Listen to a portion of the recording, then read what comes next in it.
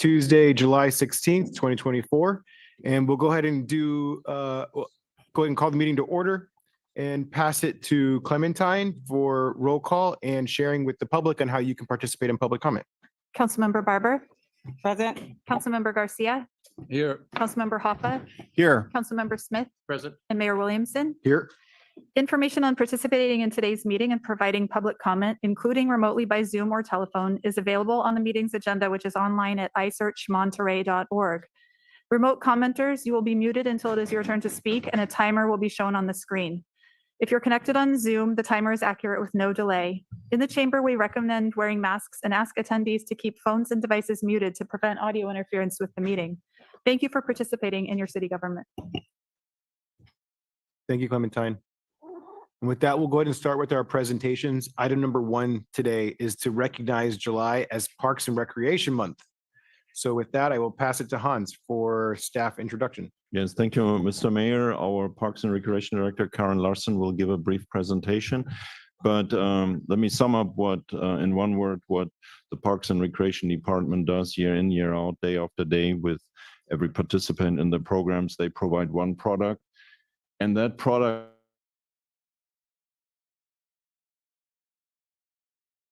very happy people. But if you really think deep down, when you see the kids right now in Whispering Pines, or you see them out at Camp Kinsabe, or you see adults in the pottery classes creating something with their hands and seeing that the result of that, or you see kids fighting over soccer balls, there's one underlying motive. It makes people happy. It's happiness. It provides meaningful engagement, socializing, etc. So here comes the Director of Happiness, Karen Larson.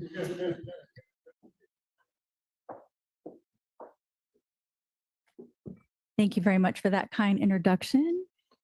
I brought gifts because my printer is not being very nice to me, so I'm bringing you gifts, so you'll be patient with me during this presentation. Gifts of chocolate for all of you. Because chocolate makes you happy.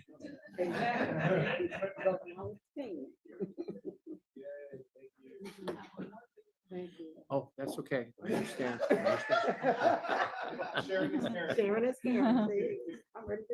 I'm happy with the happiness already, so thank you so much for that.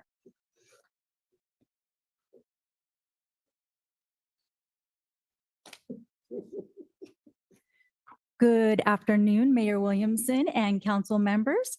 Thank you for recognizing July 2024 as Parks and Recreation Month for the City of Monterey. We celebrate Parks and Recreation Month to acknowledge the important role Parks and Recreation plays in public health and well-being, conservation, and social equity. This year's theme, Where You Belong, celebrates the vital role that Parks and Recreation professionals play in fostering a sense of belonging in the community by providing welcoming and inclusive programs, essential services for all ages and abilities, and safe, accessible spaces to build meaningful connections. The proclamation today recognizes several efforts of Parks and Recreation, including the importance of access to local parks, recreation trails, open spaces, and facilities for all citizens. The services that Parks and Recreation professionals provide are essential for our community, for protecting open space and natural resources, to offering affordable childcare activities, and to helping fight health ailments such as obesity and diabetes, to warding off social isolation and providing programs and resources for all people. Ooh, the slide got red. The Parks and Recreation Department supports the council's vision, Monterey, a beautiful, special place to live, work, and visit, and most of our work falls under the value driver of quality of life, protecting our environment, fiscal stewardship, develop and retain a quality workforce, active mobility, and transparent and inclusive government. According to NRPA, communities and businesses thrive where parks and recreation are strong.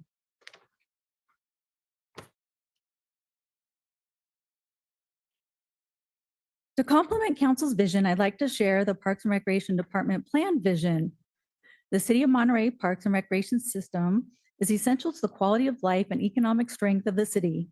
providing beautiful, natural, and developed resources for recreation, fitness, wellness, relaxation, and play for the community and visitors alike.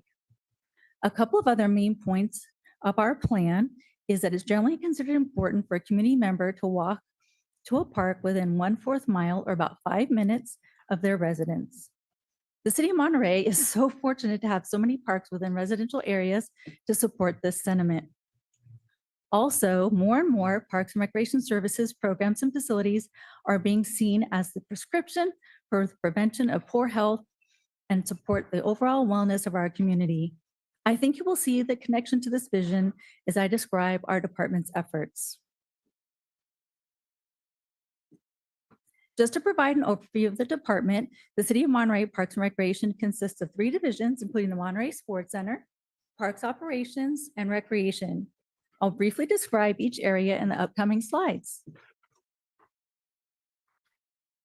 For those of you who may not be as familiar with the facility, the Monterey Sports Center is a 75,000 square foot facility buzzing with activity with 1,000 to 2,000 visitors a day and over 7,800 members. Amenities and services include newly remodeled weight room, cardio room, 2 heated indoor pools, 2 saunas, sun deck, multiple locker rooms, 3-court gymnasium, indoor cycling and group exercise studios, stretching and functional strength training areas. Keep in mind that the Monterey Sports Center is not your typical gym. Not only do we offer a multitude of programs, but also essential services and activities such as swimming lessons, lifeguarding courses, CPR and first aid, physical education for homeschool students, and affordable school break care such as sports camp. Community members may use the facility in a self-paced manner by swimming laps, playing basketball, volleyball, pickleball, futsal, ping pong, or badminton, lifting weights, using cardio and functional strength equipment, or taking advantage of the multitude of programming options, including more than 70 group exercise classes, personal training, sports leagues, martial arts, wrestling, wellness seminars, special events, and so much more. We're so excited that the Monterey Sports Center continues to be so successful. The facility has gone from surviving to thriving. The numbers are still being finalized, but so far it looks like the Sports Center is very close to pre-pandemic revenue numbers and is projected to have over 80% cost recovery of operating expenses. Next up are parks operations. City of Monterey Parks Operations Division entails not only maintenance functions of 790 acres of parks, beaches, forests, and open spaces, but also provides essential services at Veterans Memorial Park Campground and a cemetery called Cemetery El Encinal. During Parks and Recreation Month, it's also important to remember that parks are the center of so many connections, experiences, and memories, moments that parks and recreation professionals make happen. Our 37 local parks are often our first experience in nature, our introduction to favorite hobby or physical activities. Monterey Parks includes Dennis Menace Playground, beaches, the recreational trail, all bring so many people near and far to play in Monterey. They are places to gather with friends and family, attend a special event, or enjoy the great outdoors. And these are spaces to celebrate life's special moments, spots of respite, healing, and physical activity, and sites that connect us with the essential community of services and so much more.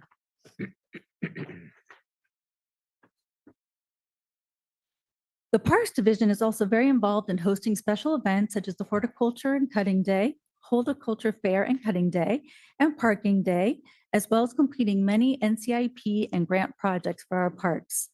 The Parks Division and the rest of the department have a very close relationship. Park supports programs and services offered in the city's outdoor spaces, including ballparks and sports courts for youth and adult sports camps, leagues, and park spaces for day camps and playground programs. These programs would not be possible without our Parks Division. Next up, recreation.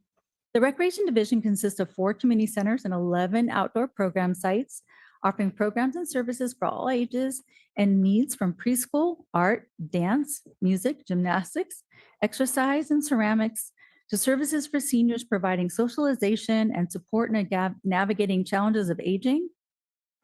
The Play Monterey travel program field sports programs for youth and adults, summer programs and camps, and community services and outreach, and special events such as the annual 4th of July, Halloween trunk or treat, the Bunny Hop photo op, STEAM in Montecito Park, and Spring into Wellness at Casanova Oak Knoll.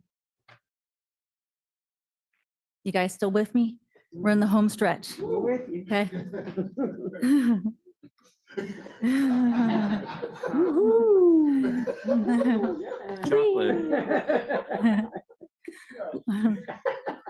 Local parks and recreation programs, services, and facilities, indoor and outdoor, are vital. These important spaces provide essential services. They act as temporary assistance shelters or blood donation sites. This year, we have been the premier partner with the American Red Cross, and we have gathered about 365 pints of blood. There are locations for food distribution with Meals on Wheels, and we ensured that over 4,000 nutrition meals were served to seniors, and they often find shopping or cooking meals a physical or financial challenge. We've partnered with the food bank from Monterey County to offer produce distribution for over 5,550 people, or annual meals of 13,800 individuals.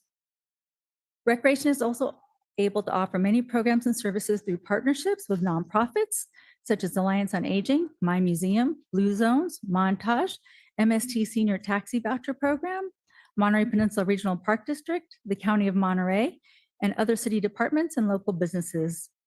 From preschool and affordable school breaks and summer camps to special events and field sports, the Recreation Division delivers services and programs that not only build community, but also meet the social, cultural, and physical needs for everyone.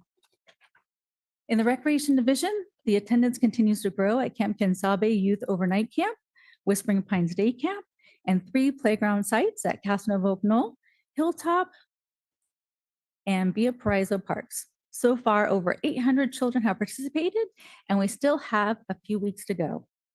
Many of our specialty camps, such as beach volleyball, international soccer, flag football, basketball, track and field, gymnastics, art, woodworking, Lego engineering, and Tiny Tot summer camps, are also in full with waiting lists.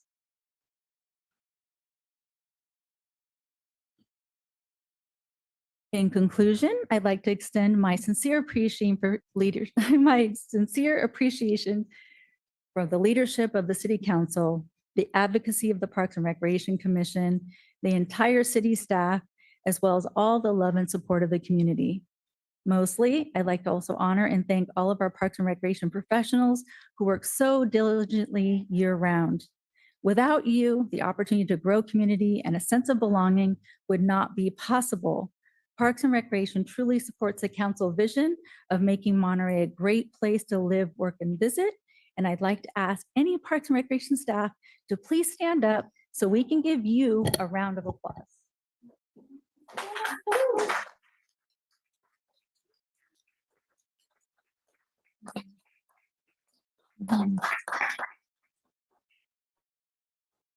So thank you for my speedy presentation. Thank you, Karen. Appreciate the presentation, and what a joy it is to celebrate this. It's always fun, and you made it even better this year. You got us doing some like physical movements up here on the dais, so I appreciate you. You know, I would just quickly highlight the theme. I appreciate it, where you belong, and I would particularly appreciate the word belonging, because it's a big word that's being used a lot these days. And the word that precedes it, the you part, that's you meaning everybody in my mind. And so really just making sure that keep these services public, so that they're available and accessible to all residents, is something that I'm committed to. And I think I could speak on behalf of the council in regards to the work that you all do. It's not only, and we heard this the last time that there was a presentation on the Sports Center, it doesn't only provide physical services, but it's also mental, right? And so giving people a place to feel that they belong and develop community and relationships is critically important for community members of all different types. And to hear that we're looking at somewhere upwards of 80% cost recovery for the sports center is music to my ears. So it definitely deserves some kudos there. And just for awareness for everybody else, when the initiative initially passed that allowed the sports center to be developed, the idea was to do 75% cost recovery. So we're exceeding that, and many kudos to the team for seeing that through. And I think a particularly important thing is seeing that the sports center is looking at maybe a third of the amount of staff compared to pre-pandemic levels. So Yeah. to see that we're excelling in those spaces when we've done some pretty substantial cuts to the sports center, and I don't know what that looks like going back to pre-pandemic levels, but I think to see that it just further speaks to you and your team's efforts and making sure that we're providing the essential services for our community. I will also say that I'm excited to be able to attend Camp Kiansabe for the first time tomorrow night. So I really look forward to that. Thank you to the team for that. So thank you all for everything that you all do for the city of Monterey. Seriously, it means a lot to us. So appreciate you and your team for everything you do. Thank you. Does anybody else feel like they need to jump in at this point? Please. I just really appreciate you and your staff. I see a lot of familiar faces here. About 6 months ago, I committed to really improving my health, and that included going regularly to the sports center. It's clean. There are friendly and helpful staff. It's busy. So, and that's good. I mean, it is being used and doing what it's intended to do, which is make our citizens happy and healthy. And then the other thing I really wanted to highlight is, it's not the first year we've had our camps back, but getting the camps back, getting the programs for kids, I've heard from so many parents how important that is to them and to their kids and families. So just appreciate you all. Thank you very much.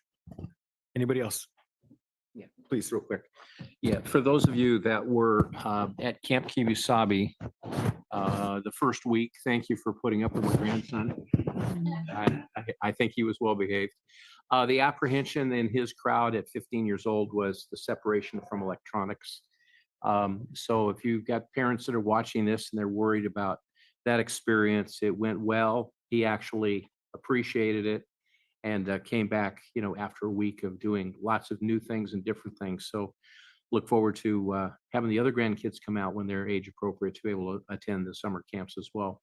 But just wanted to highlight that folks need to really look at that calendar catalog that comes out, because they have to figure out what they're doing with their summer, with their kids and childcare. And so not only this program, but there are other programs. So we want to highlight that and make sure that parents of the children that they look to the Department of Parks and Recreation for some help with childcare, and also an opportunity for their kids to meet new friends and live without their cell phones for a week. So kudos to you all for managing the camps and working so hard. That I know it's a lot of extra work because it's at Camp Kibusabi. Yeah. It's early mornings and late nights, and so even the skits are fun. Yeah. Thank you.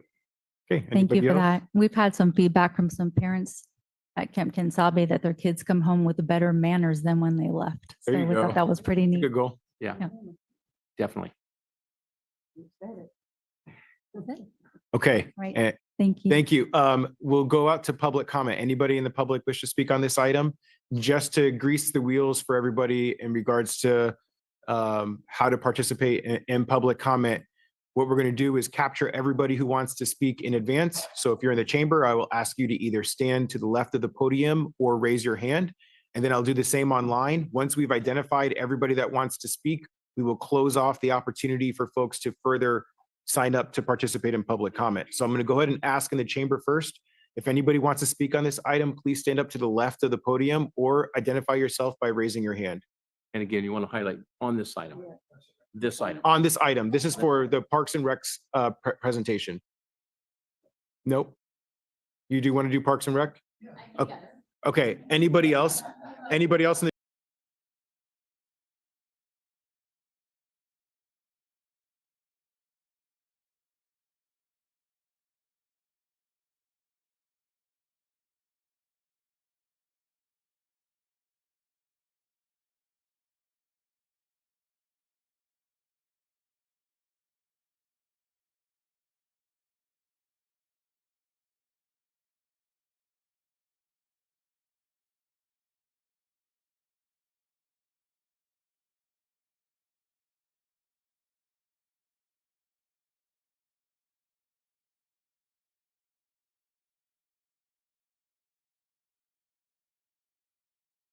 doing a fantastic job. And it's not state-of-the-art equipment that makes it a well-run program. It's the human touch. And if there are any vacancies in Parks and Rec at all, you need to fill them because the human touch is what keeps people coming into these wonderful programs. I have 11 grandchildren, 9 of them here around the peninsula. They've all been through some type of park and recreation program. So I just want to kudos again to Parks and Rec. Thank you. Thank you. Thank you, David. All righty, we will go to our one online speaker. This is Esther. Go ahead, please. Good afternoon, everybody. Esther Malkin from Laguna Grande neighborhood. I just wanted to echo what the previous gentleman said, but I want to also throw out some shout outs specifically to Karen, to Shannon, to Louie, to Ties, to Santo, and Reggie, because our side of the city has gotten so much outreach from Parks and Rec that it has made a huge difference in how our parks look over here and the activities that we've been able to put in place, and more outreach to individual residents, workshops, just everything. They've done an outstanding job, more than we've ever had before, and they deserve a lot of kudos for that. I put Reggie in there as well because he is an integral part of how and why some of our projects have gotten done in the park specifically. So I want to thank him, and I want to make sure that everybody understands the close relationship between NCIP and the Parks and Rec department. They've always been super, super positive whenever we ask for help or suggestions or book something through them. And really, they just deserve all the props that we can give them, because they really do help make our city special for residents and non-residents alike. So thank you to all of them. Alrighty, and with that, we'll go ahead and close public comment. And again, thank you. Actually, why don't we have all of our Parks and Rec staff come up and we could take a picture with the council? Let's do that real quick.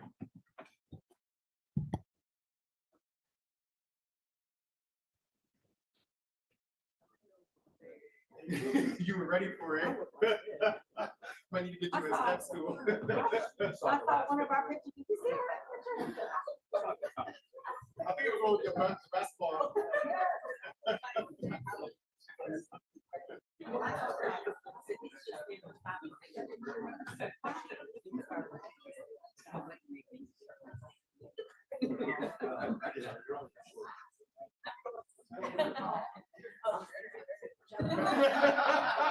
I saw it.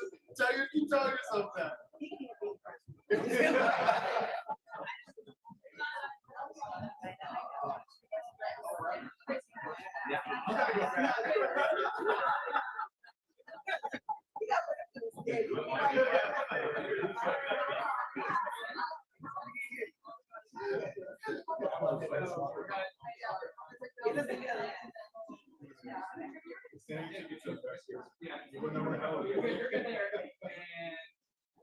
I think we're good.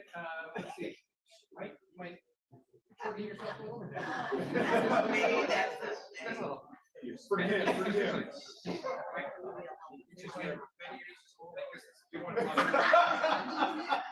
Okay.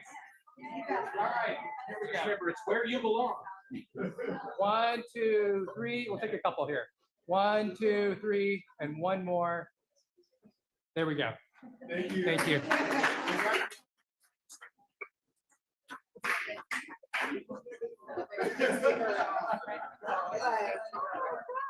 So he's your handler. I'm just trying to manage. No, I appreciate them. All right, I'm gonna roll as they're transitioning into general public comments. So these are for items that are not on today's agenda for general public comment. So for folks in the chamber, if you want to speak on this item, I ask you either stand to the left of the podium, or if you identify yourself by raising your hand. I'll give folks a second if they want to go ahead and stand up next to the podium. And then in the meantime, I'm going to check online. For folks online, if you can use the raise hand function via Zoom, I'm going to do a countdown to 5, 4, 3, 2, 1. And we only have one online. Are you all doing one public comment together? We're together. Okay, and then you're separate, 2, 3. Is there anybody else in the chamber that wishes to speak during public comment? So it's just these 3 in the room. So we'll go ahead and do the first group. Please come up to the mic. Yes, please. Thank you so much. Can you hear me? Yeah, make sure you talk right into the mic. There you go. I'm a little short. No, you're good. You're good. Hope you can see me.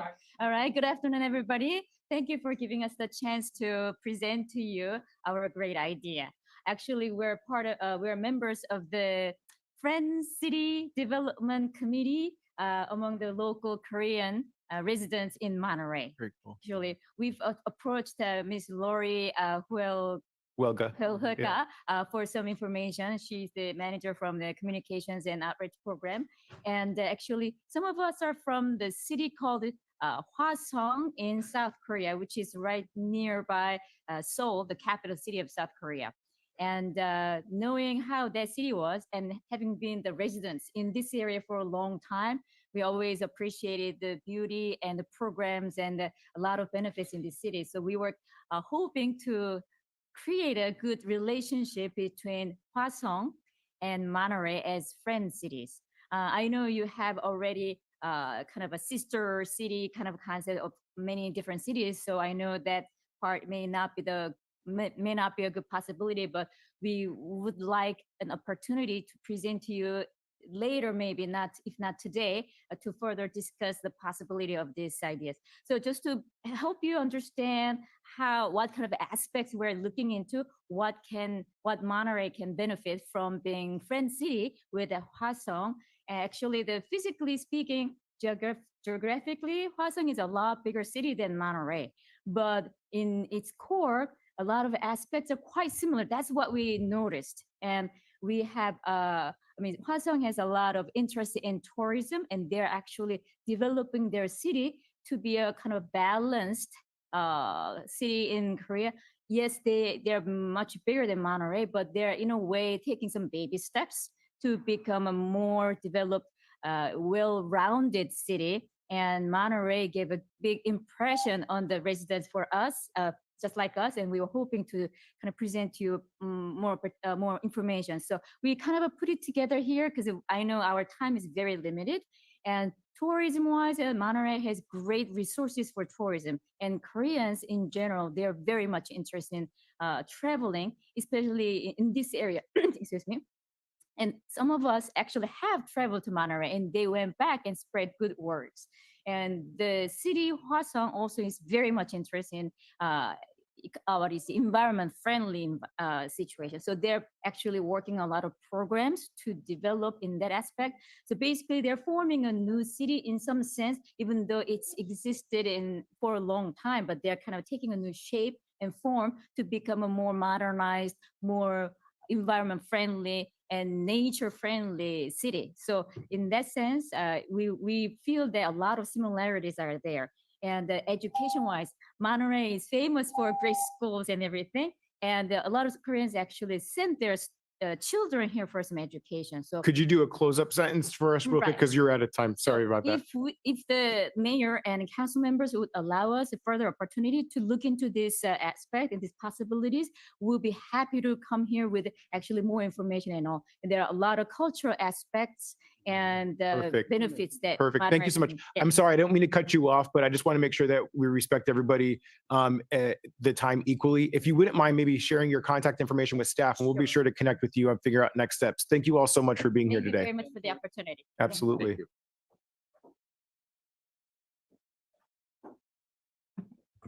Well, Mr. Mayor, members of the City Council, I'm just here to speak briefly about the school bond that's going to be floated by MPUSD. As you know, in 2010 and 2018, they floated and I voted for, and I think many people voted for Measure I and Measure P to the tune of about $460 million. Interestingly, I just got my latest folder and happened to look back, and they're showing a picture of the same.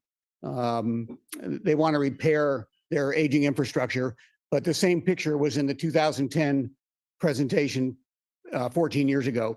So I'm not sure where they're trying to go with that, but a couple of things. The Herald came out with an average house price of about $950,000 a few weeks ago. Given the existing tax that's currently on our tax bills, that would boil down to about $14,800 over the life of the bonds that currently exist. With the new bond, that would basically double that amount, and that homeowners would be on the hook for a total of about $29,600 over the life of the bonds, and would put our property owners at $1.3 billion of indebtedness.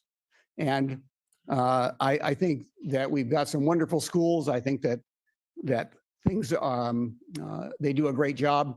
But part of this current proposal is about school housing, and the school MPUSD wants to build housing for teachers on our dime and then reap the rental income. They have plenty of opportunities to do so with developers on their dime and not put us on the hook. So I just ask that you consider the fact that we're all, as property owners here, getting ready to walk into basically doubling the MPUSD portion of our property tax bill, which, by the way, they already access 62% of Monterey County's taxes. So thank you. Thank you. There was one other speaker, please.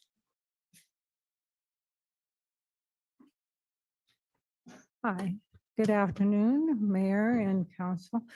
Mine will be quick, but I have found out that the Hands to Help Seniors is out of funds. It can't help them. Sorry, could you say that again? The what? Hands to Help Seniors. Hands Help Seniors. Okay. So they need funding. And, seniors are not being hired. I'm a senior. I can't get a job, even though I'm capable of working, even though I'm highly qualified. And I also have been scammed, and I met several other seniors that have. So they lost their money. So I've been doing letters, sending letters to people that would have the money to do it, just recently. So any suggestions or what the council could do for Hands to Help Seniors? This isn't a time for us to engage in a dialogue with you, unfortunately. So you can provide your public comment, but what I would say is if you want, you can connect your contact information with our staff, and they can maybe connect you with the right resources that might be able to help point you in the right direction. Which one would Nat right here. Okay. Thank you so much. And with that, we'll go to the public commenter online. This is a telephone caller with the last three digits 837. Go ahead, please. Hello, Brian Rosen here. Last week there was some talk about, it seemed to my mind that it was okay to discriminate in order to get more of a racial balance in things. And in order to get equity, there's more to equity than just the color of the skin. We have a Congress that represents billionaires of wealthy people. We don't have a very representative, maybe it will all be balanced in terms of the color of the skin, brown, and the sex, but they'll still be representing the wealthy, and they won't represent the people, and that's not equity. There's a lot more to equity than just the color of the skin. Besides, discrimination is wrong. And it's illegal. We stand for everybody's rights. Are we going to have Malcolm X once did a famous speech called The House Negro and the Field Negro. The House Negro were the ones that served the power, and the Field Negro were the ones who were for the people. They weren't the sellouts. Well, we have a lot of sellouts in positions of power, and that's not helping us. We need people who are for the people, regardless of the skin color. not for the money, not for the big developers, not for the destruction. I would be incredibly impressed if some of you were speaking out against this horrible genocide that our military industrial complex is allowing to happen over in Gaza. You know, this is a terrible tragedy. I really don't give a damn about the person's skin. I'd vote for a black person any time over a white person or vice versa if they're a good quality person. But the way we're going, we're just likely to be just as mediocre as we were when the mostly white men were in office. And boy, have things ever been mediocre. That's probably why about 30% of the people even bother to vote. But I just wish all of you would really, we need to get better in other ways of diversity than just skin color and sex. We need character, and that's probably more important than merit, especially in public office. Like Martin Luther King said, let every man be judged by the content of his character, not the color of his skin. Mainly, we need character in public office more than anything, and I think we're lacking it, and a lot of the public thinks lacking it. And when we listen to bodies like yours, everyone's congratulating each other, but talk to your average member of the public, they don't necessarily share that viewpoint. And I just hope that you'll really start looking out for the people, education, and welfare. There's so many low-income people who have a hard time, and the developers are always going to be knocking at your doors to make more money, and we can always... Thank you very much. And with that, we'll go ahead and close public comment and bring it back to the council. Up next, we have our consent agenda. We're going to pull item number 6. Does the council wish to pull anything else? Okay. Yes.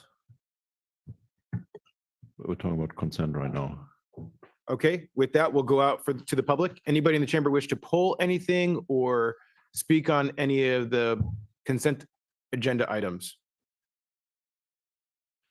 I think everybody's like purposely looking away from me to not get attention. All right. And with that, we'll check online. I'll give folks a countdown to use the raise hand function via Zoom to 5, 4, 3, 2, 1. We have one online. We'll go to that speaker.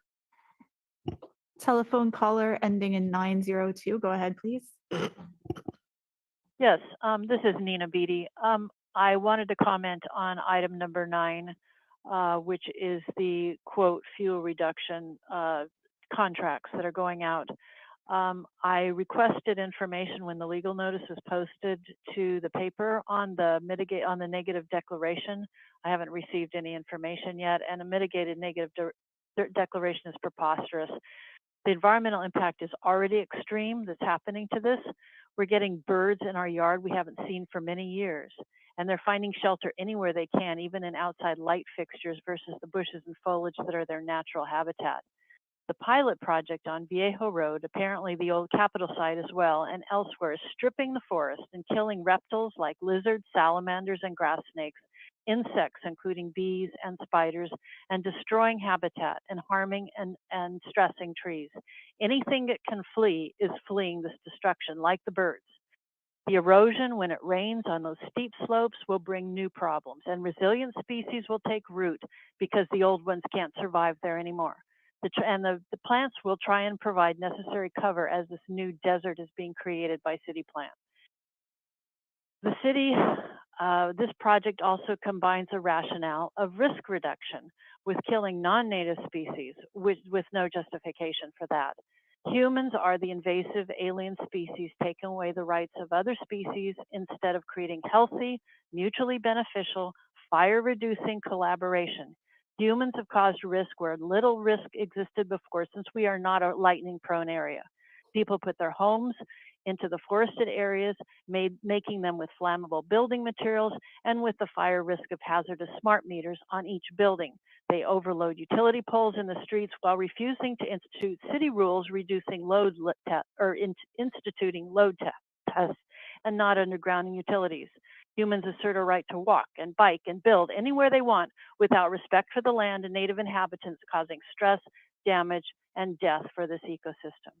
And then the city and other officials use hysteria to mold public perceptions to rubber stamp cutting habitat. I hear very little in terms of saving nature. We are a part of nature and we need to start acting like it. And this wholesale destruction that residents will finally be able to see with their own eyes, if they would read the reports, if they had been here for the hearing, meeting when you had the report from Dudek, it was shocking to me. And I hope that you're going to be hearing from organizations like Sierra Club and Audubon on what the heck are you doing? This is ridiculous. It's making our forests more fire prone. And it's not saving anything other than maybe creating land for development. Maybe that's what this is all about. It's opening up new spaces.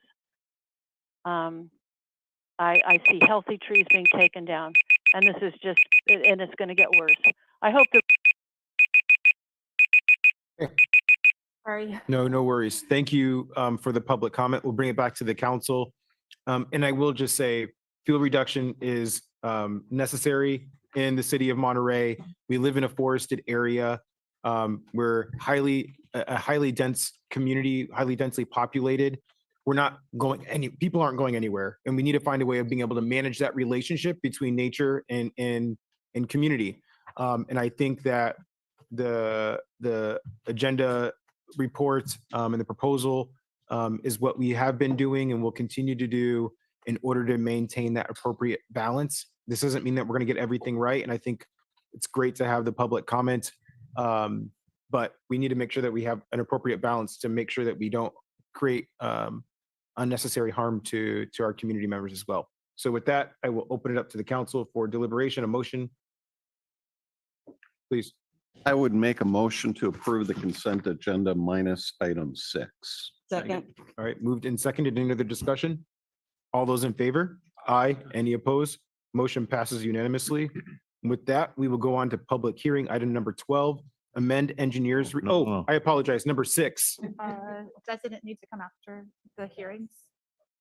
It comes later. Later. Mhm. Okay. Yeah, but they have to move it. Yeah, it is there. Well, Thank you. And it's actually in the script, so I'm good. Yep. Okay. Thank you.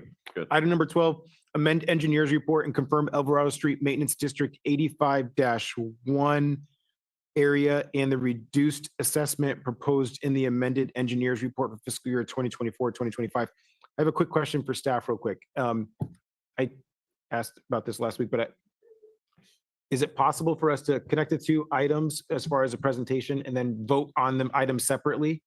No, it's not possible. Unfortunately, this is not possible. We have to, when this item is ready, we have to count separately. We cannot combine it, unfortunately. But can we do the report? And then that way, when we go out to the public, it can be the public comment for both, and then we can vote separately on those items. As it turns out, for this particular hearing, staff will be recommending that both of those items be tabled and not to proceed. So, We make it even faster Yeah. today. Can we just go ahead and table those now? Yes, Okay. Is there a motion to table item number 12 and 13? yes. Oh, that's our part. Make- Oh my gosh. Yeah, we take your So recommendation. Yeah. it's been moved. Is there a second? Second. Let's go out to public comment. Anybody in the chamber wish to speak on this item? Y'all making me lose it today. Anybody online? I'll do a countdown for folks to use the raise hand function via Zoom to 5, 4, 3, 2, 1. I appreciate the swivel around the chamber so that the public is keeping me honest about any hands going up. All right, with that, we'll bring it back to the council. All those in favor? Aye. Aye. Any opposed? All right, motion passes unanimously. And with that, we will go on to item number 14, open a public hearing to receive protests related to the collection of sewer service charges on the property tax roll for fiscal year 2024-2025, approve the annual rate report of sewer charges for FY 2024-2025, and adopt a resolution authorizing the collection of FY 2024-2025 sewer charges on the tax roll if a majority of protest does not exist. With that, I'll pass it to Hans for staff presentation. Yeah, and I'll pass it over to our assistant city manager. Good afternoon, Mayor and City Council. Today will be before you is the public hearing to receive the protest votes relating to the collection of sewer service charges on the property tax roll. And I'll walk this through the process with you all right now. The recommendation for you tonight is to first open the public hearing, and if protests are not made by property owners of a majority of the affected parcels, the second action before you tonight is to adopt a resolution approving the sewer service charge annual report for fiscal year 2024-25 and authorizing the collection of the sewer service charges on the property tax roll. This specific vote does require a 2/3 majority of members of the council, whether or not council members are present for the vote. So that is the recommendation. Let's provide an overview of how the billing is currently handled for sewer rates. Currently, wastewater collection services that are provided by the city of Monterey, and this includes the sewer mains that we maintain and distribution, are currently collected by Monterey One Water every other month. The wastewater treatment services that are conducted by Monterey One Water are also collected by Monterey One Water. So both of these charges that are separated and itemized by the city, the services provided by the city and the services provided by Monterey One Water, is billed currently bi-monthly 6 times per year with those fees itemized. Back in mid last year, Monterey One Water announced their intent to bill customers annually through the county property tax bill, and there were a number of reasons for this: more efficient, increase efficiency for billing purposes, reduce the number of delinquencies as a result of moving to the property tax roll. The majority of sewer districts and sewer service providers in the state of California are billed through the property tax roll, not through semi-monthly billing. So this would more better standardize the process for billing for sewer rates. In May of this year, our Monterey City Council, all of you, adopted an update to the city sewer ordinance that would allow for the annual billing to be included on each parcel's annual tax bill through the county property tax roll, effective June 6, 2024. And then on June 15th and 22nd of this year, there was the public hearing notice, and that's the notice of the publishing of the annual report and the public hearing that is being held today. That was published in the Monterey Herald as well. So all of the property owners and those who would be assessed have been notified of today's public hearing. June 21st, 2024, the public hearing notice was sent to affected property owners, which initiates the protest hearing process. And then today, before you, July 16th, is the protest hearing to collect sewer fees on the property tax billing. Now, there is a brief update for all of you. We found out very recently that the Monterey One Water Board of Directors voted, in fact, not to continue to direct bi-monthly billing and not to move to the property tax roll. Having said that, even though Monterey One Water has decided not to move forward with the property tax roll, there is an option for the city to go ahead with its process in moving to the property tax roll. So there's benefits to us continuing on the roadmap as we had planned, and there are some, of course, options for council to decide to maintain status quo and stay with Monterey One Water billing. And we'll explain that right now. Some of the reasons to continue on the move to the property tax roll. So the city of Monterey, we're very well positioned to continue with moving forward with property tax billing, so we don't have to go through this process again. The city, we've identified parcels. We have a draft agreement with the County of Monterey ready to go to make this shift as we had planned and as we've notified residents in Monterey. The annual billing process would result in a reduction in delinquencies, one of the benefits to moving to the property tax roll. We've notified ratepayers, and frankly, many of the ratepayers and property owners are prepared for this transition. Monterey One Water staff also has stated recently that despite the board of directors deciding not to move forward at this time, that the city moving forward is actually more beneficial, and not to, especially considering that they may in the future reattempt to move to the property tax roll. So the fact that we've already gone through the process, we can continue with that process, and that's their recommendation. The only reason that on the staff side that we can see is a benefit to stay with Monterey One Water billing and not moving to the property tax roll is that we now won't have a split, because as you all know now, Monterey One Water will still bill their fees, but every other month. And if we essentially go to the property tax roll, right, it would only be Monterey One water fees that are billed through Monterey One Water, and then ours would be on the property tax bill. But as many of you know, they're going to get two bills regardless. Property owners will continue to get property tax bills, and they will also get Monterey One water bills. So our view is this split in sewer billing is the only negative, but isn't significant. So our thoughts are it would be advantageous, and there are good reasons to continue with the property tax billing.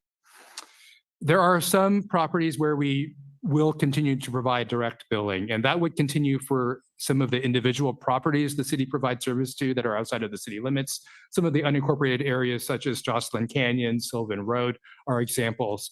And then also we have 5 what we call satellite systems. These are systems in which they rely on the city's sewer system and sewer collection system to provide service. They include the Naval Support Activity Monterey, Naval Postgraduate School, as well as the annex that many of you know is where the National Weather Service and FINMOC is located, the Fleet Numerical Oceanography Center. And La Mesa Village, owned by the Navy, Monterey Peninsula College also relies on our sewer distribution system. And the 5th system is the Monterey Peninsula Airport District. We all have separate agreements for those 5 satellite systems, and we are considering renegotiating those agreements with those entities in the near future because those are quite old, and quite candidly, all of those satellite systems are receiving a heck of a deal from the city of Monterey for the service we provide. The annual rate report is also part of the motion if council decides to move forward tonight. The annual rate report for the proposed collection of sewer service charges on the fiscal year 24-25 tax roll. It describes each of the parcels of real property that receive sewer services and the amount of sewer service charges for each parcel. And that depends on whether it's residential, whether it's commercial, whether they're open for lunch, breakfast, lunch, and dinner, or a fraction of that. And that annual rate report has been available online on our website at monterey.gov/sewer. And then we also have the rate report available for viewing at the Monterey Public Library and also in the engineering division upstairs here. So the procedure is that the ballots remain sealed until there's a protest hearing. There's a majority protest exists if at least 50% plus one of the property owners file written protests. So the recommendation before you today is our recommendation is to first open the protest hearing, hear public testimony, allow us to tabulate those ballots and see if there is in fact a protest hearing. And then we then ask council to then deliberate and decide if there is no majority protest, whether council is still interested in moving forward with collecting the sewer service charges for the city on the property tax roll, or to remain with Monterey One Water billing process. So this is the recommendation before you this afternoon, and happy to answer any questions that you might have of staff.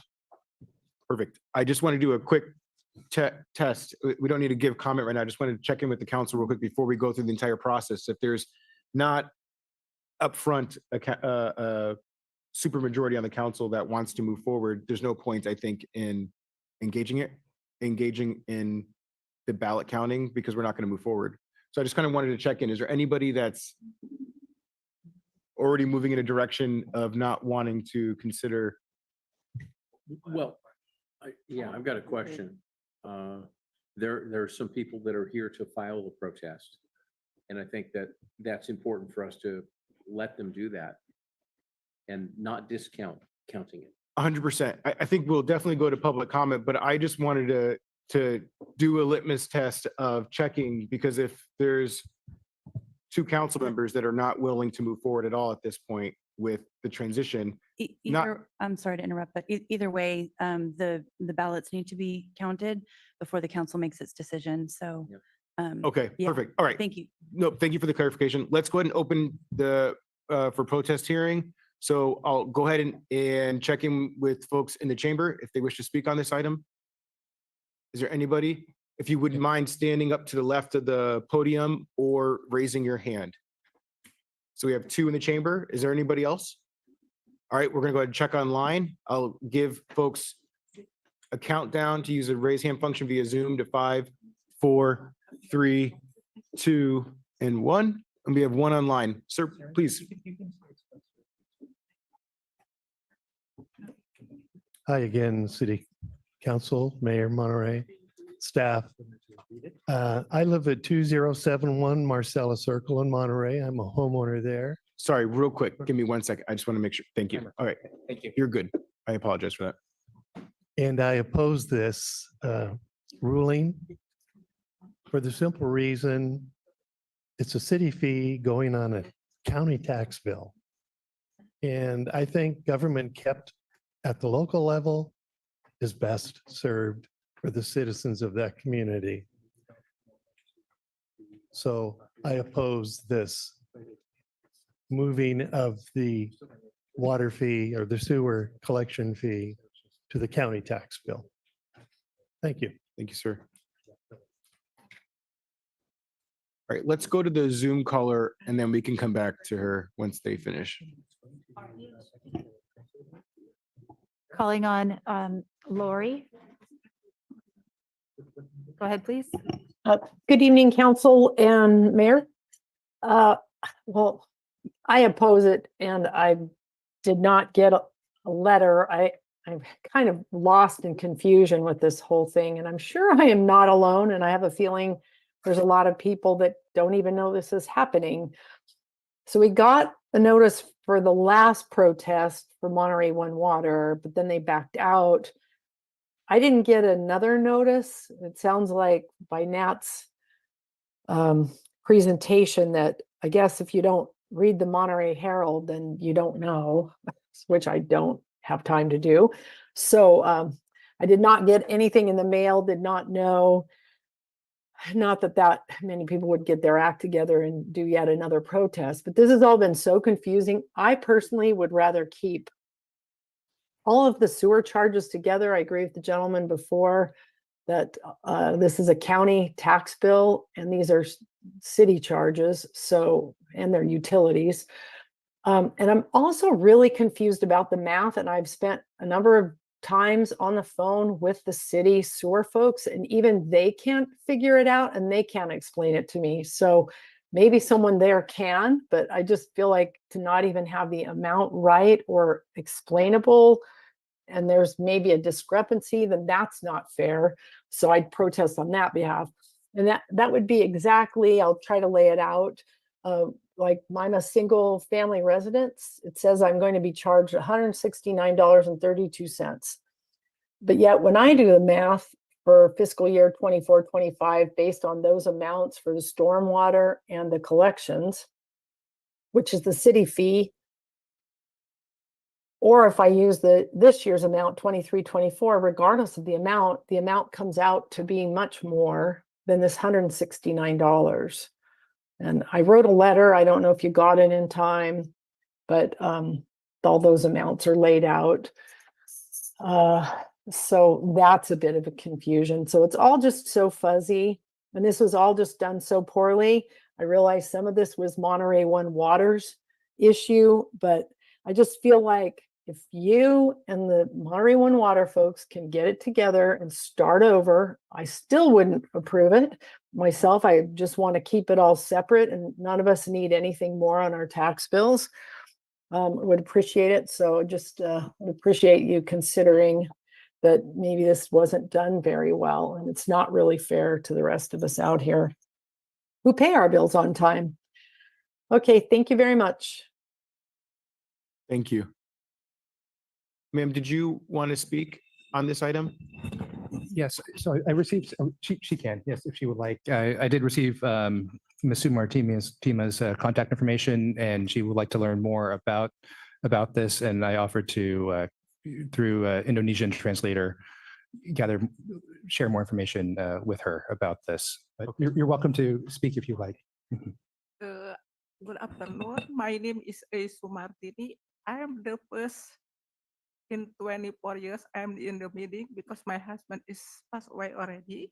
And then I'm really not understand what can I do about pay sewer have to join with tax property. I am not really not understand. That's why I am asking to someone in here, maybe can help me.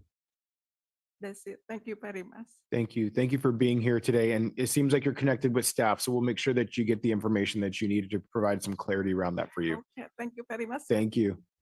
All right, and with that, we'll go ahead and close public comment. And can I have this slide back up that you had there? I think we're gonna count votes now. Yeah, we opened the. Okay, so why don't we take Monterey 5 and let the votes be counted? Thanks, everybody.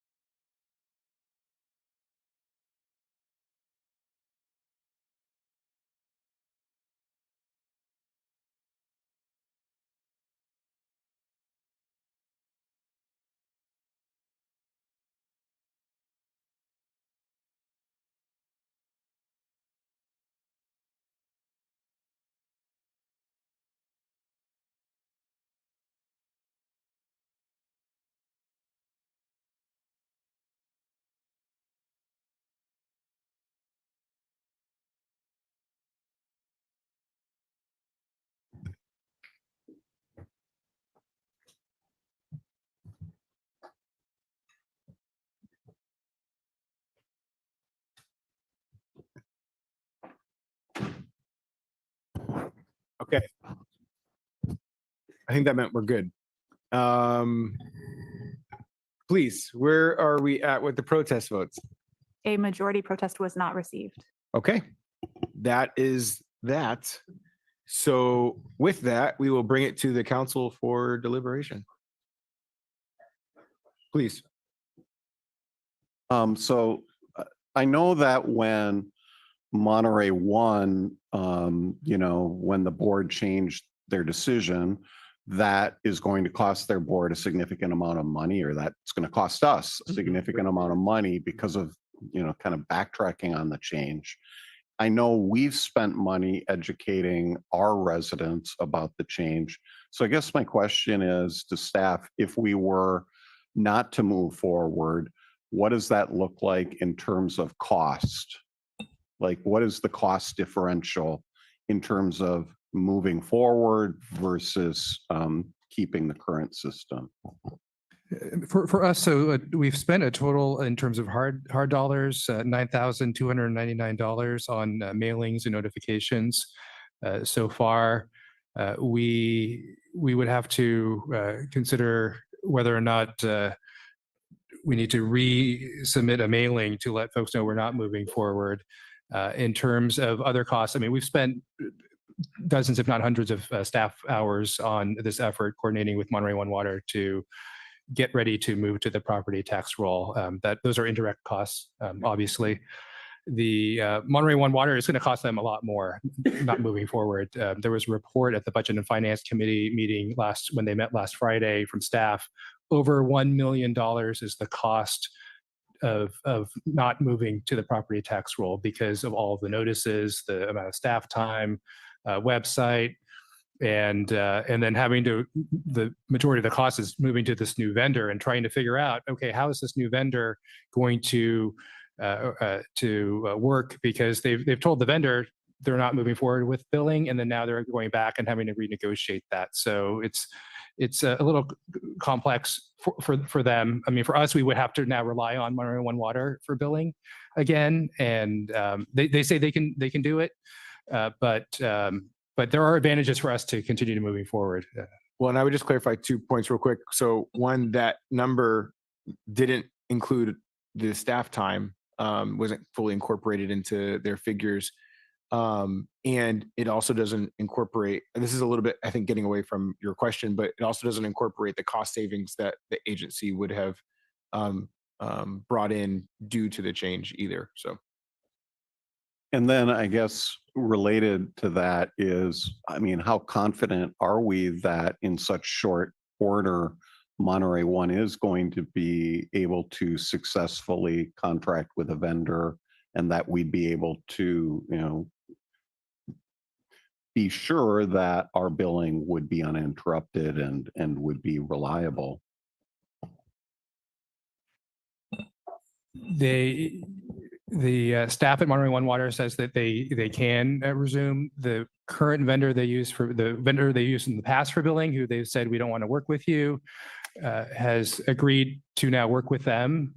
It's the analogy we used was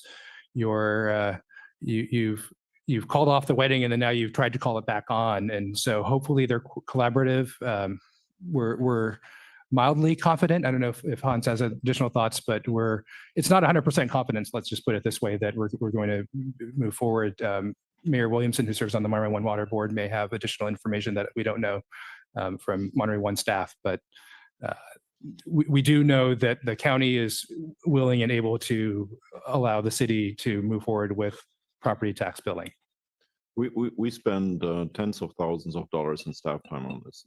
Our attorneys spend, I don't know, north of 80 to 100 hours on getting this done. I think we also solicited outside counsel for some property tax information.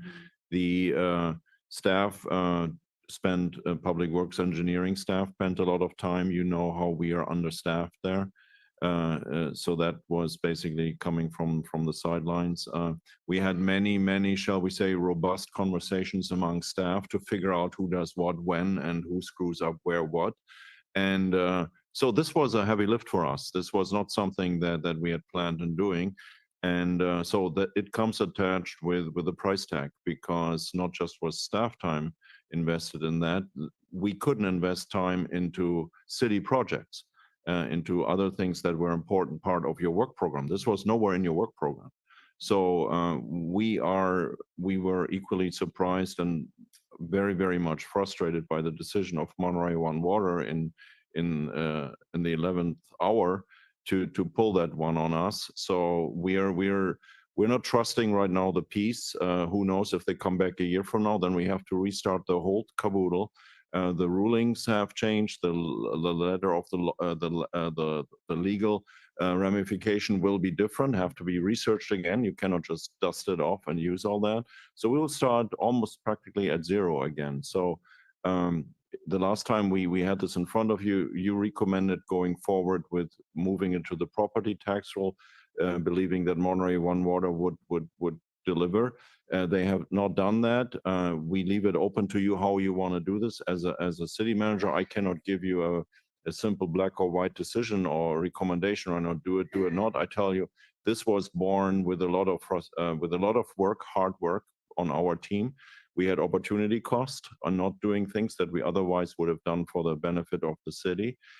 And last item is, don't forget that there were also a lot of our landlords and property owners and HOAs who have adjusted their collection systems as well, have adjusted their how they want to collect their HOA fees or whatever gets passed through in leases. And now we say, sorry, we got to go all back. So we will get the brunt of that frustration then as well. We're fine with that, because the ratepayers don't always distinguish exactly who did what to them. They just see government screwed up, and we have to fix it now again. I'll tell you that talking to Monterey One Water staff, there was a property management company that updated all of their lease agreements. And after the vote went the way that it did, which was very frustrating, they then said, we're going to have to go back and update all of the leases again. They said, who do we send the bill to? The whole thing is very disappointing and irritating. And the fact of the matter is, it's going to leave, I think it's kind of a little bit what Hans might be getting to there, but it's going to leave a bad mark on M1W as an agency, unfortunately, and there's going to have to be some damage control there. And I'll add one additional point, which is I asked staff if there was any appetite to engage in the conversation again, just to kind of understand what the future holds. And they said they don't know, but if there is a desire to shift, if the two that caused us not to be able to move forward change in any way, that their hope is to do a vote sooner rather than later, but it won't be implemented until next year. So we may be back into these conversations again in the next couple of weeks, depending on how that conversation goes in anticipation for next year. So I have some additional thoughts, but I'll just pause there.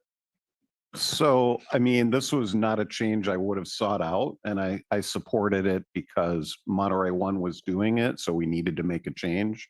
But, hearing the staff comments, I don't think it makes sense to change direction again.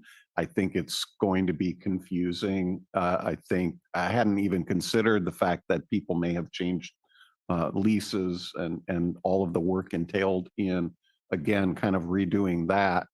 And so I am inclined to support moving forward with this. Anybody else? Dr. Barber, and then we'll go to Ed. I just have a question to make sure I'm understanding this correctly. So now at this point in time, because I totally understand where a lot of the constituents are confused because of how everything went. And so at this point, prior to the billing was, the sewer bill was with the disposal. Is that correct? Current, the Monterey One Water was with Right, it was sewer. that. There was, Okay. they covered the city's sewer charges that as was well, on like- in addition to their own. Right, okay. And so the other piece is, right now, we're doing the tax roll. It's not going through M1W to do the tax roll. That's just going through the county to do the tax roll. Is that correct? That's correct. Okay, that's why I wanted to make sure that it wasn't actually including M1W in any kind of way. We're not going through or past them, a third party, going directly to the county, doing the tax roll. Okay, but then I could support that. Please, Ed. I'd like to know the number of protests that were filed. 48. 48, okay. So what's confusing about the whole thing is some residents have borne the brunt of having to adjust in the analogy of going to a wedding and buying a dress or a jacket and then the wedding's called off. And it's frustrating for the public. This is one of the reasons why I voted against it. I did not have a lot of assurance from hearing from MW1. I know that it was an idea that they wanted to pursue, but it meant that they are relying on other cities that are willing to support it. So we're in a dilemma now of cleanup. This is a cleanup on aisle 7, not necessarily of our own doing, but from an idea that was born out of, as I recall, Paul saying at MW1, collecting the bills is becoming harder and harder, and they feel that they have some missing collections because of the vendor they had, because the vendor wasn't doing a great job. So now it sounds like they have to find a better vendor to do a better job to make the collections. So where does that leave us? So I can't support it because I didn't support it before. And I know we've done a lot of internal work, and it seems like that's what the staff is recommending, is that we move ahead and use the property tax collection for our portion of it. And because we've already done that work, then that's, would make sense to do that. Where I am not supporting that is that we heard by many people that they were protesting it originally when this was going through the presentations, that basically said with themes, don't make it worse for us. We've got multiple property addresses we have to manage. We have to change leases. In part, we maybe didn't listen to them, we didn't believe them. But also, it's some people don't like the idea of paying a city sewer bill through their tax rolls, and they would rather just cut the check and make that check payable to the city of Monterey. And so I think it's just fundamental. We have a sewer rate system that we have to recover for, and I would be much more confident that we can do that better, where we just collect directly from our residents, our businesses, and we just stay out of the business of migrating to the property tax rolls and mixing and mingling that. I got a lot of phone calls and a lot of emails from additional people who were protesting this on the fundamentals of I don't want the county to have to do that, and I don't want to change my impound report or my impound collections with their mortgage company. They want to see their bill, they're willing to pay their bill, and they will continue to pay the bill as long as the city tells them what they owe. But other than that, they don't want to complicate this. So I can't support it, but I want to call out something.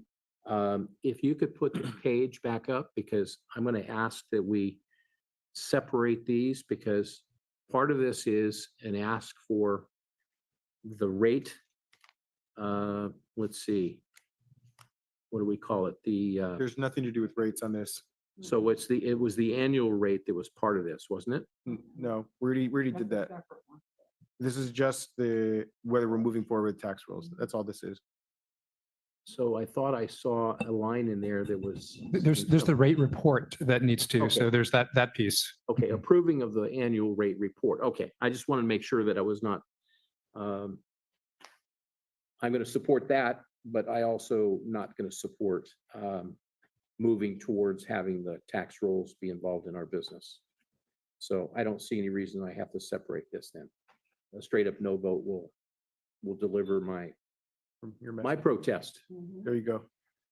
City manager. I just want to add the distinct advantage of moving it to the county property tax roll is that we get our money guaranteed. no ifs, no buts. The county will upfront the money if for the delinquent accounts, and they will hold themselves whole by going after the property owner. That was one of the concerns that we expressed early on as staff, that you may be getting into a situation as a homeowner where you may lose your home if you don't pay your property tax in whole, because the property tax assessor collector can act differently. But the clear advantage for us as a city is that we will get what is owed to us. We are not depending on Monterey One Water and their vendor to go after delinquent accounts and collect 30% of that and pay somebody else. That's a thing of the past if we go to the county property tax roll. So why don't we jump to Councilman Garcia? I'll jump in and then we can do a last round if we need to add any additional comments. Thank you. I just had a question in terms of how confident we are that the county is prepared to do the billing through the tax roll. So to kind of provide a little bit more context, and correct me if I'm wrong, the way that I understood this process was that it was a regional effort. So cities decided if they wanted, right, to have the county do the billing.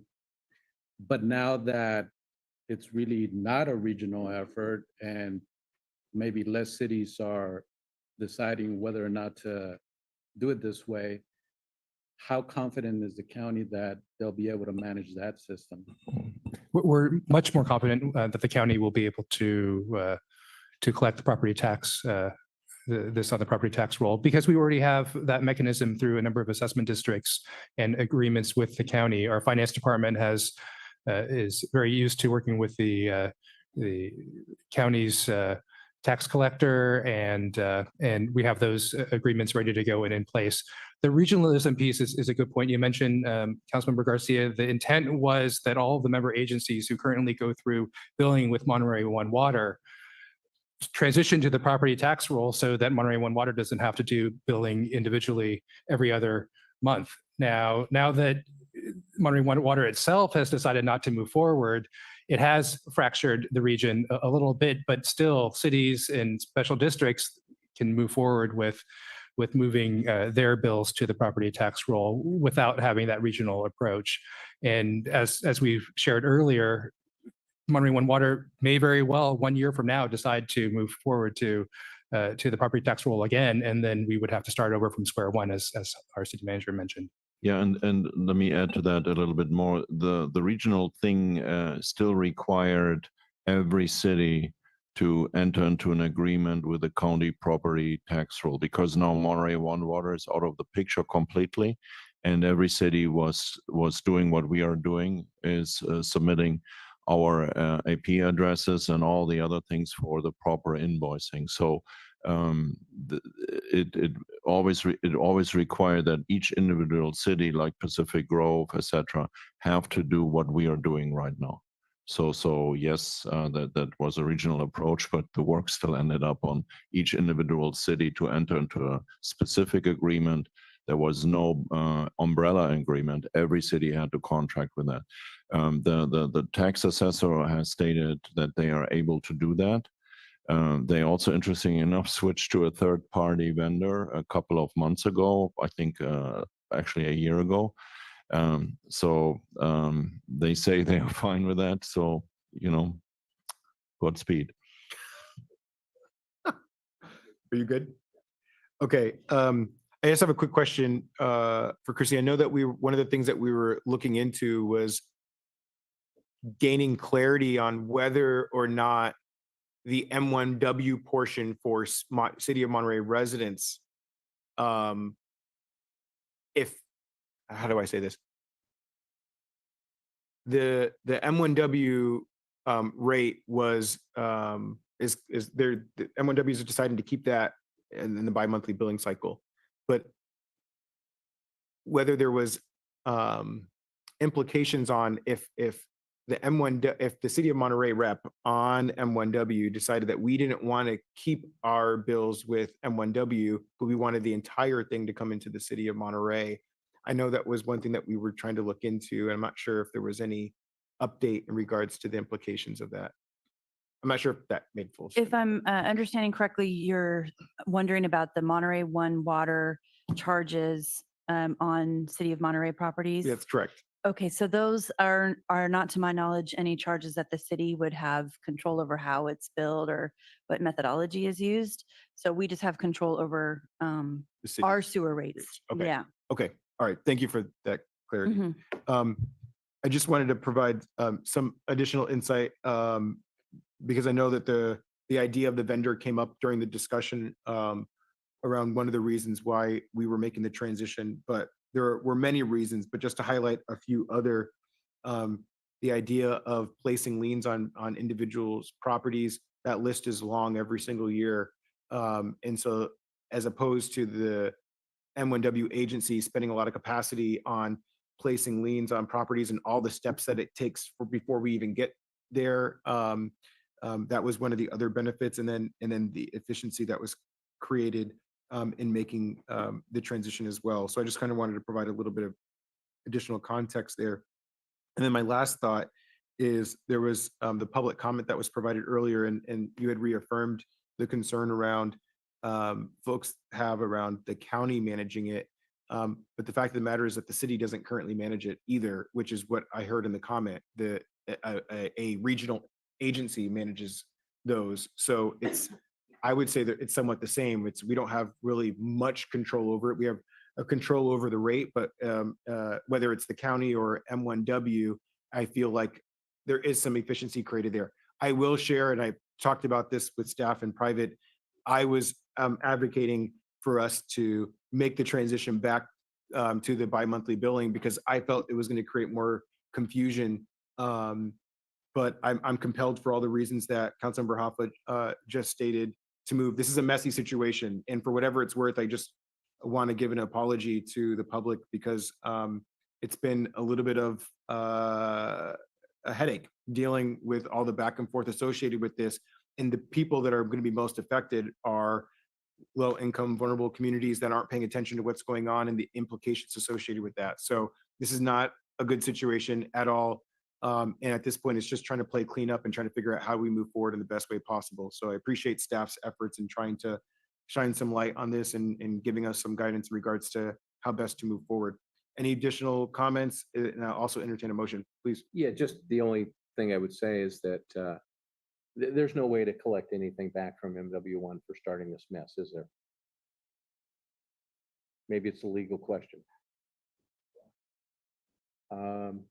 Not sure if we want to discuss that here, though. Yeah, no, that's not necessarily an answer I need. But, you know, I'm more sympathetic to the people that I've heard from about what a mess, and I want no part of it. And now we're in a situation where we really didn't want any part of it, but we kind of have a solution that staff recommends that, you know, I can see the upside of that because then maybe we collect more and we have less default payments. But I'm going to stick to my guns. I didn't support it in the beginning. I can't support it again. And I'm more sympathetic with the people that kind of got jacked around and, you know, it's basically student body left, student body right. And I feel bad that a governmental agency that did this to them and there's no recourse that we have. Dr. Barber. So yes, I totally agree with everything you just said, and I think it's a bad situation for us to be in. But however, it's got to be cleaned up at this point. So I am going to motion that we move forward with the recommendation from the city staff. I will second that. I just want to provide one last point here, which I think M1W staff did an amazing job in trying to help facilitate this process to the best that they could. This was a huge thing. It was not something that anybody does on a daily basis, having to coordinate amongst multiple agencies in the county. And they took our feedback on the board and they went even further in providing, you know, community listening sessions, and individual conversations with individuals and organizations. I think they did a stellar job in trying to manage it. So I don't want this to be a mark against the work that our public servants are doing. This was because of politics. This was because of members on the M1W board not seeing the point in where we were at and the value in us continuing to move forward. I obviously supported us moving forward, but unfortunately it didn't work, and it was related to politics. So I don't want to give a bad mark to the agency, and it's going to take some damage control here for us to fix that image. So with that being said, I'll go ahead and ask for the vote. All those in favor? Any opposed? No. Motion passes 4-1. With that, we'll go on to item number 6, adopt resolution certifying compliance with state law with respect to levying assessments and special taxes, and authorize the city manager to execute an agreement with the county of Monterey for the collection of assessments, taxes, and fees. That'll pass it to Hans. Yeah, there was a consent item, so I'm not really prepared to speak about this at length, but basically that allows us now to put our property tax, get the sewer assessment through the property tax roll. This is I believe, an annual thing we have to. It's an annual thing, and we there have to is, submit. you received an amendment, so we would request that the resolution pass as amended by deleting the assessments for the Alvarado Street Maintenance District and the assessments for the Calle Principal Maintenance District, which you tabled earlier this afternoon. Perfect. Okay, with that, we'll go out to, oh, I apologize. Are there any questions? Yeah, I wanted to make sure I understood what you just said. Mhm. We pulled out the assessment district. Questions over here? We did, From this? we did. Okay, so then how is that collected? It's going to be suspended for this year and re-implemented next year due to information that'll be provided in a future resolution, but there was some problems with the mailing. Okay. Okay, with that, we'll take it out for public comment. Anybody in the chamber wish to speak on this item? Anybody online? Ask folks to use the raise hand function. I'll do a countdown to 5, 4, 3, 2, 1. We have one online. We'll go ahead and go to that one caller. This is Jean. I'm calling on Jean to go ahead.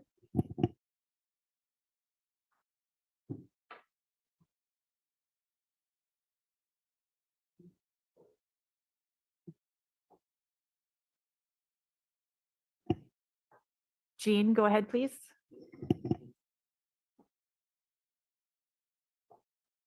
Okay. All right. All right, I think she's not available to speak. Okay, Mr. Mayor. Jean, if maybe there's an issue with from a technology perspective, maybe you can just send us a message and try to get your public comment that way. With that, we'll bring it back to the council for a motion and deliberation. May I make a comment? Please. This is one of those poison pills that, I hate. We just voted on something. I voted no for it. And now we're going to execute a manner and methodology that we can vote for it. But we need this mechanism so that we can collect at the right time and appropriate when in the future, the assessment districts. And that's the mechanism that we use. So this is not new. Right. And so for this one, I'm going to support it because we need to have a mechanism to collect appropriate assessments like district assessments. But I don't like the fact that it's going to be a mechanism used to collect the sewer fee. So this is the irony of the policy and voting. That's right. But I clearly see the difference, and so I'm going to be supporting it. Is that a motion?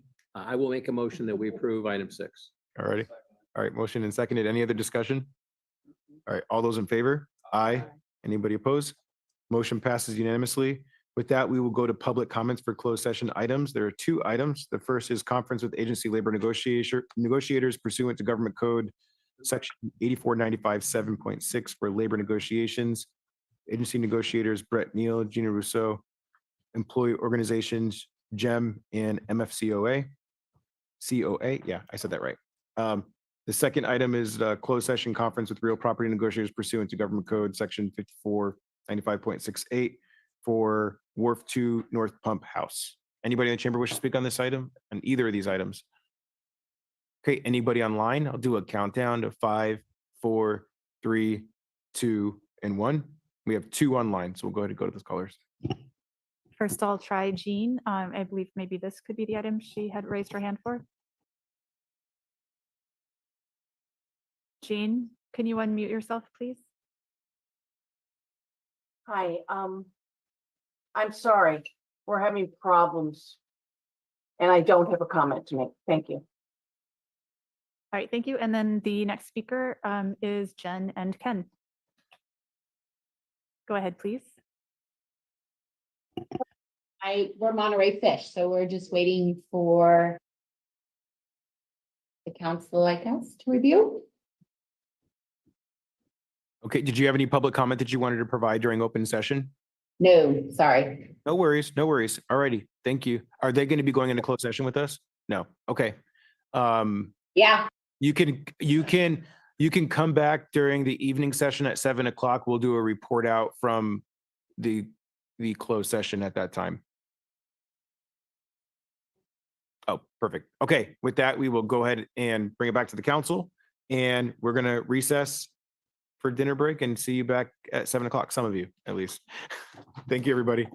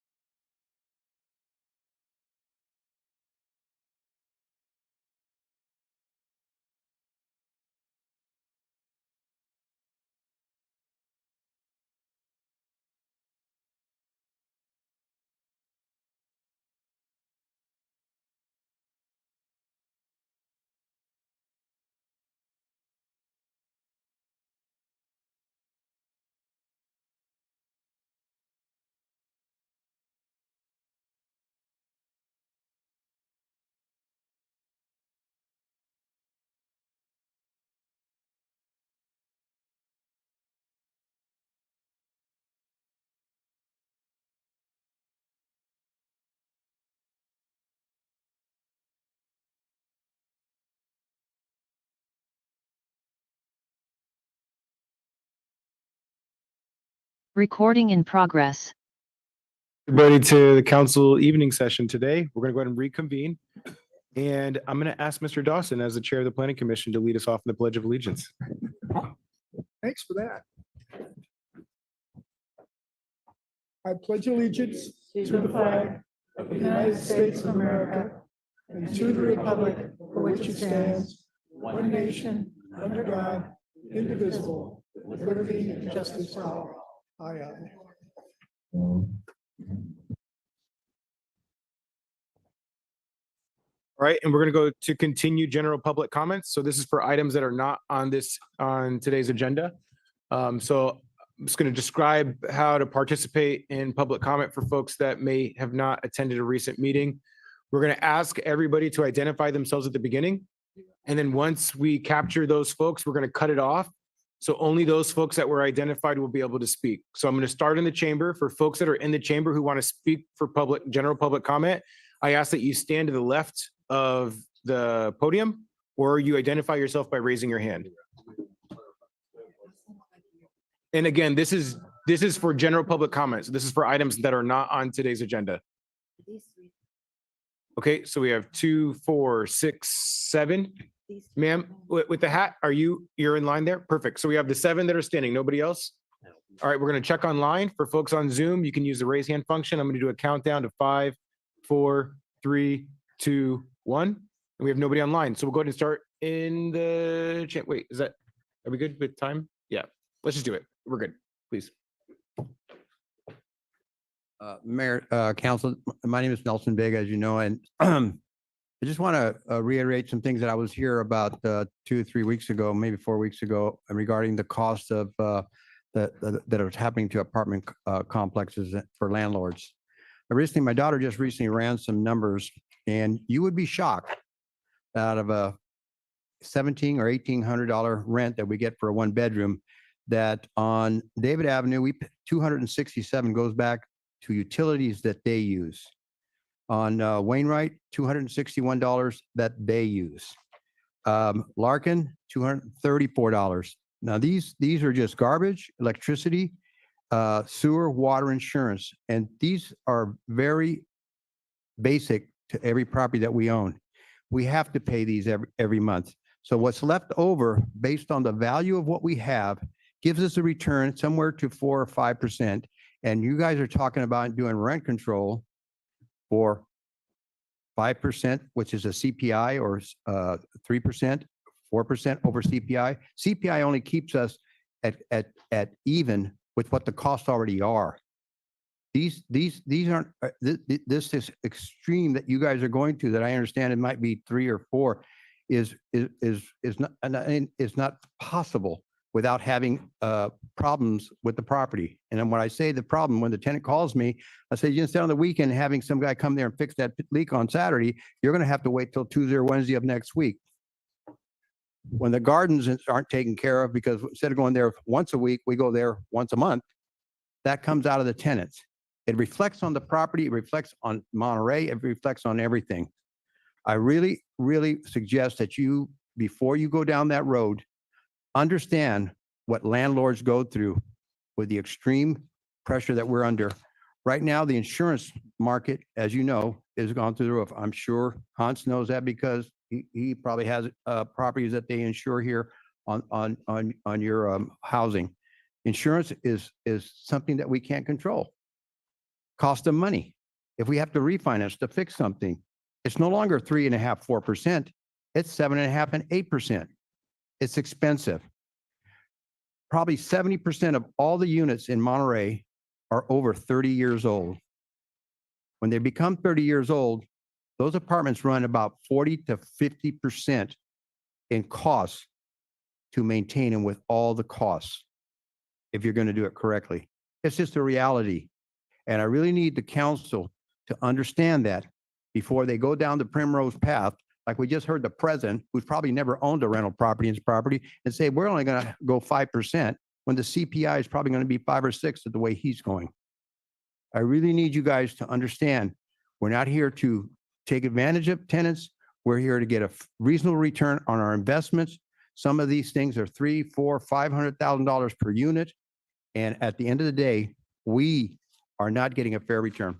Thank you for listening. Thank you. And just for the record, there's no discussion of rent control in the city of Monterey, but thank you for your public comments. I disagree, but I've talked to you about it. Thank you so much. Please. Good evening, everyone. My name is Shane Strong, and I'm here today on behalf of the United Veterans Council. I'm just going to put these poster up. The reason that I'm here tonight is I just wanted to let you all know, and you can disseminate to your circles, a little bit about an organization called the United Veterans Council. We are a county-wide organization that serves veterans here in Monterey County. Specifically, we assist veterans in need. We help them stay in their homes, stay in their jobs and off the streets. So we help them with kind of Red Cross emergency type items. It's a wonderful organization. It's a wonderful project, but we have an annual fundraiser that we put on every year to get the funds in order to assist in that mission. So I wanted to come here today and let you all know that October 26th, that's October 26th at Bayonet Black Horse, we're going to be having a golf tournament. This is the 14th year that we've been putting this on, and you are all very welcome. And please invite those who might be interested in either veterans issues or just golfing. It's $190 per player, but larger donations are encouraged because of that $190. Of course, a lot of it goes to green fees. So if you'd be so inclined, it'd be much appreciated. If you have any questions, I'm going to leave the poster here with staff so that they can give it to you. My contact information is on here as well. And I'll be back again in 2 hours. So I'll be seeing you all soon. Have a good night. Could we ask, do you have an electronic version of that? I certainly do. And that may be something that you could share with staff too, and that way we can get a copy of that. A great idea. Perfect. Thank you so much.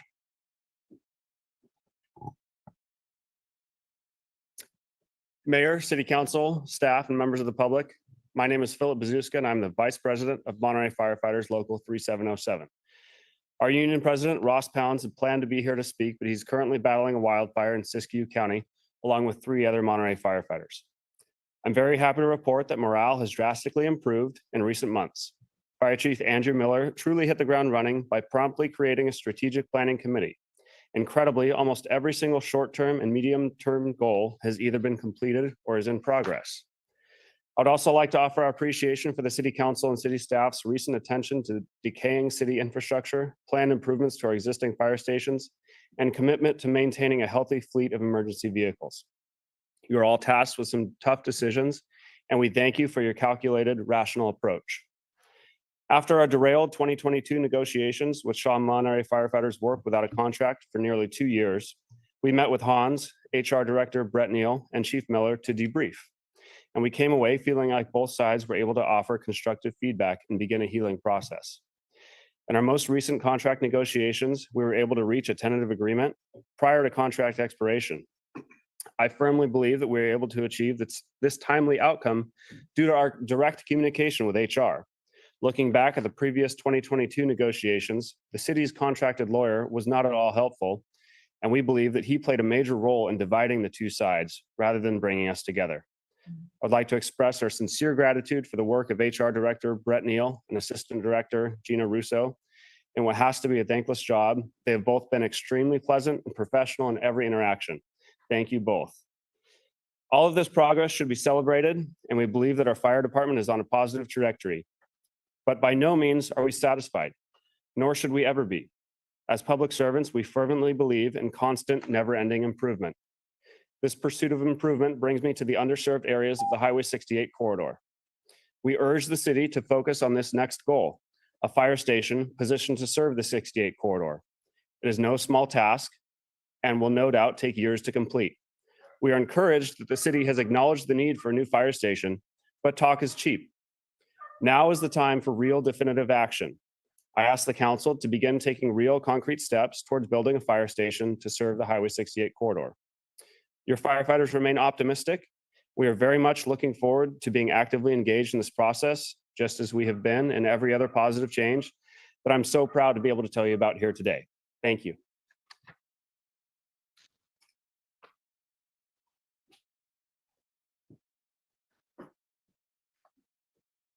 Good evening. My name is Douglas McFarland, and I live in Salinas. I'm a volunteer, not a spokesman, with the United Sovereign Americans, also known as USA, And we'd like to present some information for you tonight concerning your constituents' civil rights. Our constitutional system of representative government only works when the following 4 tenets of an election are upheld. 1, voter rolls must be accurate. That's the National Voter Registration Act of 1993. Number 2, votes counted must be from eligible voters, U.S. Constitution 14th Amendment, Section 2. Number 3, number of votes counted must equal the number of voters who voted. Number 4, there can be no more than 1 in 125,000 ballots in error by the voting system. That's the Help America Vote Act of 2002. An audit of the official state data from the 2022 election shows that the votes as counted were not all valid and accurate as required by law. The audit also uncovered massive inaccuracies which appear to violate both federal and state laws. Those include over 5,886,000 ineligible or uncertain registration violations. Over 2,776,000 votes were cast by ineligible or uncertain registrations. Over 123,000 more votes were counted than voters who voted. No one knows who cast those extra votes. Over 2,776,000 apparent voting violations exceed the legal standard of system accuracy for a valid federal election. The maximum allowable system errors for the 2022 general election would have been only 90 for California. We don't seek to overturn any election, but the election clearly did not meet legal standards for certification. And I'm going to surrender the rest of my time and ask my friend to complete our part of the presentation this evening.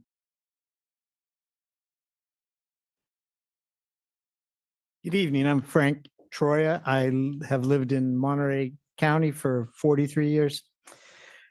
To prevent future violations of our civil rights, to fair and accurate and legally valid elections, we propose specific remedies, including 1, voter rolls must be accurate and available for public review. 2, required proof of identity, citizenship, and eligibility. 3, ballots must maintain end-to-end chain of custody. 4, ballots must be hand-marked and secure. 5, systems, machines, security, and conduct must comply with federal law. 6, adjudication must be signed off by party candidate, trained citizens, witnesses, and with full observation rights. A NIST-compliant, statistically valid, end-to-end audit must be performed. 8, if the total variance is more than 10% of the margin of victory, a new election must be held. 9, waiver of requirements is not to be allowed so that the intent of the people will be accurately recorded. It is the civil rights of every citizen to have fair, accurate, and legally valid elections in which their vote is not debased or diluted. And it is the duty of our representatives to guarantee our elections meet this standard. In closing, we present written copies of the USA Election Integrity Resolution to the City Clerk that includes a summary of our findings and the laws that apply. And our request is that the council please place it on the agenda and schedule a vote to demonstrate support for the resolution and the right of your constituents to fair and legally valid elections. For more information, please visit the USA website, and that's unite and the number 4 and then freedom.com. That's uniteforfreedom.com. Thank you.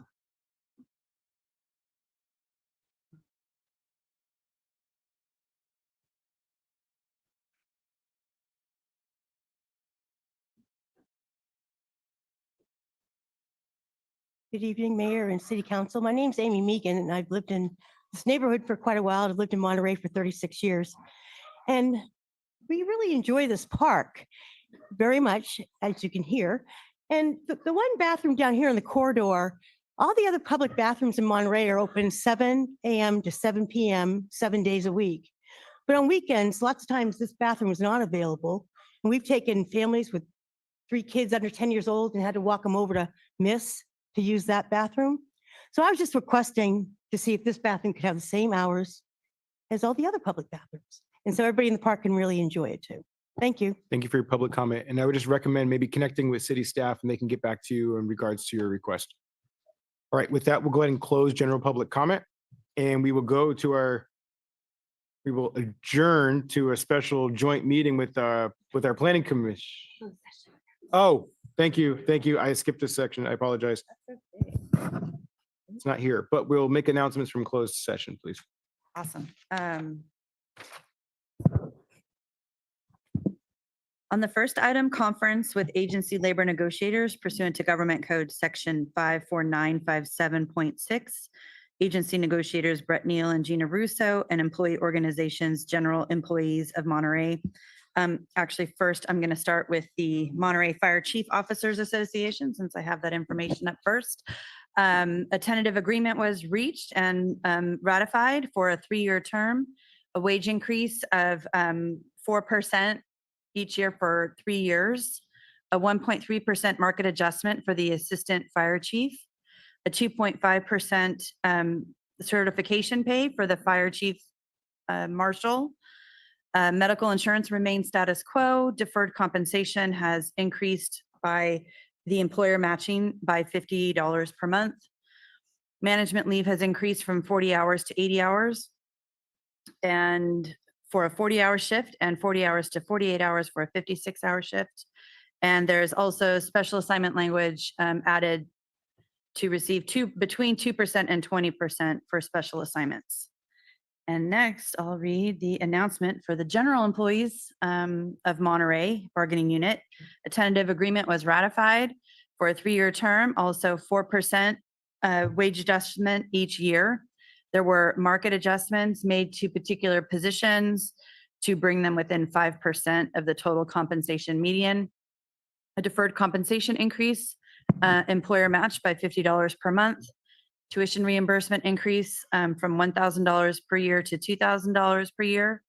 Health insurance remains status quo with a reopener in 2027 to discuss. And additional agreements regarding standby pay increase, uniform allowance increase, shoe reimbursement, night shift differential, bilingual pay, vacation accrual payout, minimum leave event, voluntary unpaid leave usage, bereavement leave, and sweeper differential. Then the next closed session item was conference with real property negotiators pursuant to Government Code Section 54956.8 regarding the Wharf to North Pump House with agency negotiators Kimberly Cole and Jana Aldretti. And under negotiation was the price and terms of payment for an assignment of a lease. And on a unanimous roll call vote, confidential direction was given to real property negotiators. And I failed to mention on the last 2 labor items, those were also unanimous roll call votes for each of those as well. Thank you, Chrissy. And I will just add an additional point of commentary, which is those were the last 2 MOUs that we negotiated. So they'll be coming back in open session for final approval, but it's a big win for the city and our staff. So happy to see those moving forward. Okay, and with that, we will now adjourn to a special joint meeting with the Planning Commission. And I will pass it to Clementine to do a roll call of the Planning Commission, please. Chair Dawson. Here. Vice Chair Bluth. Here. Commissioner Brassfield. Commissioner Fletcher. Here. Commissioner Freeman. Here. Commissioner Silva. Here. And let the record reflect that Commissioner Latassa is absent. Great. Thank you so much, Clementine. All right, and with that, I will pass it to Hans for, let me introduce the item. So the public hearing item number 15 is Monterey 2031 General Plan, certifying the program Environment Impact Report, or EIR, prepared for the Monterey 2031 General Plan update, adopting environmental findings, statement of overriding consideration and mitigation and monitoring program, and approving the Monterey 2031 General Plan update to the Housing 2023-2031 land use circulation and safety elements. With that, I'll pass it to Hans for staff presentation. Yes, thank you, Mr. Mayor. And this is the culmination of a long process that started a couple of years ago, actually, with MBAC. laying the groundwork for the housing allocation. And hopefully tonight we can reach this milestone, and with the help of the Planning Commission and the City Council, go forward with the approval of our draft housing plan. And with that, I hand it directly over to the one person who helped us through thick and thin and is still helping us, Andrew Hill, if you would take it away. Is this mic on? There we go. There we go. Thank you very much. Good evening, everyone. So as Hans said, the general plan update kicked off back in September of 2022, and it's been an 18-month-long process informed by extensive community involvement, including community listening sessions, an open house meeting, pop-up outreach at events and locations around town, and an interactive online survey that was that garnered over 1,050 responses from community members. The draft housing element was submitted to the California Department of Housing and Community Development, or HCD, in September of last year for a legally mandated 90-day review period. And then in February of this year, public review drafts of the land use, safety, circulation elements were circulated together with a draft environmental impact report. Between January and June of this year, staff worked closely with staff from HCD to review and to address their comments on the draft housing element. And the hearing draft housing element before you tonight reflects all the revisions that were made and vetted with HCD staff. And so the objectives of our meeting tonight are to provide an overview of the Monterey 2031 General Plan Update and EIR, to hear public comments, and then if appropriate to receive a Planning Commission recommendation on the EIR and the General Plan Update, and City Council action on the EIR and the General Plan Update. I have a presentation to set things up. I'm going to provide an overview of each component of the project, starting with the housing element. And so the housing element is, of course, a required element of the general plan. It's essentially the city's plan for addressing local housing needs over the next 8 years. And it consists of 3 key components. The first of these is an inventory of sites that are available for housing. Typically, this is shown on a map, and it's accompanied by a table that has site-by-site capacity projections for housing on each site. Additionally, it includes background analysis that involves an assessment of local housing needs based on census data, an assessment of regulatory process and market-based constraints on housing, and an analysis of any impediments to fair access to housing for disadvantaged groups. And then on the basis of those components, it also includes an action plan of implementing programs that seek to facilitate build out of the inventory and to address any constraints or other factors. A term that you hear a lot in relation to the housing element is RHNA. It stands for the Regional Housing Needs Allocation. And it's essentially the number of units that the city must plan for over the next 8 years. RHNA is broken out into various income categories based on the countywide median income. And so households making less than 80% of the countywide median income are considered low income households, and households making more than 120% of the county median income are considered above moderate income households. For the 2023 to 31 planning period, the city of Monterey is required to plan for 3,654 new homes, and a little over half of these homes should be appropriately priced for lower income households. It's important to note that the city is not required to build these housing units, but rather to make sure that the zoning map has adequate capacity to accommodate the RHNA obligations at all income levels throughout the planning period. State law establishes some very strict parameters for the suitability of sites that are identified to meet lower income RHNA needs, including that they be of adequate size, so not less than half an acre, not more than 10 acres in size, that they be free of environmental constraints, that they be close to transit, jobs, and services, and that they be served by existing or planned infrastructure. And the intent of these requirements is to make sure that cities are putting forward the most shovel-ready sites for to meet their lower income RHNA obligations. Additionally, the site's inventory also needs to take steps to affirmatively further fair access to housing for all groups within the community, including regardless of race, income, age, or disability. And the projections need to be based on an average density of comparable projects that were constructed or approved in the recent past, in order to demonstrate that the projections for housing on the sites are realistic and achievable. Additionally, if a jurisdiction needs to do rezoning in order to accommodate a shortfall of RENA sites, then there's some additional criteria that apply. And they're laid out on this slide. They include that sites identified to accommodate that shortfall of lower income RENA must permit multifamily development by right, subject to objective standards, that each site must be large enough to accommodate at least 16 units at 20 dwelling units per acre, and that the zoning permit 100% residential developments.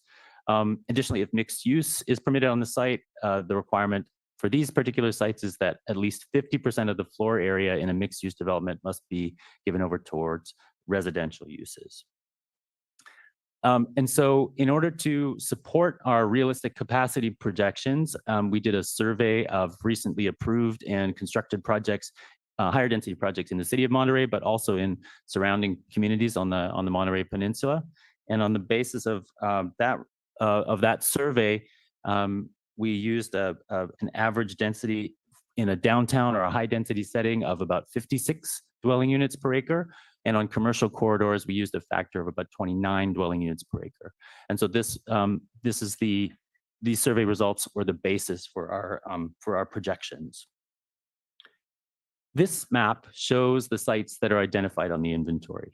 And as you can see, they're primarily concentrated within areas that have they're primarily focused in areas that have concentrations of vacant and underutilized sites.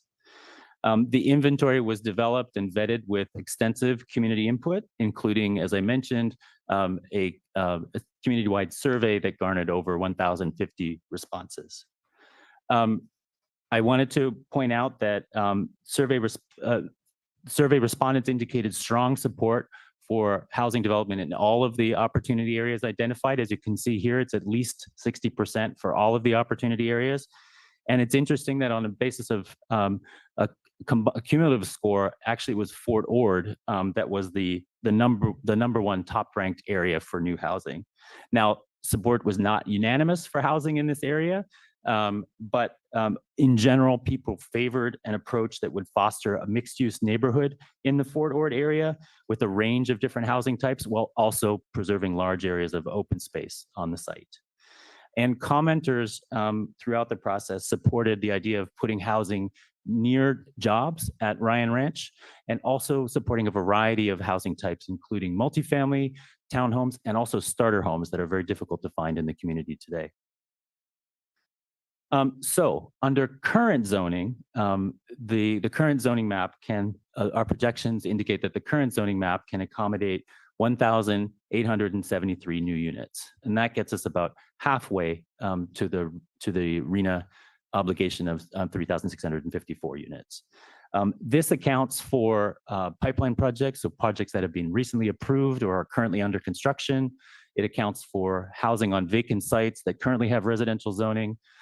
It accounts for ADUs throughout the city, and it also accounts for development consistent with the adopted downtown specific plan and the Lighthouse Avenue specific plan. However, as you can see under current zoning, there is a deficit. It's a significant deficit for those lower income units and a significant deficit for the moderate income units. And that means that rezoning will be required. Now, there's a limited number of sites that meet those very specific requirements for RENA sites that are identified to accommodate a shortfall. And so the rezoning strategies focus on areas of the city where there are sites that meet those established criteria.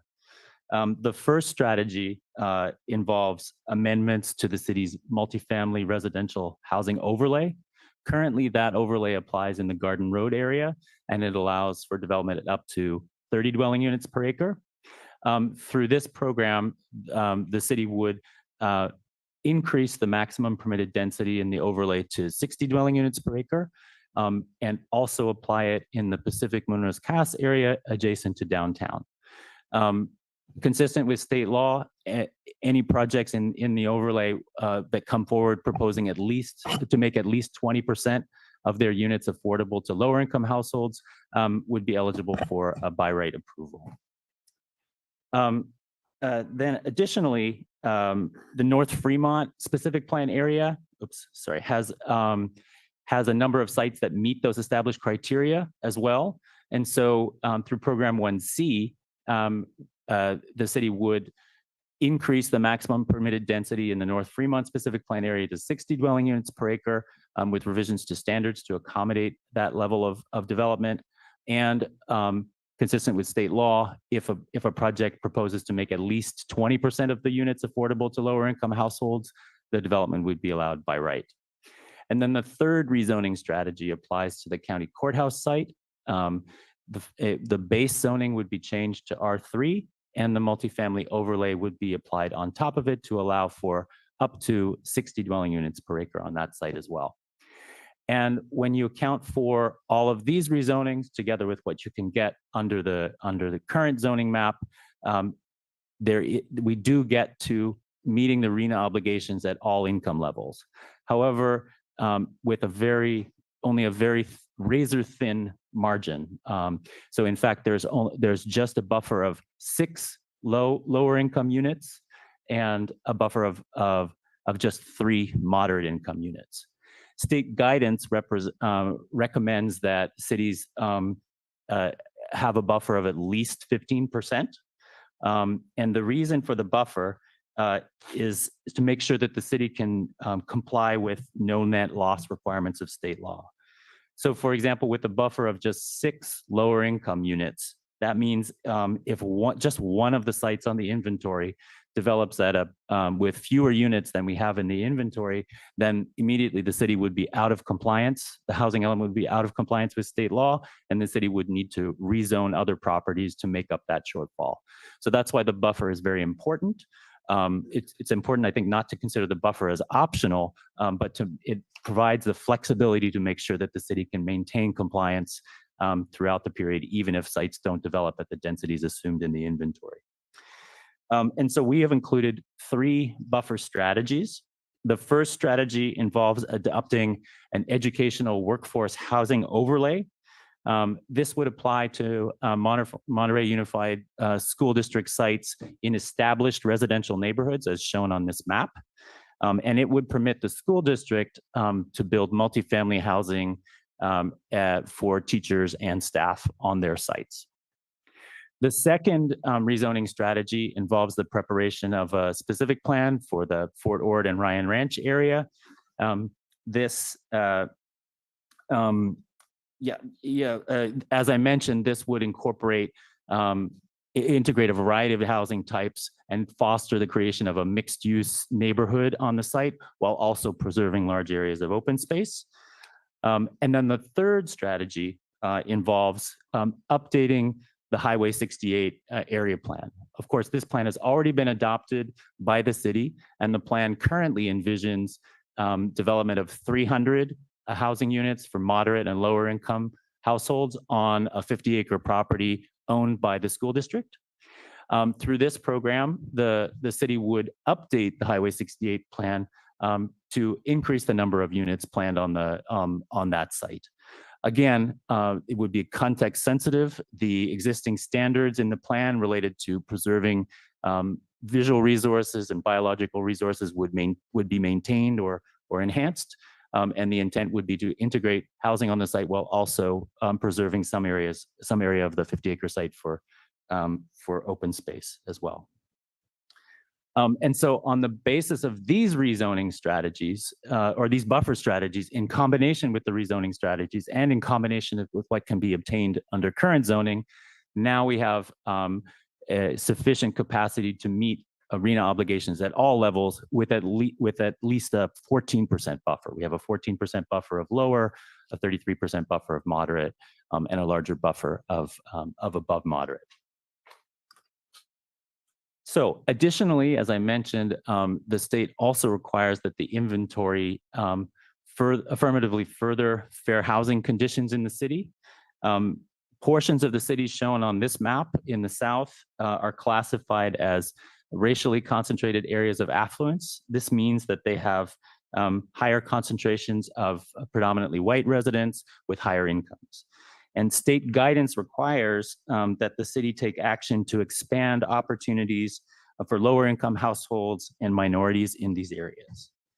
So efforts that were already included in the draft and to promote the construction of accessory dwelling units that can be smaller and more affordable on the basis of their smaller size, they would definitely help address the requirements to affirmatively further fair housing.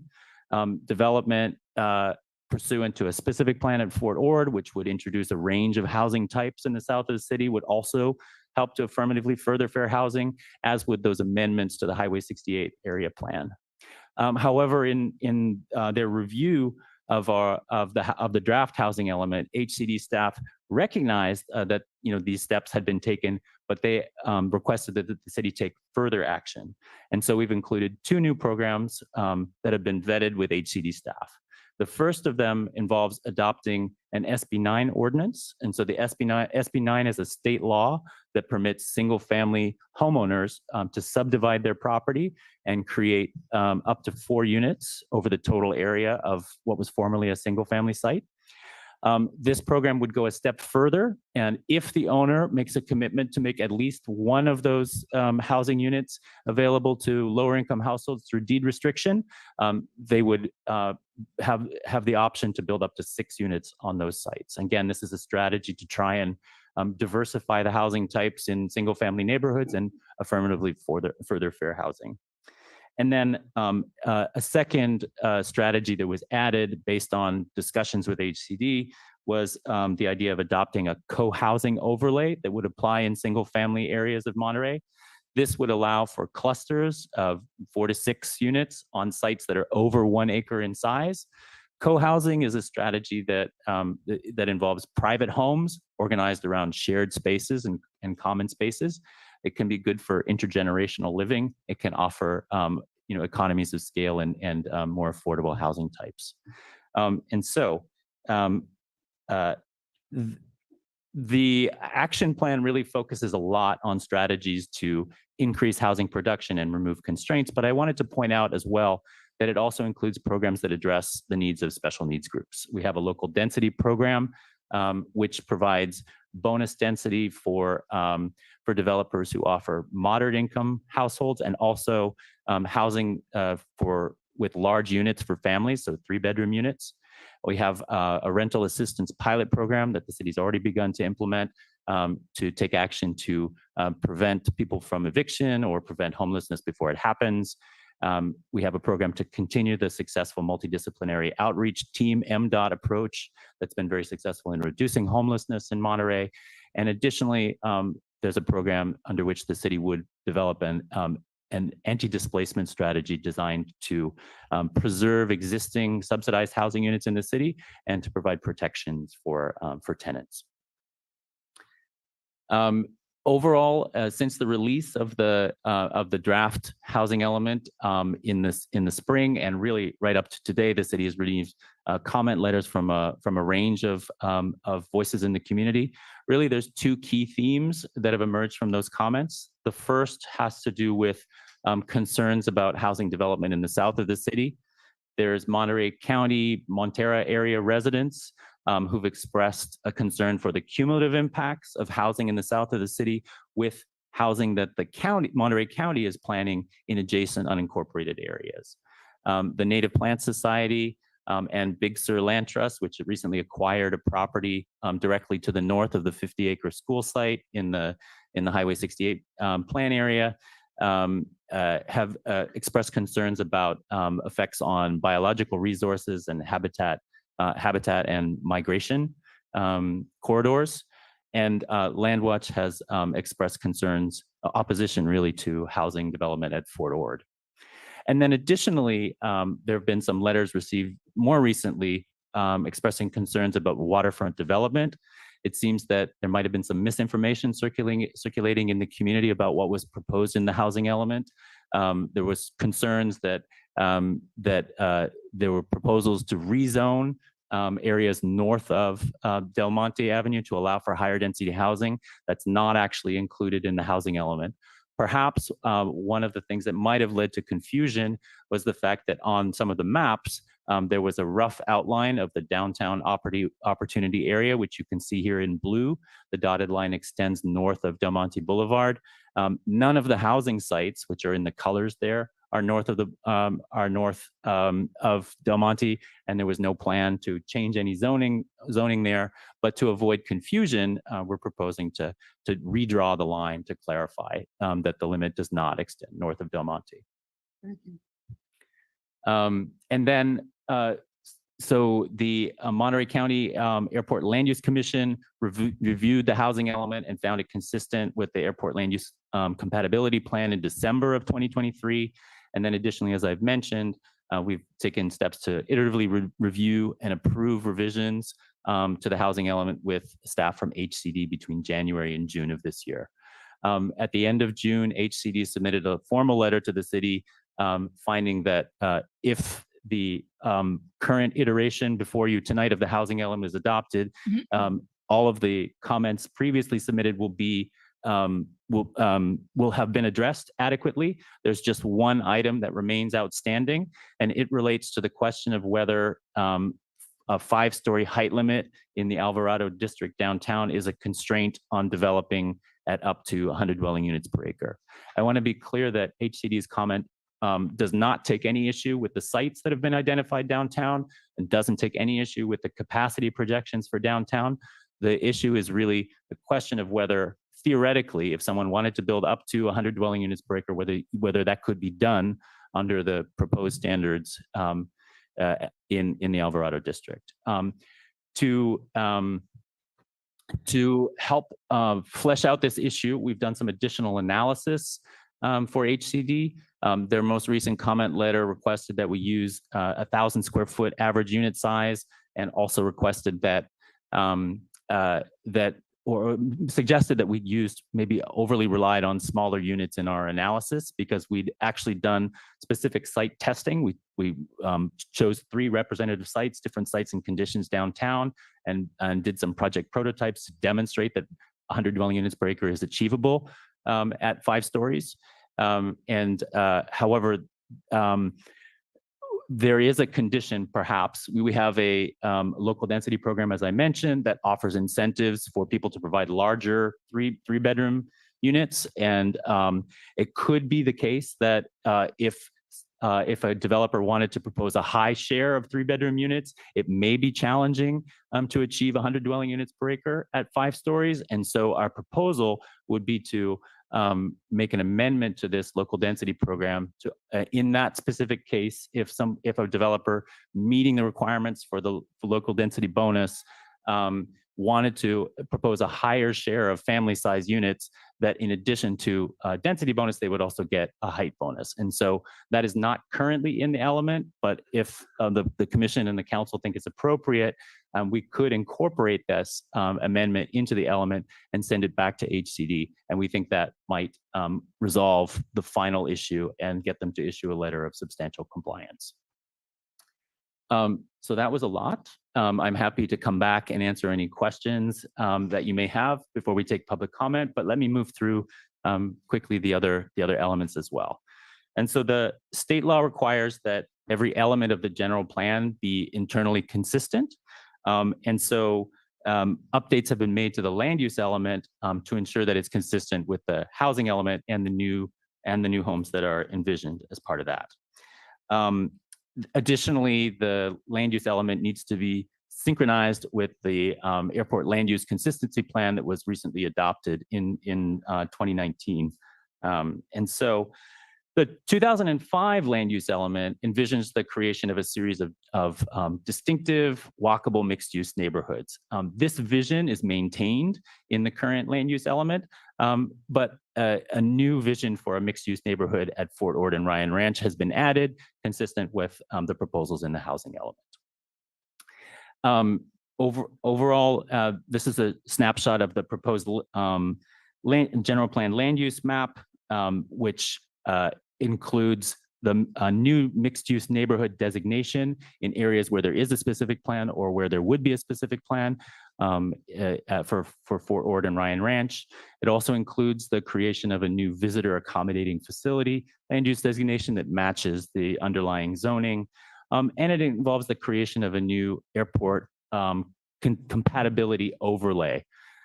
That overlay would apply to properties that are in the airport safety zones 1 to 6, identified in the airport land use compatibility plan. These are generally adjacent or in close proximity to the airport. And the overlay permits the continuance of existing uses on the site and allows for new development or expansion of existing uses consistent with the infill exemption in the airport land use compatibility plan. Policies or the overlay would also establish requirements for notification of ALUC and for project approval by ALUC.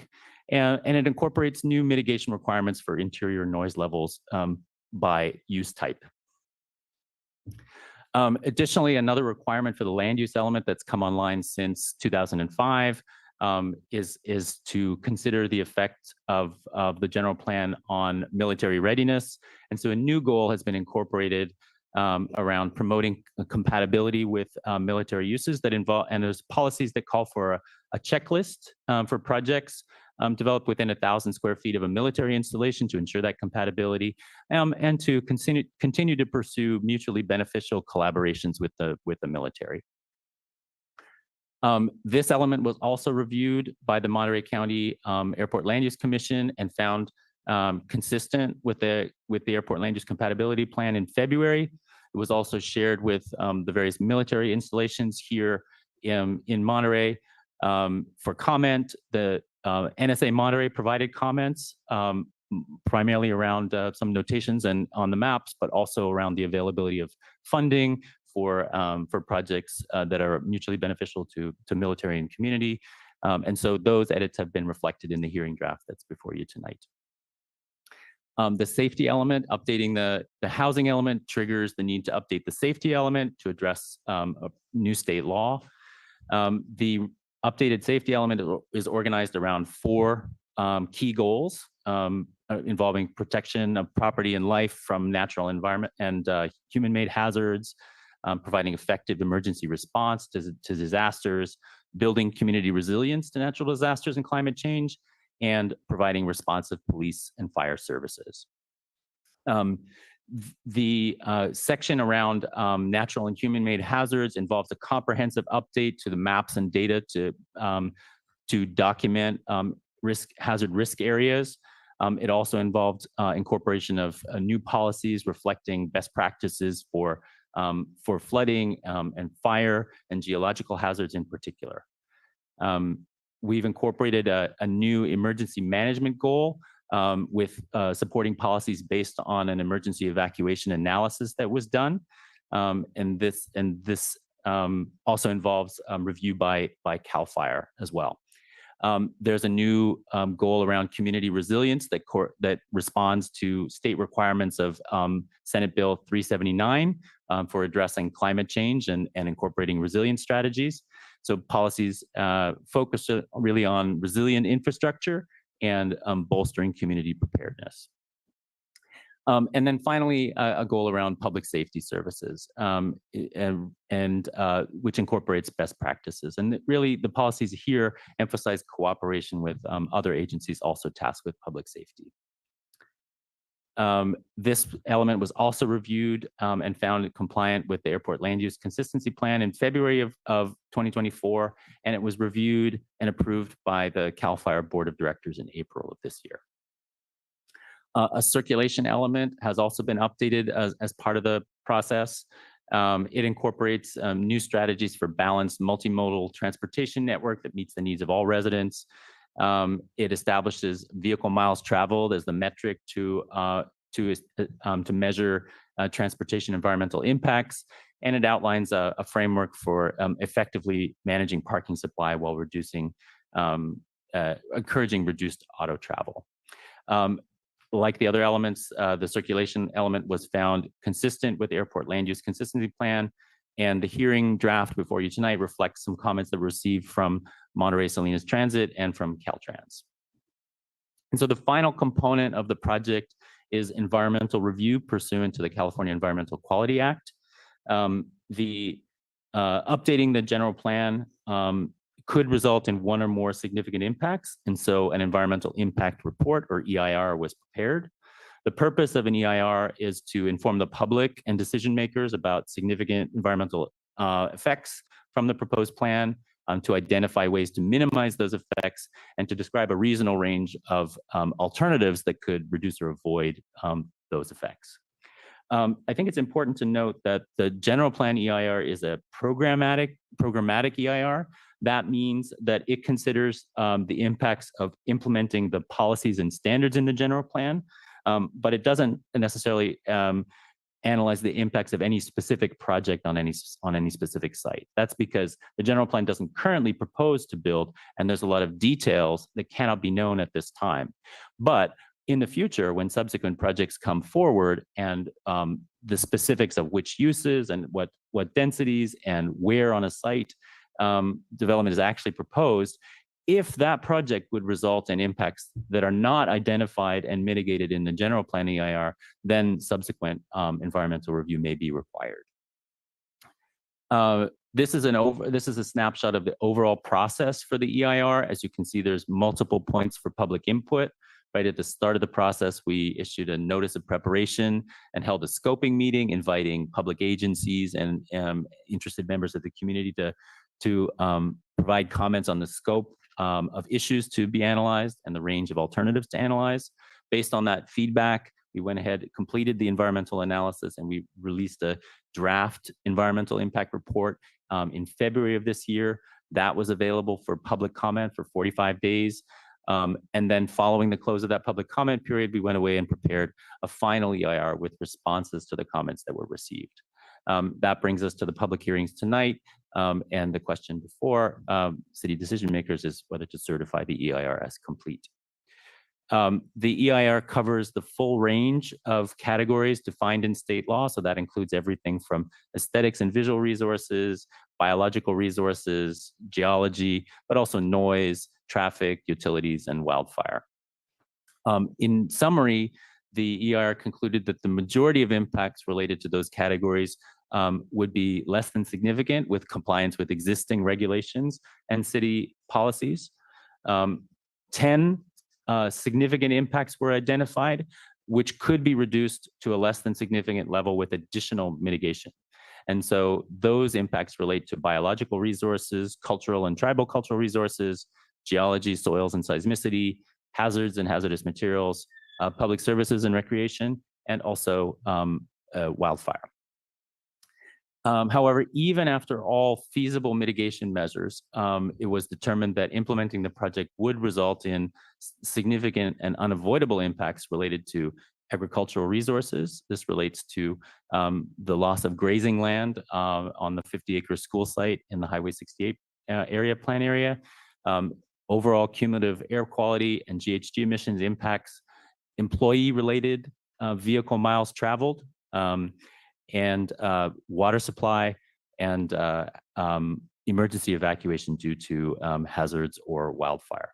It's not uncommon for a long-range development plan like a general plan to result in significant and unavoidable impacts, and CEQA provides an avenue for the city to move forward, even in that case. So the city can approve a plan even if there's significant and unavoidable impacts on the basis of overriding considerations that could include the need for housing production or economic development or compliance with state law. Additionally, the draft EIR included an analysis of 3 alternatives to the project that could reduce or avoid the proposed plan's significant impacts. These included a no project alternative. That's essentially the theoretical concept of not adopting an updated housing element or updated other elements of the plan. This is required under state law to provide a different data point. Additionally, the EIR considered a relocated growth alternative that was proposed by Landwatch. This would involve not developing at Fort Ord, but instead developing more in established areas of the city. And a third alternative is what we're calling the increased workforce housing alternative. One of the significant unavoidable impacts related to employee VMT, a large number of people commuting from outside of the city into Monterey every day. So this alternative looked at what if the city were to increase housing production such that there's an equal number of jobs and housing units. So theoretically, there would be jobs for everyone who lived in the city and no one would need to commute from outside of the city. On the basis of that alternatives analysis, it was discovered that the no project alternative would have the fewest impacts. However, it wouldn't meet the basic project objectives. Like, it wouldn't achieve compliance with state law regarding the housing element. So it's not feasible. The next best alternative was that increased workforce housing alternative, because it would address a significant and unavoidable VMT related impact. It also avoided housing construction in the Highway 68 plan area to avoid a loss of grazing land. And so that alternative was found to be the environmentally superior alternative. However, it wouldn't meet the project objectives as well as the proposed plan, because it involves making assumptions, assuming a very high level of density on sites within the city that can't be supported by past evidence, and therefore it would not likely achieve certification from HCD. Essentially, it involves unrealistic expectations for housing development. So the draft EIR was available for public comment between February 9th and March 25th, 2024. During that time, a total of 71 comment letters were submitted with 522 unique comments. The final EIR addresses all of those comments individually. It also includes, additionally, we prepared a mitigation monitoring and reporting program to ensure that as individual projects come forward, the applicable mitigation measures will be applied. Really, key issues that were addressed in comment letters can be categorized into two buckets. The first involves concerns for the cumulative impacts of development in the south of the city, in combination with Monterey County's planned housing development in adjacent areas of unincorporated county. And specifically, people raised concerns about police and fire protection, visual impacts related to visual resources, air quality, airport hazards, bicycle and pedestrian safety, traffic congestion, and water supply. And the second sort of overarching theme of public comments on the draft EIR relates to adequate water supply to serve projected need, and the adequacy of the analysis of future water supply. So in addition to providing individual comments for each of those 522 comments that were received, we also prepared master responses that address these key themes holistically, and that's included in the final EIR as well. And so in a moment, we'll pause for questions from decision makers and take comment. But following that, the recommended action for this evening would be one recommended action from the Planning Commission, if appropriate, to adopt a resolution recommending that the City Council certify the EIR, adopt findings of fact and a statement of overriding considerations in the mitigation monitoring and reporting program, and approve the Monterey 2031 general plan update. And then secondarily, a City Council recommended action would be to certify the program EIR, adopt the findings, statement of overriding considerations, MMRP, and approve the Monterey 2031 general plan update. And so with that, I'm happy to take any questions you might have. Okay, we will open it up for questions from either the Planning Commission or the council. We'll do the questions at this time. Please, Bob. Yeah, I'm just curious how HTC addressed our cease and desist order for water and the discussions that we've had with them.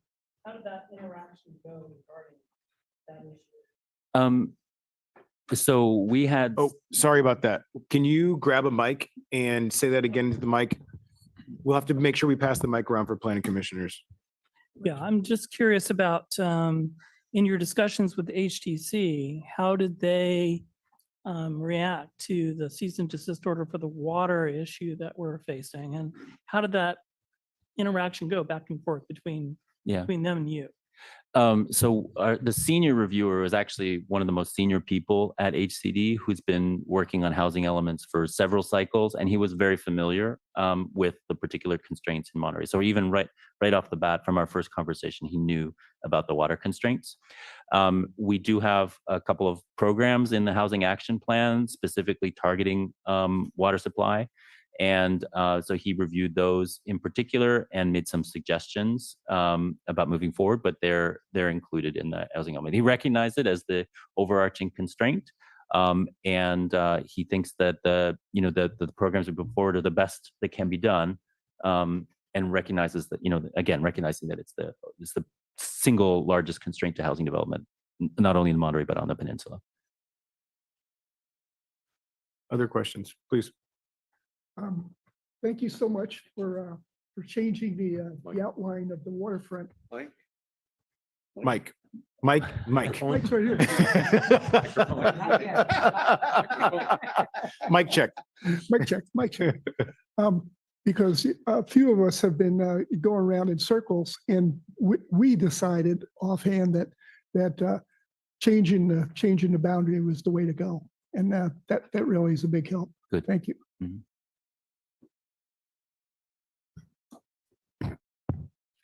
I don't see a page number, but the number of housing units that we were able to propose was not good enough for the HDC. And there were additional units provided by these three sources, North Fremont Specific Plan, the Pacific Munras Cass Opportunity Area, and the County Courthouse site. And those are added into the present EIR submission. Well, that's a good question. So the original submittal to HCD included those sites. Okay. What changed was the HCD pointed out in their December comment letter that there's these specific requirements that apply for sites that are identified to accommodate that shortfall. And what happened was there's certain sites that don't meet those criteria. So what we did was to say we had to look at what is available under current zoning, how much is the shortfall, which areas have sites that meet the criteria for accommodating a shortfall from our universe of defined sites, and then apply. What changed was the strategies. And so in the prior draft, we'd assumed that density on North Fremont would be increased up to 45. Okay. And so that's covered in the EIR. Increasing it up to 60 really doesn't change the total number of units very much. So the overall number of units, the maximum capacity that was analyzed in the EIR was 5,802. And after all those revisions, the capacity of the inventory is about 5,700 and change. So really the capacity analyzed in the EIR is the same, even with this shuffling of inventory sites. And so as a result, the revised inventory is not going to result in any new or more substantially adverse impacts than were analyzed in the draft EIR.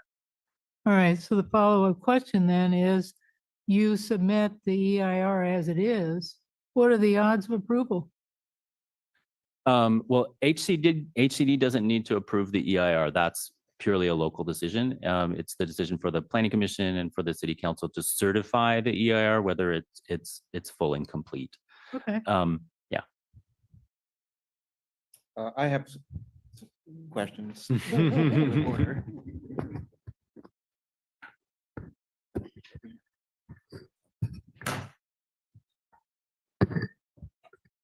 First of all, Andrew, job well done, as always. I mean, whenever we have a joint meeting with you, it's just so impressive to have you explain everything in the kind of detail that you do. But I do have some kind of in the weeds questions and comments. There's a table that was included, which is titled Summary of RENA Capacity Projections, and it indicates 420 non-vacant, very low, low and moderate projected units at Fort Ord Ryan Ranch, but this is under the category of non-vacant, but Fort Ord is vacant. Yes, that is a quirk of HCD. So HCD has a very narrow definition of what is a vacant site. So a parking lot, for example, that contains nothing more than paving under HCD's terminology is not vacant because it is currently occupied by some use. And because portions of Fort Ord have existing development from the time when the military was there under HCD's narrow definition, they are not counted as they're counted as non-vacant. That seems odd because the vast majority of that site is vacant. And there's, just topography that does all sorts of crazy things. There was a public comment on the EIR, and I'll just briefly go over it within. It caught my attention. I wanted to get a response from you. And there was a comment that suggested that there would be an option to do a hybrid plan utilizing development on South Boundary Road as part of workforce to decrease the development at Fort Ord Ryan Ranch. And I was hoping, and by the way, the response was, well, this isn't an EIR question, it's a policy question. So what was there any thought given to that as an alternative?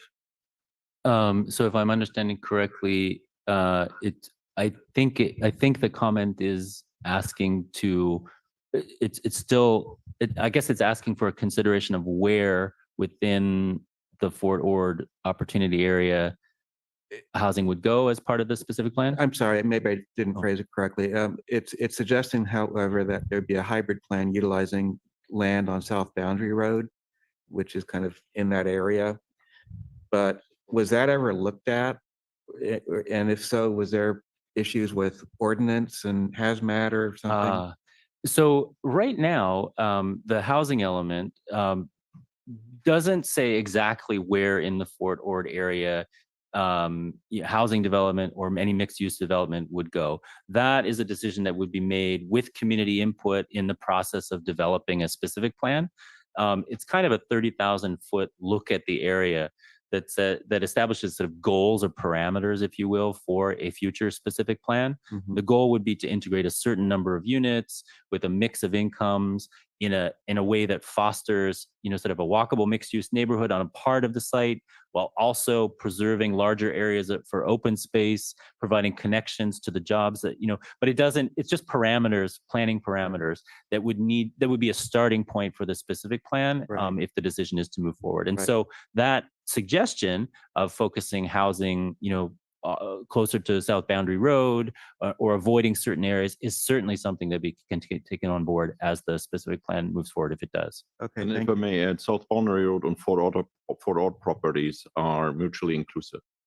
So it's not one or the other. South Boundary Road is part of the Fort Ord property, a part of it. Thank you.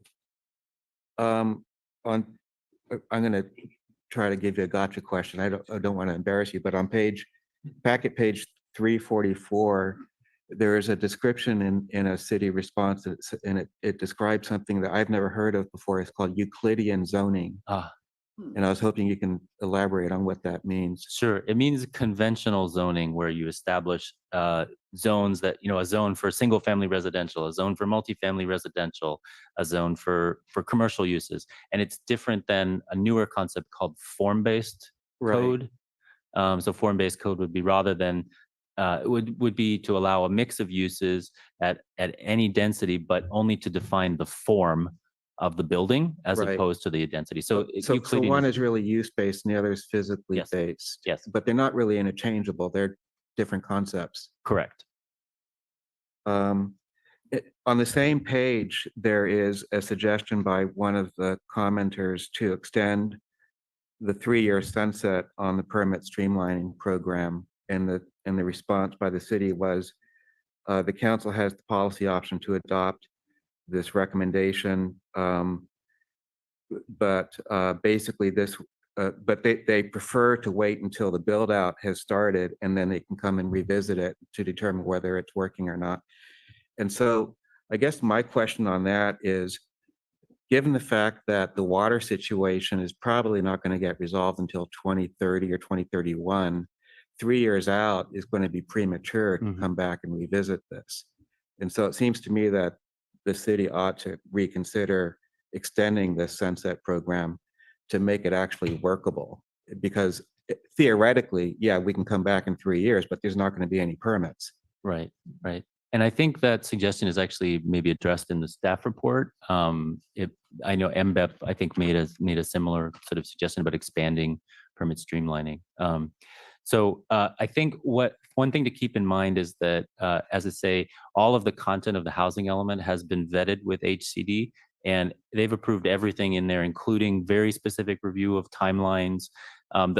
We only have one outstanding issue related to whether 5 stories is the constraint on achieving 100 dwelling units per acre in the Alvarado district, but everything else has been approved. And so and they actually made some specific requests about moving the timing up of programs. And so I would recommend that we probably not open up questions. Don't open up that can of worms right now. Yeah. It'll just ruin the whole process. Right. But there is this requirement that, on an annual basis, the city submits an annual progress report to HCD on the housing element. And so if, at the 3-year mark, it's apparent that, there isn't adequate water supply and, the term that's described in the program is just not feasible, well, then that's an opportunity to open the discussion and possibly change things. On the following page, there's a comment here regarding ARC review. Revised city code limiting ARC review to objective standards. That was the suggestion. But it seems to me that it's paradoxical to have a discretionary body review ministerial or objective standards. So anyway, just kind of an oddity there that caught my eye. Also, during your presentation, you had talked about the different alternatives, the no project alternative, the workforce, and the relocation growth. And we heard your responses regarding the no project and the workforce, but I didn't hear a response regarding the relocated growth and why that wouldn't comply with HCD. Right. And so the relocated growth alternative was, if I'm remembering it didn't reduce the number of impacts as well as the no project alternative, or as well as the increased workforce housing alternative. But I think it was equivalent to the proposed plan. It's just that it would exacerbate some impacts and reduce other ones. But it doesn't. So I guess the reason why it isn't the environmentally superior alternative, but additionally, it also wouldn't achieve the project objectives as well as the proposed plan. And that's because it needs to rely on some assumptions that don't comply with either state law or HCD guidance. For example, it would need to assume lower income housing development on sites that don't meet the criteria established in state law, for size or freedom from environmental constraints, for example. It would need to rely on capacity projections that can't be supported by that survey of realistic densities that have been built or approved recently. And it doesn't meet the goal for moderate income households. So for those reasons, it would likely not achieve certification from HCD and therefore wouldn't meet the project objectives as well as the proposed plan. So the capacity study that demonstrated that doing high density downtown as an alternative is not feasible because the density was just too much. And then that was used as justification for the project not meeting the HCD guidelines. What was the same methodology used to determine the capacity at Fort Ord Ryan Ranch? I'm assuming that it was, but that is largely a vacant area as opposed to an infill urban area. So no, it wasn't, because the parameters are different. The size of the parcels at Fort Ord is much larger, and they can accommodate really much more than the 1,200 units that are analyzed now. It's just that the number was selected in view of how much RENA was needed and the amount that was analyzed in the EIR. Got it. Okay. That concludes my questions. Thank you, Andrew. When I looked at all the goals here, and one of them came to the attention when I'm discussing with my neighbor that we're working on this plan. She asked me the question of, do you work with the airport? And I noted a lot of your discussion here is working on some of the issues with the airport. But we have a regional airport that's doesn't really function too well with other players. And she she hit me up because you have a circulation plan that talks about MST. But her question was, how come MST doesn't come to the airport? And I said, you need to ask the airport that question. Another one of them that was, we have a 1,000-foot parking comment in this report. I envision, first of all, that kind of density is probably going to be the low income and lower, where they're going to have a lot of other problems dealing with parking up to 1,000 feet away from their apartment or house.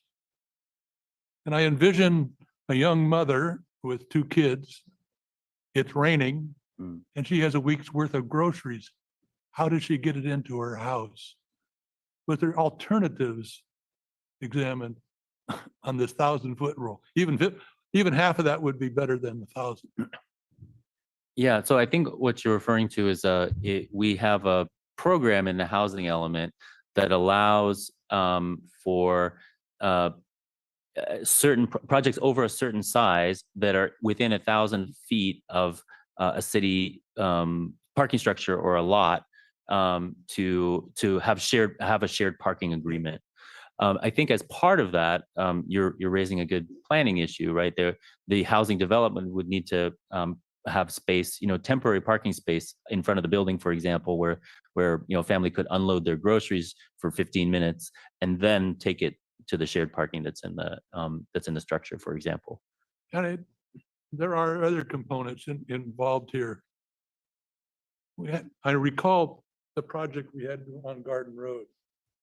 It was the first time I saw it that they were considering parking without parking cover.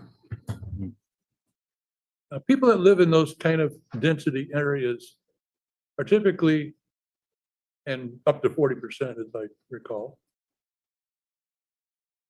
the lower income, where their car is their primary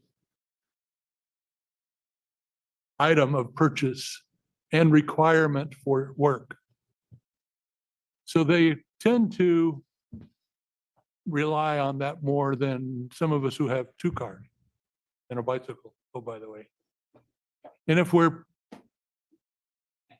you look at them and all of a sudden now you're saying, okay, in this neighborhood, we're required to have parking places that are in garages and everybody else has covered parking. Why is it that we're excluding whole developments from covered parking where they can, because they need to care for that car? I don't understand the reason. So one of another primary point of focus from HCD in their review of the standards had to do with parking. Parking you can account for 15% of project costs. And so HCD is very conscious, not only in the review of the Monterey housing element, but in general review of housing elements of taking action to reduce parking requirements with the intent of helping with the financial feasibility of projects. And so, covered parking is more expensive to provide than uncovered parking. And so that was a focus of HCD comments as well. Does that include, almost everything development now includes solar panels? Does that include a site for the solar panels to put over the car? I don't know if we got to that level of detail. I'm not sure about that. No. Levi might be better placed to answer that question to me. Yeah, so in our review, those 2 things were looked at separately. So solar panels are often required as a part of the building code. As Andrew said, the state is looking at ways to eliminate constraints to development, specifically housing development, and parking is seen as one of those constraints. So city requirements to provide covered parking or parking in general is seen as a constraint, and they're looking for those things to be removed. Up until now, have we looked at that with solar arrays? We don't dictate where solar panels are placed, so the two things were reviewed separately. Thank you. Sure. One of the things that you addressed, the work, live aspects of, and Monterey has the problem with the housing. When, I don't know if the city has looked at if they could build transitional housing on existing properties. But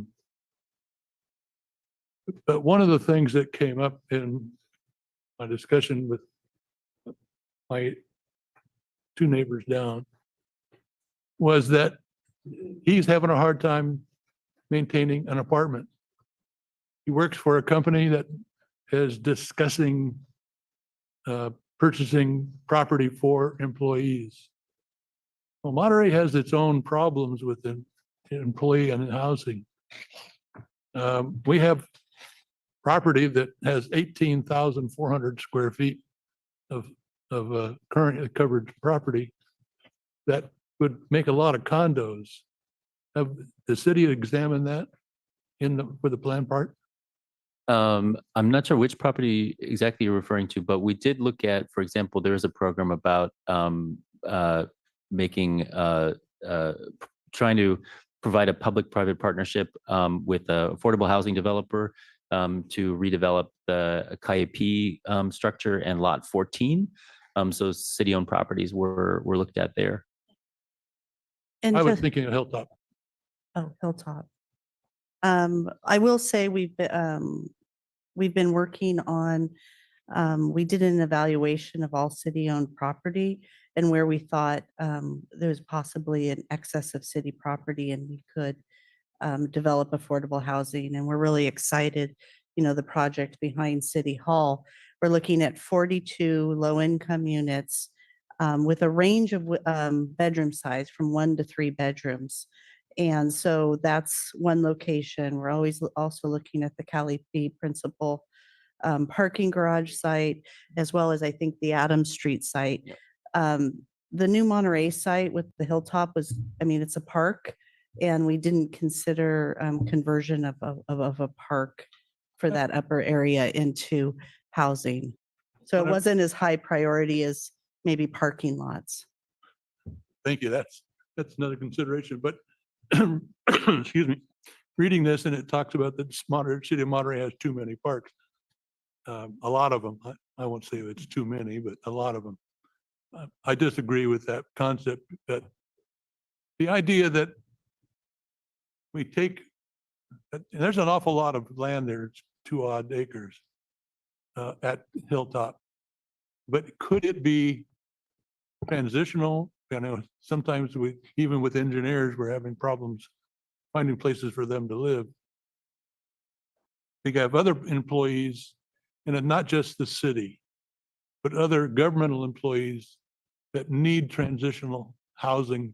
They can get here to work and then eventually disseminate. So I just thought that was one question I didn't see answered, because once again, it's housing and we're stuck. On parking is like water. It's fighting. We have so many different goals here regarding parking. But I don't see anything here that reduces, well, state mandates we're gonna have to live with. I appreciate that. But we're not talking stacked parking. Has it been examined? That's where parking lots literally stack 2 or 3 high. I've seen them in cities, and it scared me to have my car two above somebody else, but they actually do it. Because I don't know, I haven't seen a figure the reduction of parking places over a period of time. I'm sure if I ask Kim, she can dig it out, but I haven't seen it and I didn't see it in the report. So, go ahead, go ahead. I'll let you make the comment, but then maybe we can move on to the next person, just because I want to make sure we keep the flow moving here a little bit, but please, Kim. Yeah, just reiterating what Levi shared earlier. HCD sees parking as a constraint to housing development. And that's sort of a thought statewide right now, that by devoting money and land to parking, you're reducing the availability of housing and flexibility. And so you'll see a lot of our programs in our housing element really focus on the housing development piece of this. And then, we're locating along North Fremont Street, the downtown, Lighthouse Avenue, and trying to encourage alternative modes of transportation. Perfect. Okay, anybody else have questions? Please. Thank you, Andrew, for the presentation. I have a few questions here. This one might be getting a little into the weeds, but I'm going to ask it anyways. So the RENA allocations, about a third is required for lower income, about a third for above moderate. And my question is, and just out of curiosity for me, for my own education, is there a mechanism to ensure that these units are distributed throughout the city evenly in those opportunity sites? I would say I'm not sure it gets to a very scientific level, but it is a requirement, that the site's inventory affirmatively further fair housing, which means providing a variety of opportunities throughout the city. And so we were conscious of that. Some of the difficulties is that there's very specific requirements for lower income sites, as I went through, in terms of the size and freedom from environmental constraints. And some of those opportunity areas just have more sites that qualify, that meet those requirements than others. And just because there's such a high number and such a high number of units that need to be accommodated and such a low number of sites available to accommodate them, I think we look first and foremost for where they could be accommodated in a way that meets the requirements. And then after having filled in those puzzle pieces, to the extent that we could have additional strategies to promote a wider variety of housing types in other units, then those were layered on after. So that's our approach. Okay, thank you.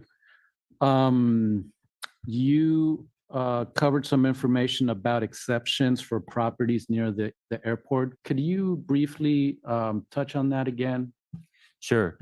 So the 2019 Airport Land Use Compatibility Plan that was adopted by Monterey County for the Monterey Regional Airport defines actually 7 airport safety zones.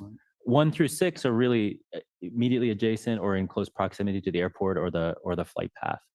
And in view of safety considerations, those different zones have the Airport Land Use Compatibility Plan established standards. And so that if you're in an overflight path for the runway, or you're immediately adjacent to a turning zone, the airport doesn't want to see new development happen. So essentially, the Airport Land Use Compatibility Plan says existing development can stay, but no new development unless it's an expansion of existing use, or if it meets these infill criteria. And those infill criteria are, maybe it's a lot that's surrounded on 3 sides by homes, and so you can fill in the missing tooth, if you will. That's the type of infill exception that's defined in the Airport Land Use Compatibility Plan. Okay, thank you. Last question here. There was also mention about feedback provided by MST and Caltrans. Do you remember, even in general terms, what that was about? Yeah, MST had some notes on the frequency. We mentioned frequency, the number of routes, bus routes that are in the city, and the frequency and the nomenclature. Their comments were related to correcting some of that information, because I guess their service plan had changed. And Caltrans, I'm not remembering off the top of my head what the Caltrans comment was, but it wasn't a sort of it was more along the lines of correcting, marginal information as opposed to like a very substantive comment.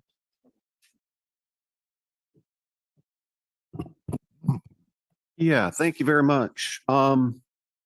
You mentioned one of the programs to promote, I think, fair housing that HCD was requesting would allow a single-family lot to be subdivided not only up to 4, but up to 6 units if it included, and I think if I understood you correctly, one of those units would be a low income. Is that very low income or low income? And could we require it to be very low income if it's not? We could, and in fact, you could include, if it's appropriate, the council could make that recommendation and direct staff to make that change in the housing element that's adopted, and we could submit it. Okay, thank you. And then you mentioned with respect to Alvarado and whether or not it would be feasible to build 100 units on an acre there, I think is what I understood, whether that's actually feasible. And so the proposal from HDC would be to allow, if it included larger units that met our bonus, our bonus for those larger units, that we would allow them to go higher. Does the proposal before us put a limit on that? Like, for example, allow up to 6 stories, or is it unlimited? Because I could see maybe allowing 6 stories in that particular circumstance, but I think going higher than that might be something that would create some concerns. Yeah, so we didn't specify, but again, if that's something that the council would like to direct staff to include, that could be done. What I would say about that is it's actually a staff-generated proposal. So the HCD letter says there's this one outstanding issue, and we HCD think that it's not possible to achieve 100 dwelling units per acre at 5 stories. I think there should be some limit. My first impression would be maybe 6 stories, but that we'll have to have that conversation. Yeah. And then the last question had to do with, and I think this is really important for the public to take note of, is that almost a third of the units we are being expected to build are supposed to be very low income. Is that correct? Yeah, I think. And under normal circumstances, the market does not build very low income units. We've managed to get some built here by providing land at no cost to nonprofit developers. But generally speaking, that's not something that the market does. So what mechanism do we have in this plan to actually not just get, the total number of units or even the total number of maybe moderate and low income, but actually very low income? We do have a program in the Housing Action Plan that it specifically targets very low and extremely low income households, and says the city will, I think it's kind of a case by case thing, but the city will look at and try to offer additional incentives to incentivize not only very low, but also extremely low income housing. And then I can't remember the exact detail of that part of the plan, but this was fairly early in your presentation. I think you said that if developers, and there were a couple of different conditions, but if they met the 20% low income threshold, they would get some sort of development benefits. But we already have a 20% inclusionary. So how does that sort of square with that? Yeah. So currently the city has a 20% inclusionary requirement. There's a program in the housing element that would clarify. Right now, it's, as a matter of practice, that 20% is 10% moderate, 10% low. The program in the housing element would codify that as a requirement. The 20% low income requirement is something that comes from state law. As I mentioned, the sites that are identified to accommodate that shortfall of lower income RHNA sites, there's a specific requirement. If a developer of one of those sites comes forward and proposes to make 20% of their units affordable to low income, not the moderate, but. So they only don't low. get to slip in the moderate. Got it. no. Okay, that makes sense. Yeah. Thank you. Thanks a lot. Thanks so much. I appreciate all your hard work. So I just have a question about the evacuation and emergency agencies that reviewed it. You said they reviewed it and didn't have an issue with it. How does that comply and work with our current city evacuation plan? Yeah. As part of developing the safety element, we did an evacuation study, and that involved the fire department, public works from the city to look at defining a scenario, understanding, what policies and standards are already in place in the city.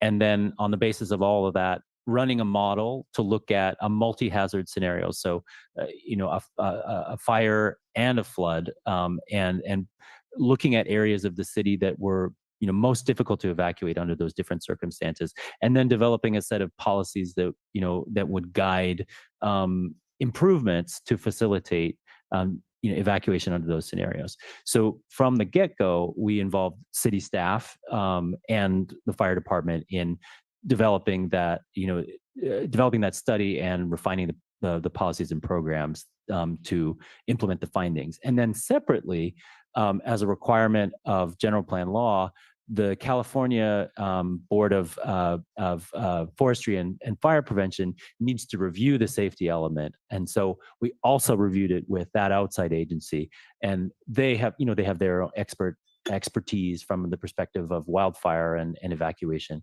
They reviewed it and they confirmed that they approved it. They actually were complimentary of the maps and the strategies in it. So that was kind of the process of involving multiple agencies in developing and vetting the strategies in the plan.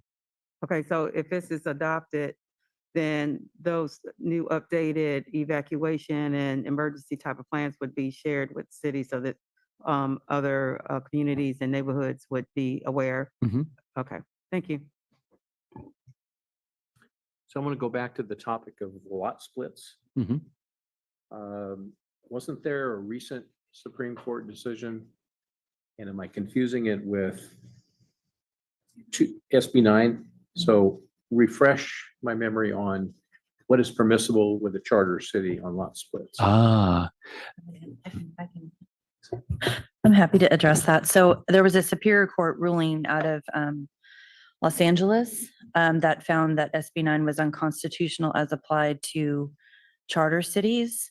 Because it's a lower court ruling, it is not binding precedent on the city of Monterey. Moreover, Attorney General Bonta has filed an appeal of that decision. So until there's an appellate ruling on that decision, it's non-binding on the city. It doesn't affect us. We're required, in other words, we're required to still comply with SB 9. Okay. Can I ask a quick question?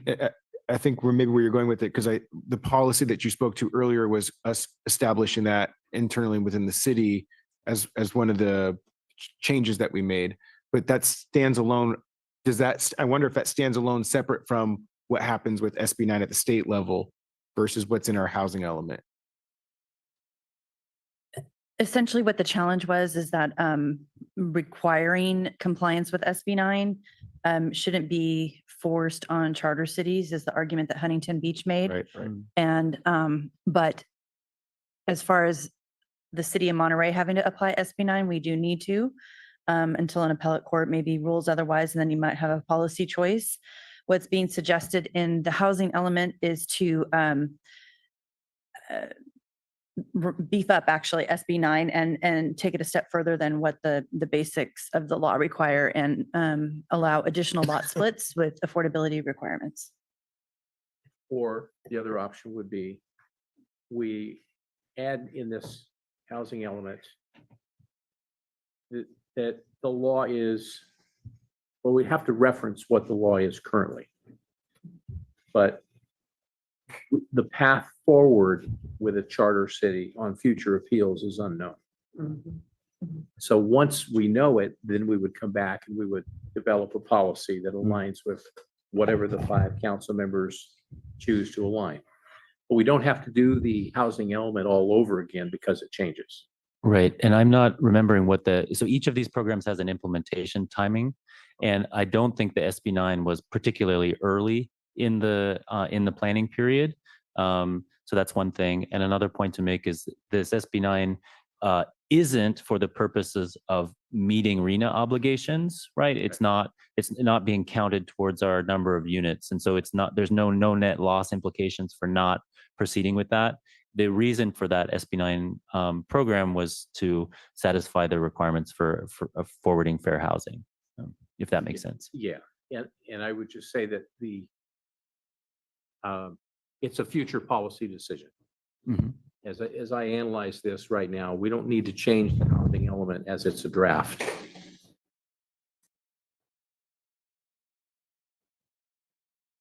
Oh. You're correct, but Kim has pointed out that adopting the SB9 ordinance is scheduled for the end of this year, according to the program timing. It's not something that needs to be done today, but it would need to be reported to HCD by the end of the first quarter next year. Okay. So that's no action on the part of the city unless we get direction from a higher court. Is that correct? Well, so even if a court were to determine that SB9 was unconstitutional as a mandate towards charter cities, that doesn't mean the city couldn't adopt that approach as a policy, and it wouldn't automatically undo an SB9 approval today. You'd have to take action to amend it. Mhm. Okay. Well, I'll just say now that I'm not in favor of lot splits because I'm concerned about density. But another statement you made, and maybe I was getting confused between page 4006 and page 4007. You talked about, and I believe you said something about the vacation accommodation properties. Visitor accommodation? The visitor not vacation, visitor accommodation, VAF. So could you restate that, where that fits into this housing element? Sure. So that's actually part of the land use element update.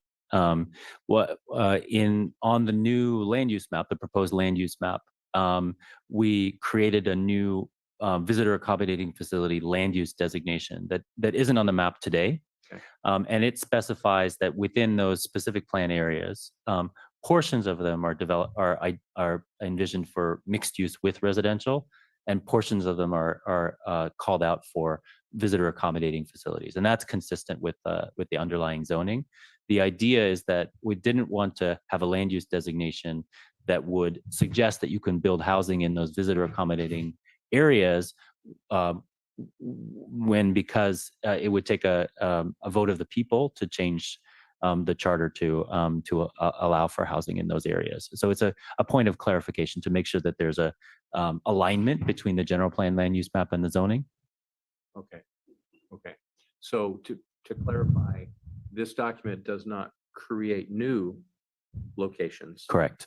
It's just the designation on the land use. Right. And it applies to the same areas that have the VAF zoning. Okay. And the other area I wanted to explore was, you talked about a potential 5-story or 6-story. We have specific developmental areas. So North Fremont, specific plan, downtown, specific plan. How do we accommodate the already pre-existing specific plans when the housing element might be forcing us to be talking about more density and 5 stories or 6 stories? How do we balance the statute we have now with the proposal that this document might be, and HDC or Housing Community Development might be saying, well, we don't really care. We want to say in your document 5 stories or 6 stories. So walk me through the conflict. Yeah, it's the housing element includes Appendix C is that constraints analysis, and it takes a look at the existing standards in specific plan areas.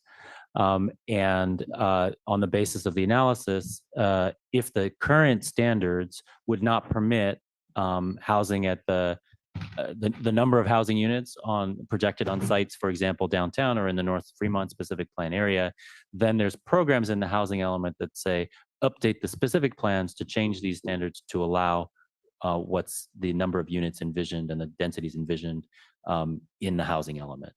And so the housing element is part of the general plan. In terms of hierarchy, it's above a specific plan. A specific plan is subordinate and implements the general plan. So what the housing element is essentially saying is update the specific plans to accommodate more density, and in the case of Alvarado District, increase the building height limit. So what happens if we don't want to? This is a zoning question that the state says we're grabbing. Right. And we want to take this away from you in increments. So what is the potential fight we could have if we want to stay true to the statute that we've adopted in the area specific plans? And I'm just going to, or Fremont, that says we don't want to, and what can they do to make us adopt some higher density? Yeah, I mean, Wouldn't our housing element be out of compliance at that point? well, I mean, I guess I suppose it depends. Yes, I mean, I think what we've done is to put together the best strategy for achieving compliance with the available sites and all of the various parameters that apply to to different sites. I think the way I would answer your question is if a possibility would be, for example, to plan for more housing at Fort Ord, so that you don't need to raise building heights or densities in other areas. The complication, however, with that though, is that there's a timing requirement for rezoning to meet the shortfall of lower income sites. The rezoning to accommodate that RHNA shortfall needs to be completed by December 15th of this year. And there wouldn't be enough time to create a whole specific plan for Fort Ord, including rezoning some portions of the land at Fort Ord to accommodate lower income households at appropriate densities. And so the timing doesn't work. But theoretically, if the city did not, so I guess let's play it out. There isn't water, right, to support development those densities downtown or in North Fremont, and until there is, I suppose, there's latitude to do things. And so if the city were able to get if that was the direction that the city wants to go in, wants to promote housing development at Fort Ord, increase the number of units planned at Fort Ord, complete a specific plan that would designate some areas at appropriate densities to accommodate lower income RHNA, such that you don't need to increase building heights on North Fremont or downtown, and it could be done before adequate water supply comes online, then I think that is an avenue that's available. And so what you're saying is that's creating more of a buffer against our number. Okay. Or it's offsetting. You wouldn't need to have so much housing developments, for example, in North Fremont or downtown. You could reduce those numbers and compensate at Fort Ord, or even create more buffer, as you're suggesting. Okay. One last question. Who says the housing element takes a hierarchy and trumps what we've said? Point to the authority that says they can tell us they're in the first seat and we're in the second seat? Well, what I was saying is the general plan is the guiding document, and the housing element is part of the general plan. So whatever the city decides to put into the housing element, or which is part of the general plan, would be guiding policy over what's in the specific plans. That's what I was saying. Yeah. Okay. So in other words, they would force us to have to do this to approve it. Yes. So we're playing, they're blackmailing us to make us do something that we may not want to do. And you're not the only community in that position. They're doing it. I just want to make sure that people understand that this is an uncomfortable place to put communities in when we own the zoning, and I'm not against the housing. I would love it if we had the water and we could get some housing that's appropriate. That's not the game. The game is we should be in charge of this and they should not leverage us in the approval to force us to have to take something eventually we may have to fight about. Mayor, that's it. Thank you. Dan, did you want to jump in? You're good. Okay.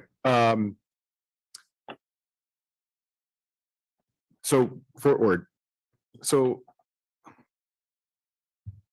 you spoke to earlier about how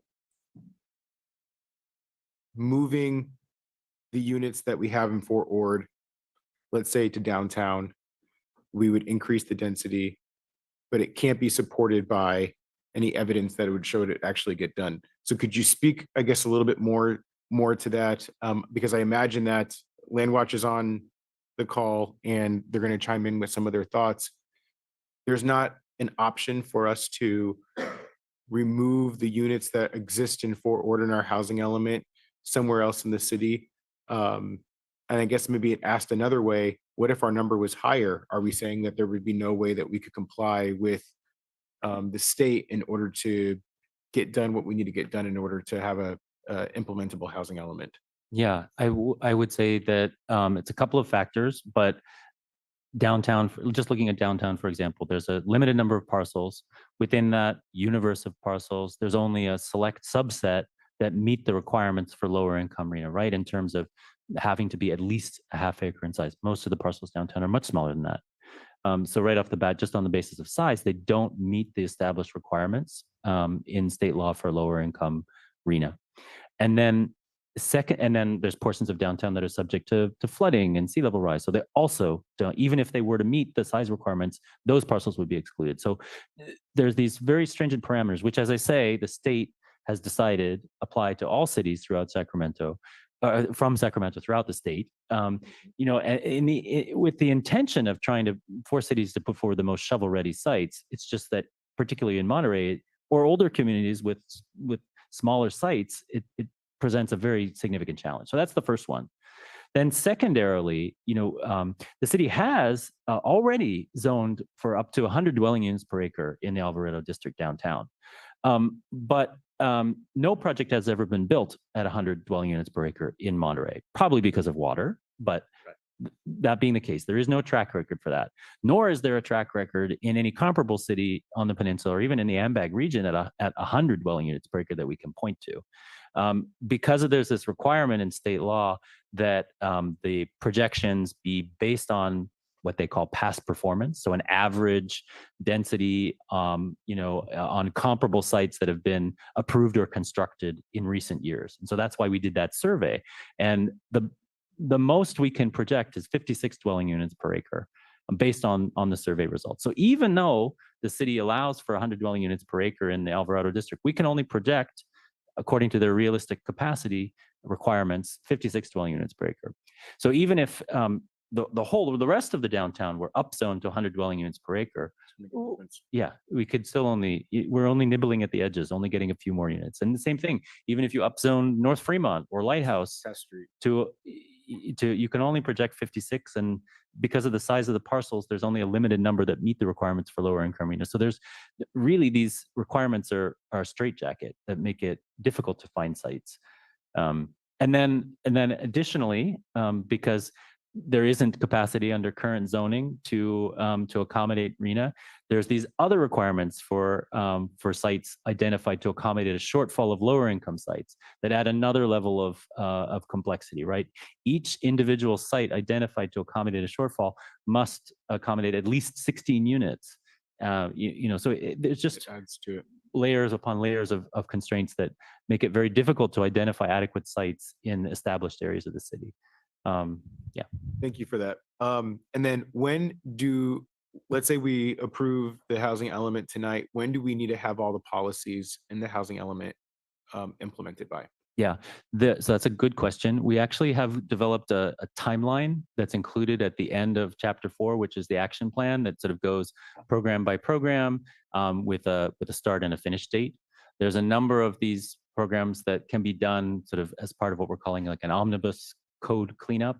There's a number of new state laws, I'm sure you're aware, that have come online. So targeted programs that just bring the city code into conformance with new state law. Those can all be done at one go. So there's a sort of an omnibus code cleanup, but then the other ones are staggered. We tried to think about staff resources and capacity, what can realistically be done over time frame, and stagger them out. So there is a timeline that spells out. When is that final date that we would have to have it all complete by? Yeah.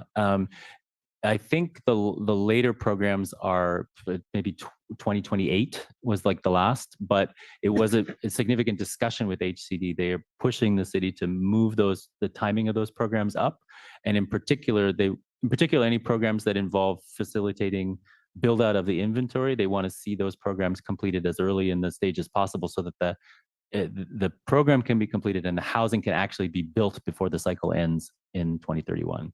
Okay, perfect. Thank you. All right. With that, thank you for the presentation and answering all those questions. That was a lot. We're going to open it up for public comments at this. Wait, yes, we're going to open up for public comments. So for folks in the chamber who want to speak on this item, I ask if you can stand up to the left of the podium, or you can remain seated. And if you could just identify yourself by raising your hand. So this is for the housing element discussion. So we have the 2 in the chamber, and then I'm going to go ahead and check in with folks online to use the raise hand function via Zoom. I'll do a countdown to 5, 4, 3, 2, 1. We have 2 online. So we'll go ahead and start in the chamber. Hi, Jean Rash, Monterey. I have a question on the MPUSD property that could potentially be developed into multi-family housing. But that's only if bonds pass that the taxpayer pays for it, right? So I have a question on how realistic is that, and what would be the effect of a bond passing or a bond failing? So I've got that one question. And then on the SB 9, the reason went into litigation was the demand that fractionalization of the lot be allowed was because we need affordable housing. And the reason the litigation is happening or happened is because there was no connection. And that's what I think the mayor was getting at, is can we reapply that connection to very low affordable housing? And would that mitigate some of the problem?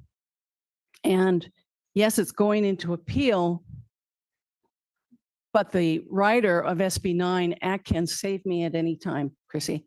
The author of SB 9, I think Ms. Atkins, may come back and hook it back to a mandatory demand that the subdivided lots be low income and income, and that all get clarified.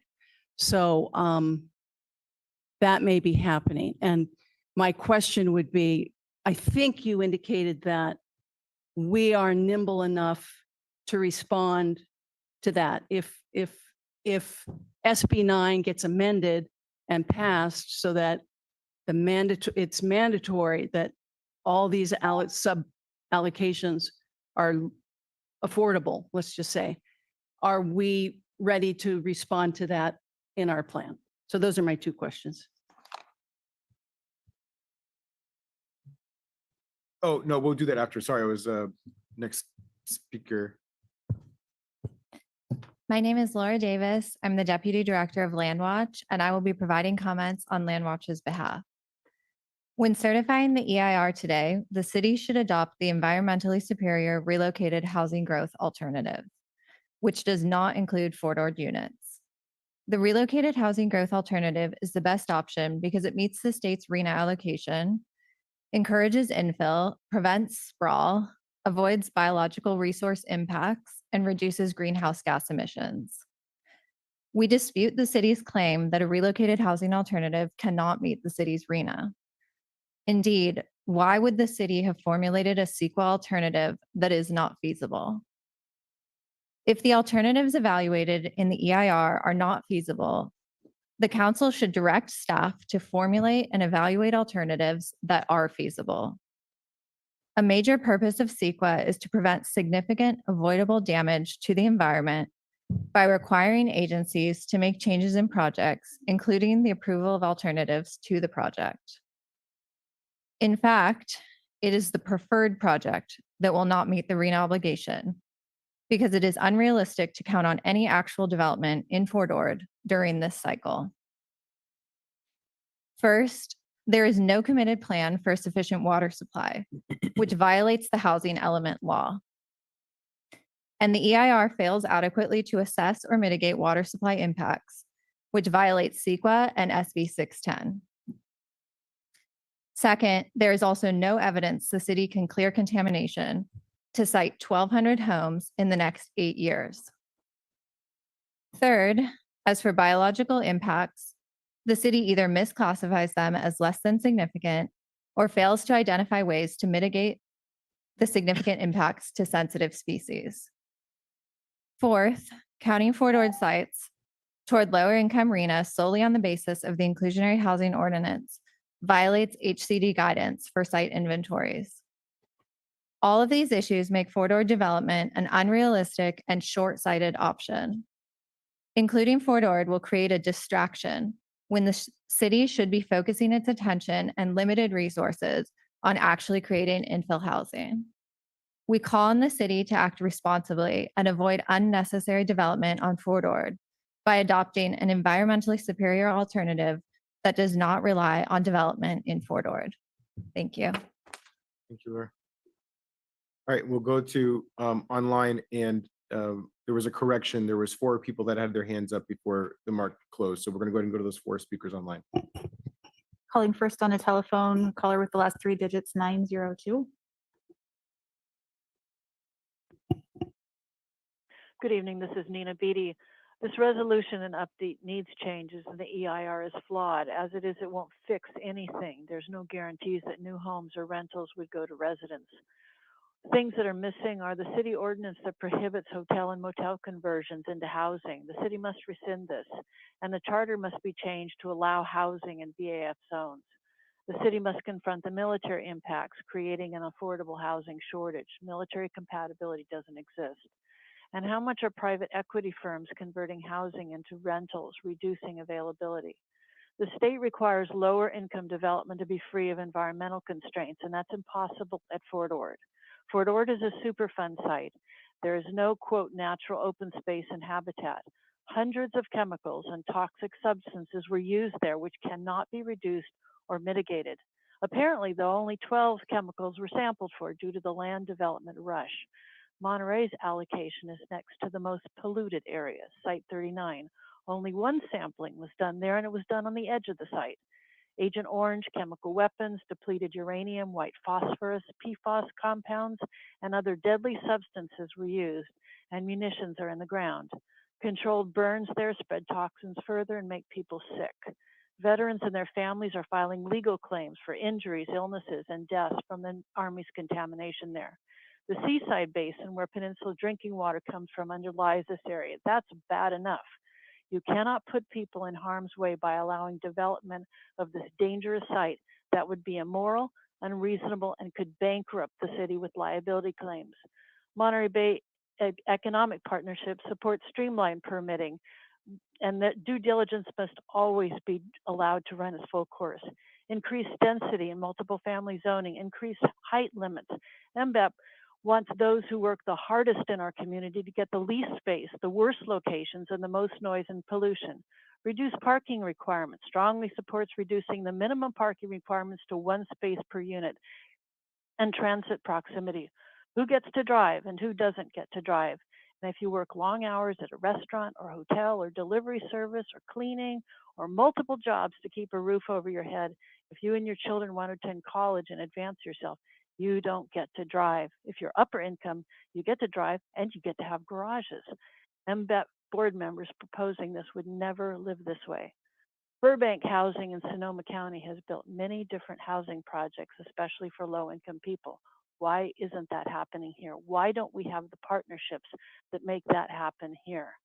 Finally, on the airport property, last year, the airport asked the city to detach some property and transfer it over to airport jurisdiction if LAFCO would allow it. and the city council agreed. Is that land suitable for housing next to the airport? I don't know, but it certainly is worth investigating and certainly shedding some sunshine on. Thank you. All right, our next speaker is Adam. Good evening, Mayor, council members, members of the public. My name is Adam Pintritz. I'm the Government and Community Affairs Director for the Monterey County Association of Realtors. I'll keep it very brief. I just wanted to be very appreciative of the staff and consultant and all the members of the public who participated in this process. I've participated at least to some degree in the housing element process for all of the jurisdictions in Monterey County. And I really have to applaud the city of Monterey for being very thorough and taking a lot of time to help communicate with residents about our vision for the growth and housing in the city of Monterey. And that really is what it is about. It's about our vision of the future of the city, because it's either that or the state comes in and allows the builder's remedy. So this is about us working collaboratively together to figure out how we can more adequately meet the housing needs of our community, and all options need to be on the table. So I strongly support keeping all of the parcels, all of the possible considerations in consideration, and Fort Ord certainly should not be left out. The reality is, as far as any kind of conservation or preservation measures, there's 14,651 acres of the Fort Ord National Monument that will remain preserved, will remain open space available for us to utilize. I lived on the former Fort Ord for the better part of a decade. We don't need every single square inch of it to be conserved. We have a lot of that already taken care of with the National Monument. It's time to really take the communities and people's needs into stronger consideration and do everything we can to resolve our housing crisis. So I urge the council to move forward with this, and then next to get serious about resolving the water crisis, because as has been said, without the water, none of this housing is ever going to get built. And we really do need the three-legged stool approach. We need recycled water. We need desalination. And that's the only way we're ever going to get anywhere close to meeting the needs of people to be housed. I've heard the mayor say so many times that housing is a human right. Well, the way to make that a reality is to actually get serious about housing and water. Thank you. Have a good day. Our next speaker is Esther. Good evening, Esther Malkin, Monterey County Renters United. I wanted to point out that the opposition are majority homeowners, and they have the luxury of not living housing insecure. That's why it's easy for them to say, no, we shouldn't build in Fort Ord. No, we shouldn't add another story. Yes, keep doing more infill because it'll keep everybody away from our areas where our homes are. That's a luxury that most of the residents in this city currently do not have. And for perspective, I will tell you that I have neighbors that just moved in that are on 2 doctor incomes, and they could not find a place to live even in the $4,100 a month range for a small house. So we absolutely have to take into consideration that we've got to build more, but we've got to do it without caving to the people who have the luxury of not having to worry about whether they're going to be housed or not. I'm also happy to see that this racially concentrated areas of affluence was included in this, because we know that historically, those areas are the ones that have negatively affected minorities and lower income communities because they keep them out. They're higher affluence, and they can afford to spend the money to keep them out. So I've never seen that before in a presentation, so I was really happy to see it tonight. I also was interested in pointing out that, for perspective, that last night at a meeting that was had by city staff at the Gathering for Women, there were striking percentages that were mentioned, which hopefully they probably can quote off the top of their heads, on the percentage of residents that are housing insecure in this city. And that would include people that have mortgages that they can't pay. within that percentage, there was an astounding number of people that are paying 70% of their income on rent. 70%. If any of you were paying 70% of your income on your rent, you wouldn't be able to afford the homes that you're living in right now. So I applaud everybody for doing this presentation and bringing in numbers and concepts that have not been brought in before. And we've got to remember, we are currently in a position that renters are not going to become homeowners. So we need to start creating housing that's going to be able to accommodate families and not relegate them to living in tiny, tiny places. So I was happy to see that HCD bounced back those small units in favor of larger ones. So thank you for the presentation, Andrew. It was really good and easy to understand. And our last speaker is Tom.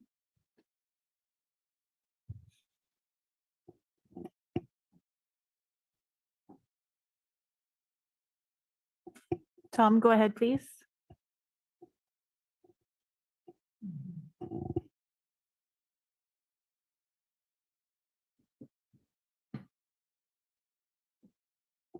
Tom, I see you unmuted, but we cannot hear you. Can you please check your microphone?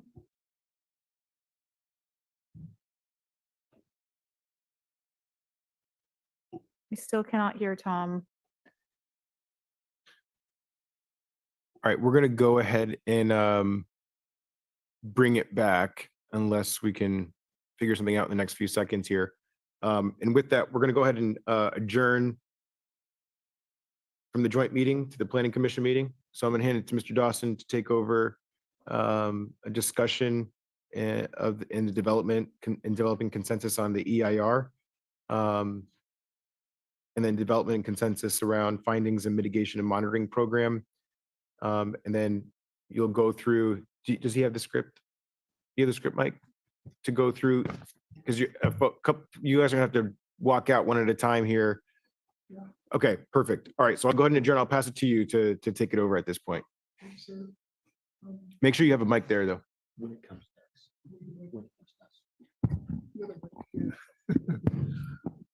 Thank you. Do we have a staff report for this next item for the certifying a program environmental impact report? That presentation was that. You just had the presentation of all of that. Okay, so Yeah. so that is the presentation. Yes, yes, sir. All right. So can we have some comments from the Planning Commission about item number 15.1?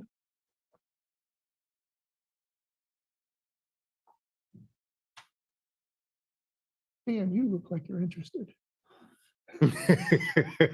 Wow, what a process this has been and will continue to be. He needs a mic. Oh, yeah. And, first of all, thank you to staff for doing such a great job, Kim and everybody else. Is it really? Dan, can you get a little closer to the mic there Yeah, for us? it was really nicely done. I have so many problems with this whole thing of being told what to do by the state of California. One size does not fit all. We'll truly see the outcome over a period of years. I don't think I'm going to like what I see coming down the road, but it's clear there's not much we can do about that. But I do want to move this forward. I do want to see us reach our goals and our timelines. I will support this, but I wish we could address the density. I wish we could address a more even approach, like shifting some of the burden over to Fort Ord and tamping down the more higher density requirements in other parts of the city. I think that's how I feel about it. I'm not a happy camper. Nor are we. But I don't want, by not being a happy camper, that doesn't say anything about all the great work that's been done here. That's been pretty impressive. Sure. Yeah. Mike? This is a combination of the work that we do on every other week And a lot of what we read, you could see the incorporation of some of those lessons learned. I would suggest that we could do a little bit more. If we, as the planning commission, reviewed this material prior to this meeting, so we could work out some of the issues and discuss part of what we've read tonight. But I agree with Dan. I mean, to look at all the moving parts in this plan, the two developers, Christie and Andrew, it's nice to see. And I welcome the opportunity to talk with my peers on the commission as well as council.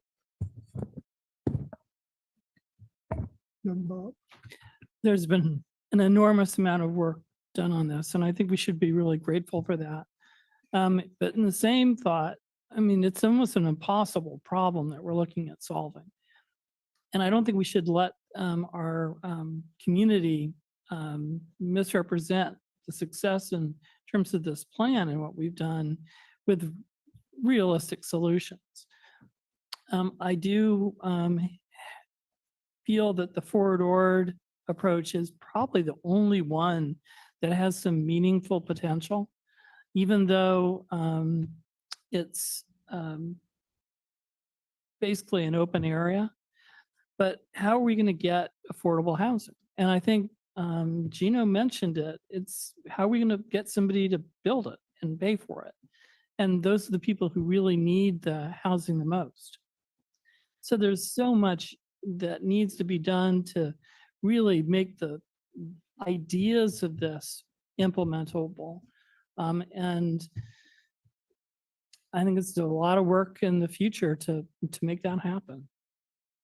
Thanks, Bob. Ma'am? Yes, sir. I like the comment, Andrew, that you made that the EIR does not need to be submitted to the HDC.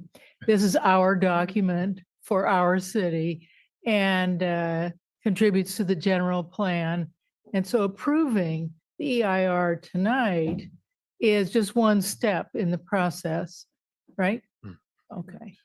My other comment is in adding to the height limits on Alvarado, we have two world-class locations, the Cooper Malera site and the conference center, and they are 2 stories at best. And there are a lot of buildings surrounding Alvarado Street that are 1 story at best, and a state park beyond that that's 1 story. So in order to avoid silos in new building, I'm inclined to say 4 stories is enough, but it may not meet the requirements of additional building. That's just a personal opinion. So I would be happy to approve the EIR as submitted. Peter?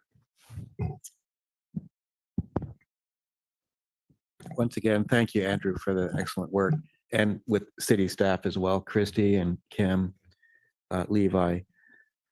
When I got the document in my email, I opened it up and it literally froze my computer because of the 4,000 pages. And my eyes started glazing over as I started reading it, but I did actually do kind of a quick scan of the most important things that caught my eye. Let me just preface my comments by adding to what Bob had mentioned regarding Fort Ord. I think that the realistic outcome is we're not going to see any housing at Fort Ord, despite the fact that it's the primary component in this plan. The problem with Fort Ord, and I mentioned this during earlier planning commission hearings, is the topography. Apart from any additional remediation that may have to be required, it's not a site that is going to lend itself to having a developer come in and getting numbers that work profitably to do any kind of massive village like multi-family development. That the topography is such that it is a serious constraint on any kind of straightforward development. And when we're talking about a 20% inclusionary on top of that, that alone is difficult to get numbers to crunch on a flat site, let alone a site that has all of the environmental constraints toward. So I really look at this as being more of a paper exercise than anything else, to kind of meet a checkbox that has been handed to us by the state. And that's how I look at this whole thing. Not the least of which the problem is water. And we know that according to the report here, we're not going to have any water sources for another 7 years or so. So, you know, between now and 2030, 2031, I think it's going to be the status quo. We're not going to see a whole lot of new housing. We're not going to see a whole lot of building permits. And who knows what's going to happen once we get water. Maybe the economics of housing will change by then, but who knows, maybe not. But, you know, this is something that I'm inclined to support just because we don't really have a viable alternative. You mentioned, Andrew, that the two, or actually the three alternatives are not feasible. And you clarified the reasons why. With respect to the height limit, personally, I think that we should state that it would be a policy for the city to have 100 units per acre with an appropriate height, but such a word would not be objective.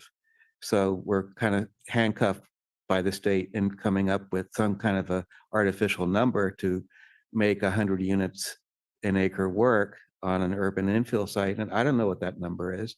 It could be 6, it might be 7. It may not work unless it's 8. It's one of these things where you can't really solve unless you actually work it out and design it. So it's kind of foolhardy for us to say, well, it's going to be limited to 6 or 7 or whatever, when we don't even know if that's going to achieve 100 units an acre.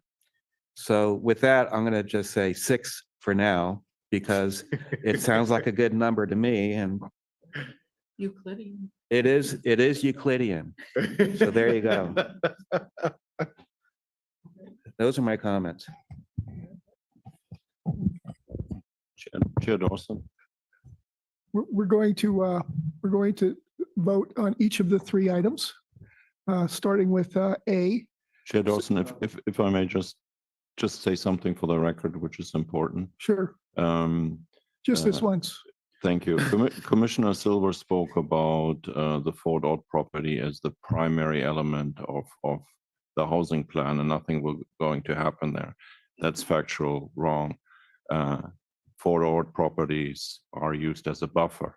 Everything else will be built in Monterey, and it's important that we stick to that fact, because you have people watching us and people who do not live in the city of Monterey, but in Pebble Beach, Carmel, and in San Francisco. And the executive director has a beautiful home in Carmel Valley, which is Landwatch.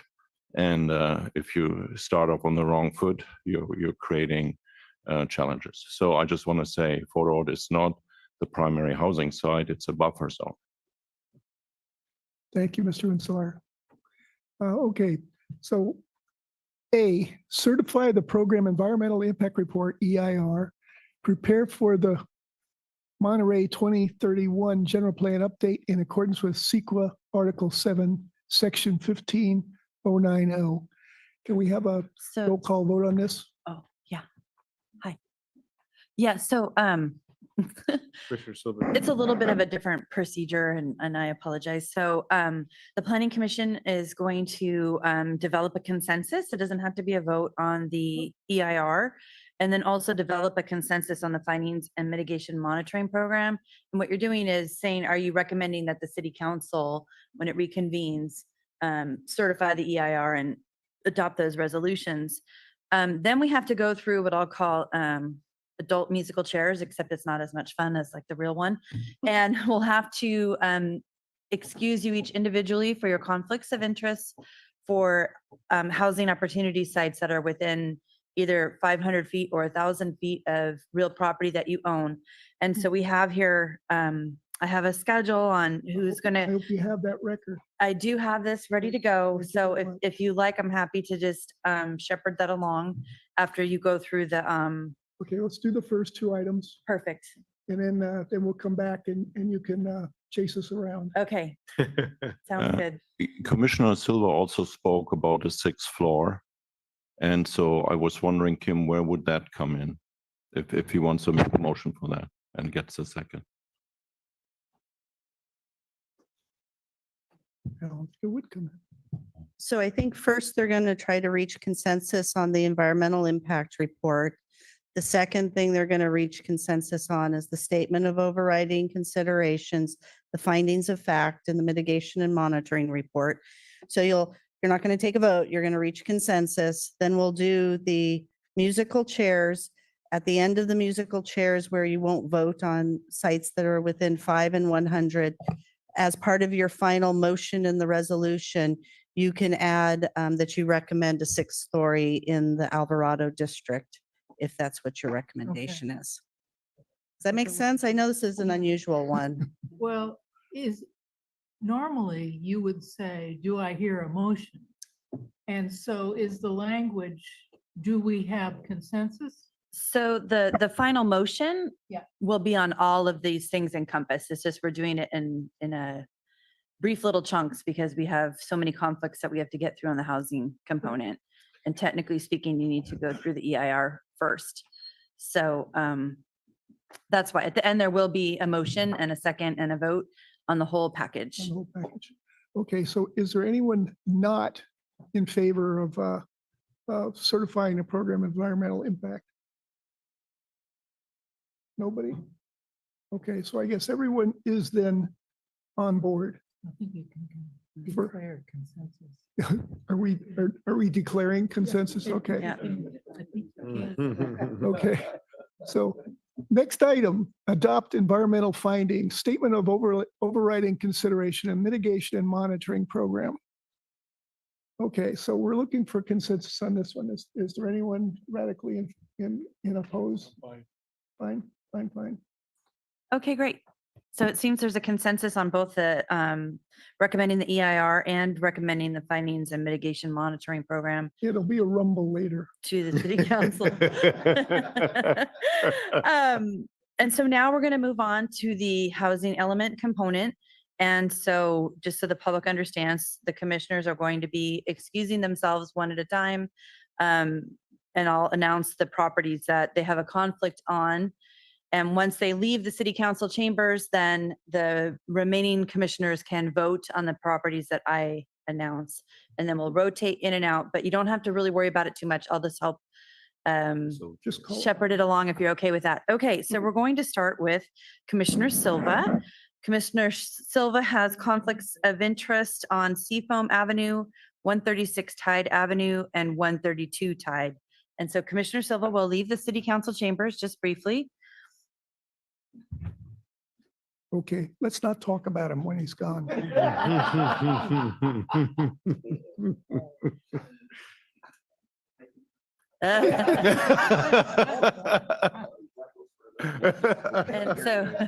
And so now the planning commission can discuss those properties at Seafoam Avenue, 136 Tide Avenue, and 132 Tide as in the housing inventory sites. If there's any issues with those sites, you can bring those up now. Any issues with those?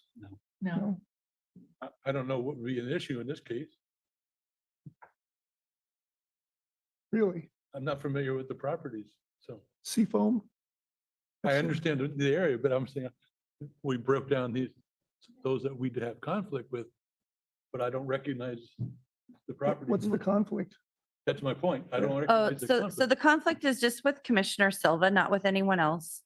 And so that's why he cannot vote on these No, particular. I understand that. Oh, okay, I apologize. The issue is, I don't have any problems with. We can bring up the map of opportunity sites if you need to see where they're located. Personally, for the public, I think that would be a good idea. Okay. Will be just a moment. So it's a matter of our accepting or rejecting these as opportunities. Yeah, and what's interesting about these opportunity sites, so first of all, we had to go through and identify all the vacant sites in the city of Monterey, right? Because the state's like, find all your vacant sites. And then we're allowed to look at underutilized sites. So we, our consultant did an exhaustive analysis of our study area. And so if you look, you can see Del Monte Beach there, and there's 2 or 3 vacant lots. And all it's doing is recognizing that those vacant lots exist in our community. Now, other sites that we'll be looking at, for example, may have a lot more underutilized building potential. And you may say, I don't think that site should be included in the inventory. And you remember way back when, I think it was in September, we were looking at the grocery site on Lighthouse Avenue. And there was a lot of public comment that that site should come off our inventory. And in fact, it did.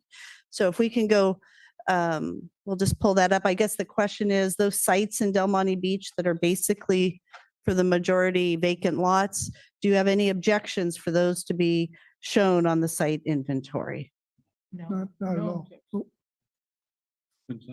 Okay, excellent. Then I'll get Commissioner Brassfield can now swap places with Commissioner Silva. And Commissioner Brassfield's conflicts of interest are on the following properties: 2370 North Fremont Street, 543 Ramona Street, 2407 North Fremont Street, 2333 North Fremont Street, 2236 North Fremont Street. He is conflicted out due to having property within 500 feet of those areas. Okay. So that's a lot of our underutilized sites on North Fremont Street, which has been identified as an opportunity area. And Mr. Brassfield lives or owns property generally close to that in the area. middle. Yeah. So the question is before the commission, are there any of those sites that you would recommend removing from the site inventory? No. Nope, nope. We all say no. Okay, sounds like there's a consensus there. So now we will ask Commissioner Fletcher to swap places with Commissioner Brassfield. Just need some good music to. Yeah, get that out. exactly. We took too long. He just decided to run. No.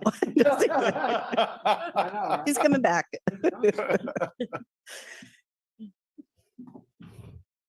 Here we are. Could hire some entertainment for tonight, for the in-betweens. Okay, so Commissioner Fletcher's sites are 2161 North Fremont, 2191 North Fremont. Then we have an APN without an address, but it's a vacant lot on Ramona Street at Branner Avenue. And then 2201 North Fremont Street and 2209 North Fremont Street. So it's the same question in front of the commission. Basically, the sites on North Fremont that we were discussing, are there any that you would like to remove that were Same part ones of came that? back up. No. No, Everyone's good with that? to remove. Okay, then we can now have Commissioner Bluth switch places with Commissioner Fletcher.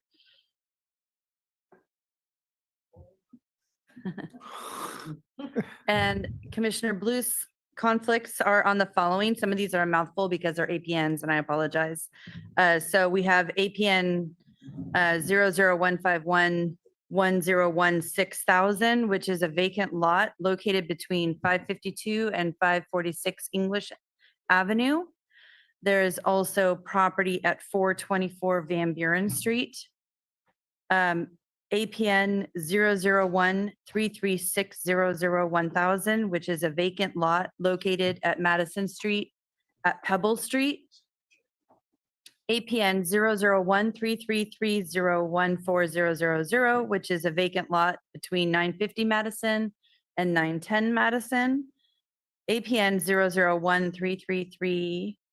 00133301700, which is a vacant lot between 950 Madison and 910 Madison also. We have 546 Dutra Street, 587 Van Buren Street, 593 Van Buren Street, and 101 Herman Drive. So a lot of those lots are in our lower Old Town area above City Hall here. And so there's a variety of lots that are shown on the map. Herman is right next to the high school. Correct. Kim, what are the lots that are turquoise? Maybe I'll let you respond. That's the sites inventory map. And so it's showing the income category of the sites. That's what it means. I think turquoise is above moderate. And so El Dorado and Pacific, is there any subject properties there?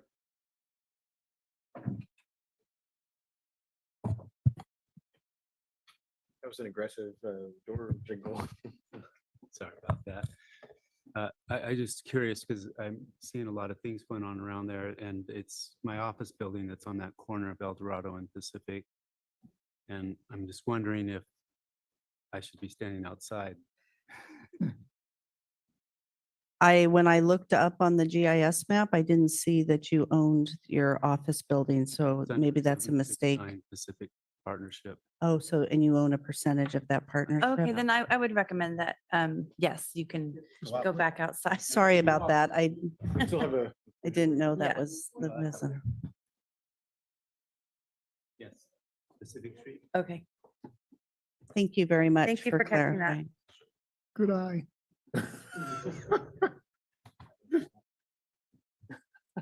So are there any concerns with these lots that are shown? Nope. No. I'm really surprised there's empty lots in Monterey. Mm, I mean, I didn't think there were any. There's quite a few. I wish the success. Okay, So there's no concerns with this batch. And then finally, Commissioners Freeman and Chair Dawson did not have any properties within 500 feet. I don't know if you had concerns with any that were within the 1,000-foot radius, but those look to be not impactful on your interest. Yeah. Yeah, I'm just too close to the dentist's office. Okay, so then the full commission can come back and And then we can have a vote. invite a motion to approve the whole package recommendation onto City Council. Okay, compadres. It's like intermission in the theater, it's hard to get through the Okay, so, break again. so I'm looking for a motion to adopt a resolution recommending that the city council certify the program environmental impact report, adopt environmental findings, statement of override consideration, and approve the Monterey 2031 general plan update. So moved. What are the findings? And there's no findings. Pages of findings. There is a resolution in the packet, a planning commission resolution.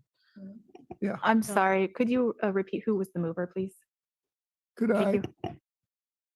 could I what? I see that. I raised my hand. We were only asking for clarification on who the mover was. It seems like Commissioner Fletcher was the mover and the second was Mike. was Mike. Okay. Brassfield. Thank you. Okay. and then could I have clarification on the 6-story issue as well? If that's part of the motion or not. For 5. I'd like to recommend a resolution that adopts a six-story. Microphone. Mike. Like, sorry. I'd recommend a motion to adopt a 6-story limit. 100 units an acre is really challenging, and I don't think it's achievable in 5. And is that for the Alvarado district? Yes. Okay. For the Alvarado. No, it would just be applied for the Alvarado district in the downtown plan. And that does include the Tyler Street garage. Mhm. What do I have to do with it? Just kidding. Sorry. Stop talking.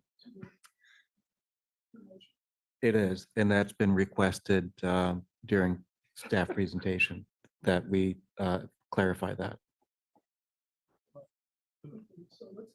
So this is clarifying, just Alvarado. Or Alvarado, Tyler. It was for was it the downtown specific plan in general? Right, it was specific to the Alvarado District downtown.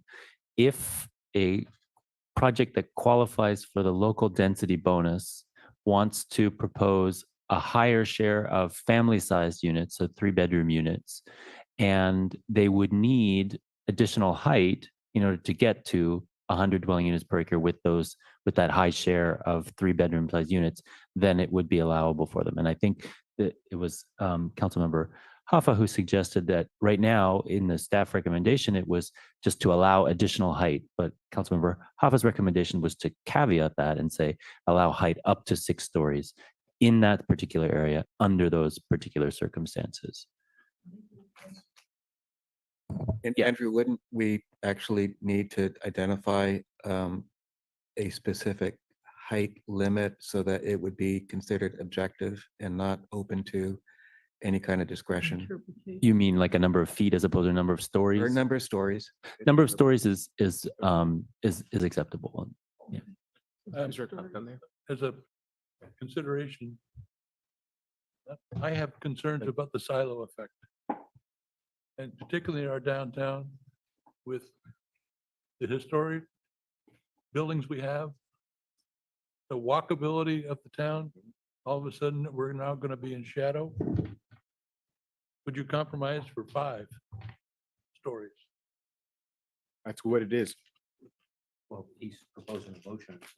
I'm proposing 6. I really don't see 100 units an acre and 5. We're trying to balance here. Is the existing number 5 stories? Yes. Okay.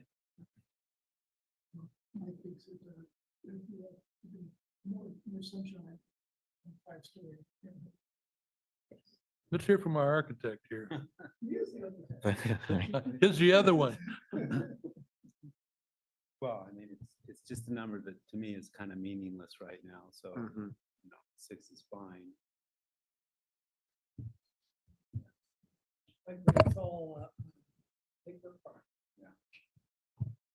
No, I'll go with the group.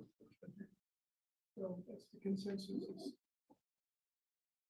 So as part of the motion, we have the 3 items that were described. And in addition to that, a recommendation to limit the height to 6 stories to accommodate 100 units an acre.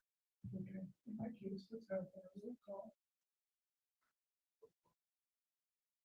In the Alvarado Street. The motion has been made. I'll second. I was wondering where the second was, actually. Yeah. Commissioner Brassfield, Yes. Commissioner Fletcher, Yes. Commissioner Freeman, Yes. Commissioner Silva, Yes. Vice Chair Bluth, Yes. and Chair Dawson. Yes. Okay, so we're going to go ahead and have the meeting of the Planning Commission be adjourned. Thank you, Planning Commission. You all can leave. Thank you so much for being here and all your support. We can stay if you want. You don't have to go home. I didn't finish it. I didn't finish it. All right, while you all are adjusting, I'm going to keep moving because it's getting late here. Please. And the meeting of the city council is reconvened. Staff, can we provide, do we need a brief recap? I don't think we need a brief recap. I think we're good. Planning Commission recommendation, we heard it. Are there any questions from the city council at this point? Please. So if we wanted to, the other item that I had brought up as a possible amendment, is that something we could do at this time? Namely, require the 6 unit to be a very low income unit in the situation where somebody were to subdivide into 6 units. Yes, I think that can be part of your motion as well. Okay, thank you. There were 3 things that that I took away from the public comment. I just wanted to circle back around on real quick. The MPUSD housing bond question that came up. I'm not sure if you had any feedback in regards to that. Yeah, a couple of points to clarify. Number one, it isn't necessarily the school district is the owner of that property now, but that doesn't mean the school district must develop it. What the Highway 68 area plan currently says, and what the program in the housing element says is, if the school district declares that property surplus and makes it available either through a public-private partnership or outright sells it, then it would be developed. There would be a master plan, for the area that would decide where on the 50-acre site housing would go and at what densities, and which areas of the plan would be preserved for open space. So, point number one is it isn't necessarily the school district that needs to develop it. The school district would declare it surplus so that it could be developed, and that as a result of that, there would be no bond measure needed and no financial commitment. It's not required as part of that site Yeah. being developed. Yeah. Okay, and then the next one I heard was SB 9 housing affordability question. I can't remember exactly. That was just a note said. That was the question that Alan just raised. Oh, yes, thank you. Yep, you're right. You're right. And then there was the sequel alternative feasibility from Yes. the assistant executive director from Land Watch. Yes, that's a point of clarification. It's a point of nuance. So all of the alternatives that were analyzed in the EIR are feasible. The reason that the environmentally preferred alternative, the increased workforce housing overlay, workforce housing alternative was not recommended is because it wouldn't meet the project objectives as well as the proposed plan. So it's not that it's infeasible, it's that it wouldn't meet the project objectives. First and foremost, meeting state law and achieving certification of the housing element. For the reasons that I explained earlier, because it would rely on using sites that don't meet the criteria established for lower income RENA. It would rely on projections that can't be supported by substantial evidence of recent developments of higher density projects. Not that it's infeasible, but that it doesn't meet the project objectives as well. Perfect. Thank you for that. Any other questions? No. Okay. We're going to take public comment on Planning Commission's recommendation. So we'll open it back up. Anybody in the chamber wish to speak on this item? All right, I'm not seeing any. We'll check online. I'll do a countdown for folks to use the raise hand function to 5, 4, 3, 2, 1. We have none online, so we'll bring it back to the council. We're going to vote to certify the EIR. Is there a motion? Mr. Mayor. Is there a second? No. I just said, Mr. Mayor. Please go ahead. I'm Make a sorry. motion. I'm sorry. You did ask. This time I didn't make a motion. No, but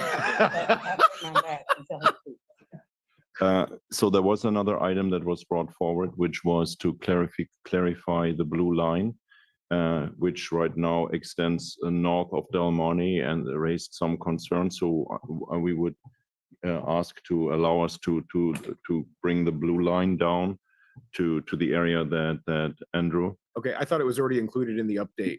No, that's a good clarification. Yeah, we would like the direction to make that modification for the purpose of And that's when we clarifying. do the final vote, not the EIR. Is that correct? Yeah, that's part of that would be direction for Staff to fix that. correct. In the final vote. Yeah. Okay, Yeah. perfect. Can I just add for? No, it's not in the EIR, it's in the housing. What's going on? What the blue line is. Yeah, so the blue line is The Del blue line is Monte. The Del Monte Oceanside Yes. waterfront window by the bay. And so because of your mapping, the line, it was difficult to put the line where you wanted it. But you're saying you're putting the line where the council's preference is, it's not developing the waterfront window by the bay. And that line will go down on the opposite side of the curb line or down the middle of the street. Correct. Okay. Okay, so we have a motion and a second. All those in favor? Aye. Any opposed? Motion passes unanimously. Now we're going to vote to adopt finding statement of overriding consideration and MMP resolution number 2. Is there a motion to approve? Second. All right. Any other discussion? All those in favor? Aye. Aye. Any opposed? Motion passes unanimously. Now we're going to ask Vice Mayor Barber, disclosing conflicts. Want me to read them too? Fillmore Street, there's a lot in the middle of the block between Hoffman Street and Prescott, and there's 620 Fillmore Street. Oh, I'm sorry. I think that's really helpful for the public to see how Absolutely. these units are all over the city.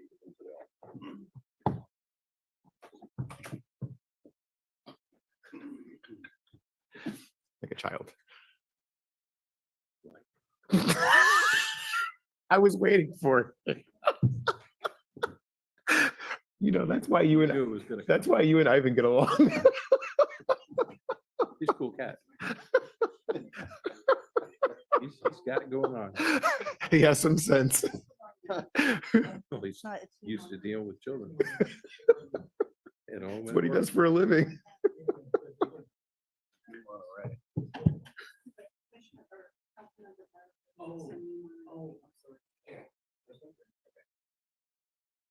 I don't know if we can get it big enough for people. I know. Yeah, you're up there. So Dr. Barber lives in New Monterey, sort of in the upper area. And as you can see, there's a series of random lots in that area that are identified. Yeah, correct, it's more up and a little further up, but roughly in that area. So the question is, would you want any of those lots excluded from the inventory?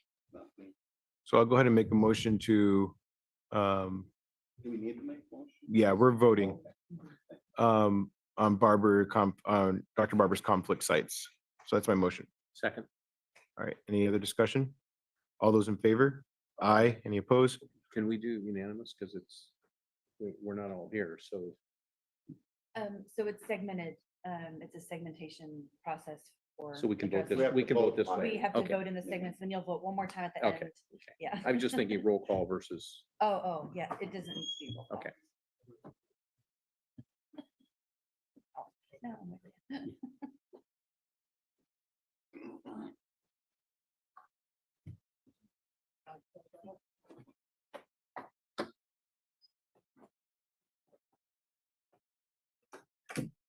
So Don't want to take this part? Okay. Oh, go ahead, because I have no idea what's Okay, going so on.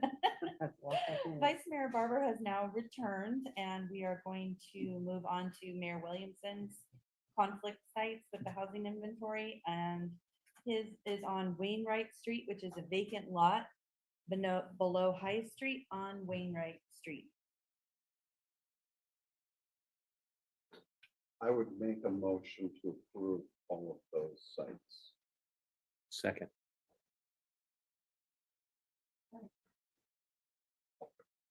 Motion? I Aye. already got a motion, I already got a second, so if all in favor, Aye. any opposed? Okay. Okay, so Mayor Williamson can now return, and we will move on to Councilmember Hoffa. Now, he knew he was, he already started walking out. All right, so Hoffa's properties are 6 Loma Vista, well, no, his not properties, but within the conflict zone, 6 Loma Vista Place, Soledad Place, vacant lot owned by MPUSD, and 150 Mar Vista Drive, recommended under 1,000-foot rule. And are we gonna, Kim, are you saying anything about? So the one larger site is the Elks Club site. That's the pink site. And so the question is, do you want to exclude any of those sites from the site inventory? Do you, question, do you remember how many units that we were putting on that site that would? I don't know. I think it might be 60. Okay, I would argue in favor of keeping it and not pulling it out. Because we don't want to start causing a problem on the excess numbers that we know we need in the buffer and all that. So I would propose that we leave it. Second. So that's a motion, all sites are good? We're approving all sites? Yes, I would make the motion that there's no sites that I would propose to remove from Alan Hoffa's location. And you, second. okay, all those in favor? Aye. Any opposed? Motion passes unanimously. And then Councilmember Smith will ask you to switch with Alan.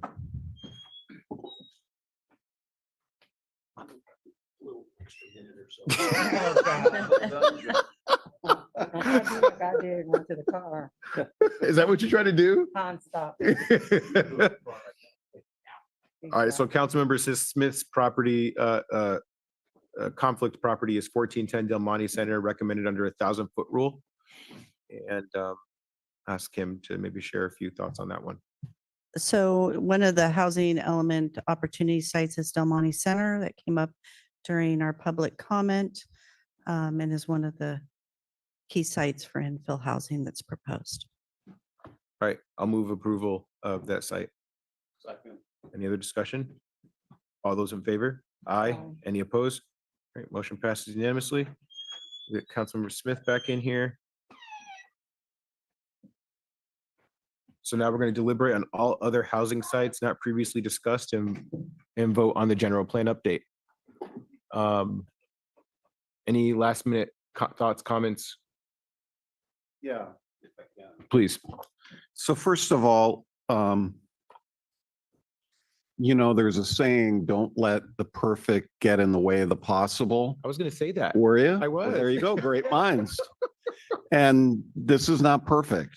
And I think, as Councilmember Ed said, I share many of his same feelings about subdividing lots. I think that, and the state kind of dictating a lot of this to us, I think we could achieve this goal. We would maybe do it in a little bit of a different way if we didn't have those constraints.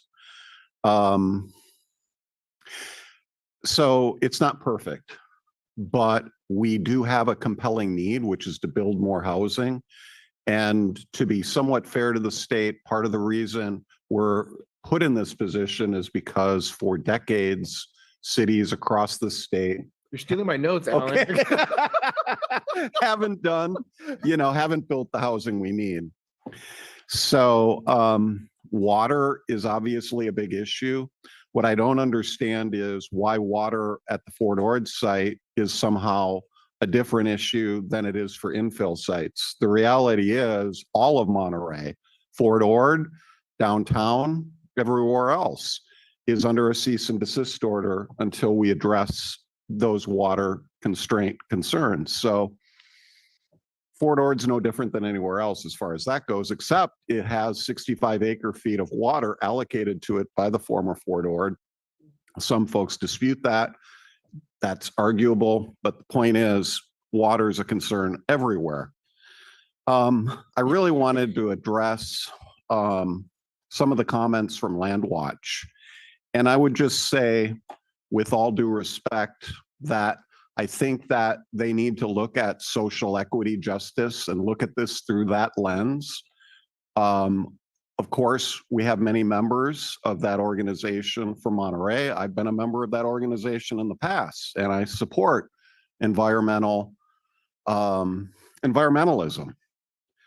But it concerns me when folks who live in very low density areas in Carmel Valley, in Carmel, in Pebble Beach, in Carmel Highlands, want to tell a city like Monterey, which has much more density, we're providing most of the jobs, we're providing a lot of affordable housing already compared to those communities, and we already have much more density.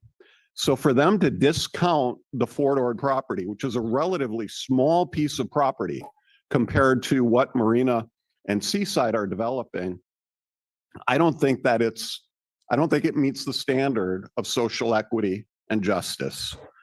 I'll just leave it at that. Thank you. Thank you. Great comments. Gino, you're good? Kudos to you, and I think I agree wholeheartedly. Fort Ord to me is a possibility site. I have a dream. I have a dream that someday we will have the wherewithal to be able to build on the Fort Ord site.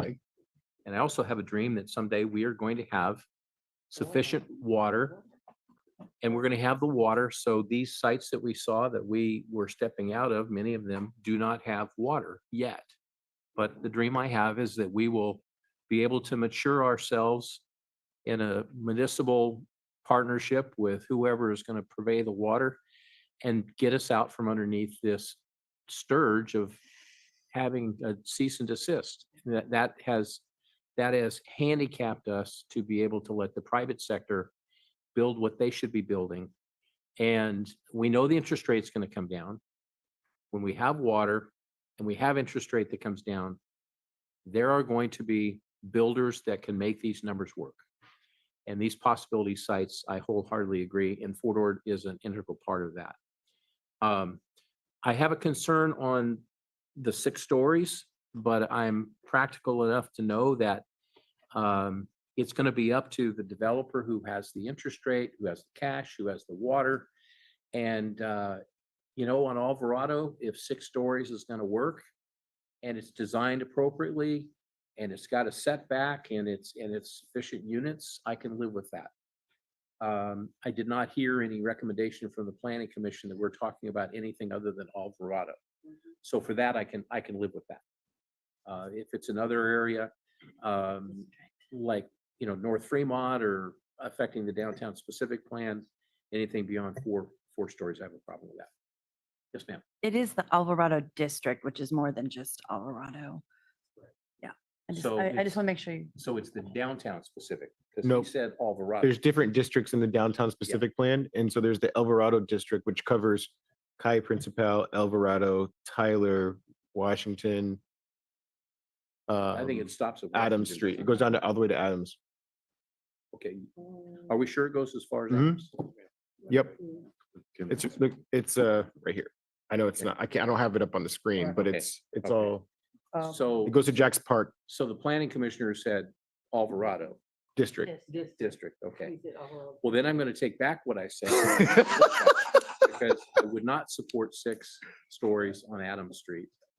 Like I didn't support it 2 years ago, and you're going to correct me again, so go. I don't know, correct, but just to clarify, what the proposal was is in a very specific set of circumstances. So not a blanket height increase to 6 stories everywhere in the Alvarado district for any development, but only in the case where there's a qualifying project that qualifies for the local density bonus program and wants to provide a higher share of family-sized apartments. In that particular circumstance where you have a project that wants to propose a high share of 3-bedroom apartments, wants to take advantage of the local density bonus program for which they would qualify, in that particular location, downtown in the Alvarado district, then additional height up to 6 stories would be granted. That's what's on the table. Right.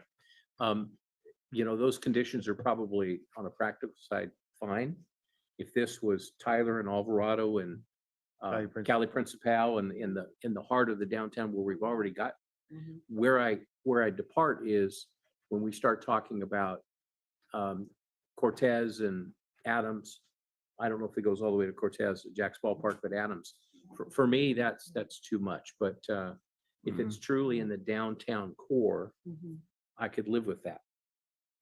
It's just that I can't support something that could potentially be 6 So stories on that. is it possible for us to somewhat modify that area as Ed is suggesting so that it would include, you know, I can't remember the names of all the streets, but where would you imagine it would be appropriate for it to stop at? I would imagine Pacific Street on the downhill side, on the east side.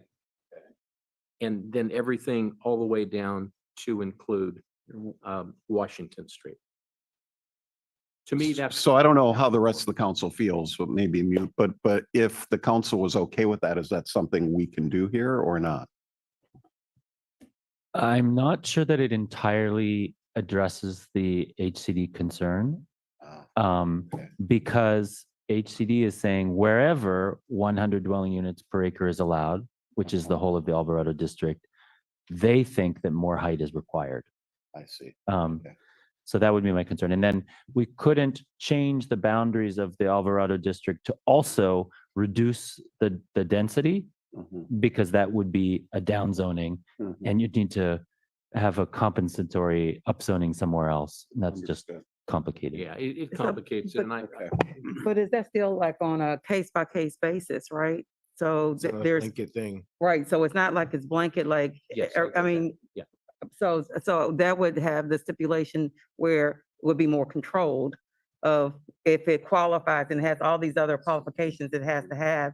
So it's actually helping the housing element, right? I think I have a suggestion. So what if it's permitted to go up to 6 stories in that entire area with city council approval. That would provide that, in those situations where it was really problematic, a council would still have that discretion. Would that work with the housing? Or would it be better with planning and zoning approval? How would that work as far as coming from what the house, how you think they would receive the housing element? Yeah, I think it's the local density bonus ordinance has yet to be written. And It kind of defeats the purpose though of the discretion of the density bonus then, right? Because it takes away the discretion of being able to yeah. do that. Well, the density bonus is also what motivates the developer to come in and be able to put more units Right. on a heightened site. Yeah. That's correct. So that's a really good summary. We're going to craft this local density bonus to encourage developers to take advantage of this incentive and to provide a more diversity of units. And I think we can craft that as we get into the specifics of the actual program. But as far as the discretion, I do have concerns about that. What I keep seeing at the state level is they're wanting us to be specific about what we want. So if we, if it's to allow 2 and 3 bedroom units, we will allow most likely 6 stories under that scenario. But we have to bring back that program as we flesh it out. Yeah, I would say, I would just be on the downside of the vote, and I'm okay with that. And then I would rather that we get this thing approved and it comes back. Right. And then we allow our staff to work on the details and all those other conditions. But for me, I would say no, because 6 stories on certain streets are beyond my limit. Okay, Dr. Barber. No, I've already. Oh, sorry. I don't know where I am in all this. Did you go? Okay. I need to cross some stuff off since Alan got to it already. Feels good when you cross it off. It does feel good, actually. One of the things that I really hope that we can do as we move forward with implementing our housing element is maintain flexibility and adaptability. I know that we're going to be having developers come to us that want to do things that maybe don't perfectly align with current law, whether it be at the state level or local level. And an example is with AB 2097 that allows a density bonus if you're within a certain distance of a high frequency transit zone. There's some exemption that exists in the city of Monterey that allows us to not have to comply with that state law. But if a developer is coming to us and saying that they want to develop units and it makes sense, we need to do what we need to do in order to make that development happen if it's a good project. And so that's kind of one of my big hopes out of this is that ability to remain adaptable and flexible. I agree with all the comments that have been shared in regards to this idea of local control. This is our main premise as it exists for the California League of Cities. I'm a board member on the California League of Cities, and the main premise for Cal Cities is local control. One size doesn't fit all. And this whole discussion tonight is a perfect example of that. If we had the flexibility of doing it the way that we wanted to do it, we would do it in a different way. But we're constrained here, and I wonder what the outcome of that situation is going to be. Are we going to get the housing developed that we need to develop because of us trying to conform to how the state's telling us how to do it?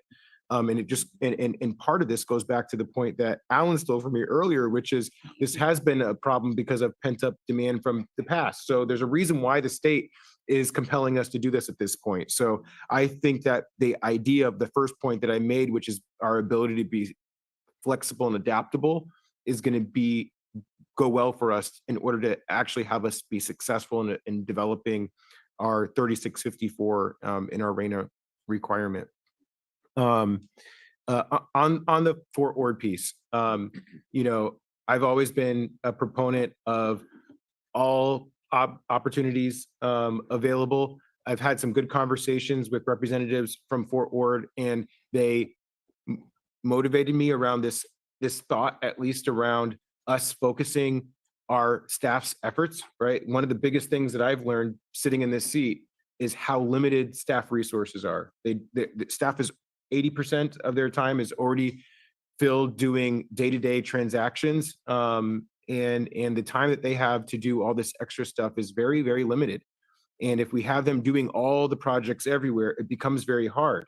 And the previous council already looked at trying to develop on Fort Ord, and that was unsuccessful.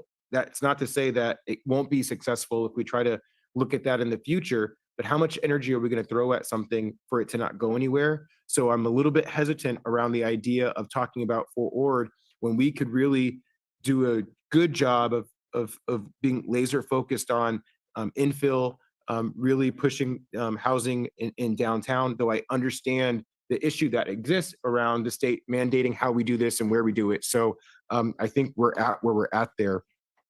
And then the last point that I'll make is there's a whole other side to this equation, right? We're having to figure out how are we going to build more and more affordable housing. And now there's conversations happening around even lower affordability levels for homeless individuals.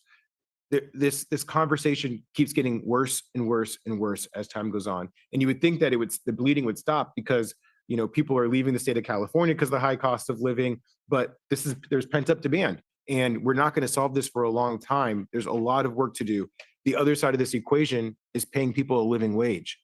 So I just had to put that out here in this space because if people got paid a salary that allowed them to reasonably able to live where they work, it's all hands approach here, and there's no easy solution. The conversation around a living wage is an easy solution.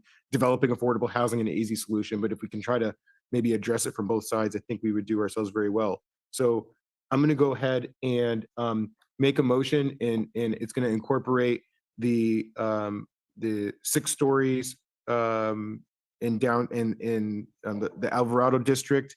It's going to include the SB 9, the requirement for the higher affordability levels, and then there was a third one, The blue line. the blue line, on the other side of Del Monte. So that's my motion. I'll second that. All right, any other discussion? All those in favor? Aye. Any opposed? No. All right, motion passes 4-1. And with that, let's take a 5-minute break. 5 minutes, just 5 minutes. Monterey 5? No.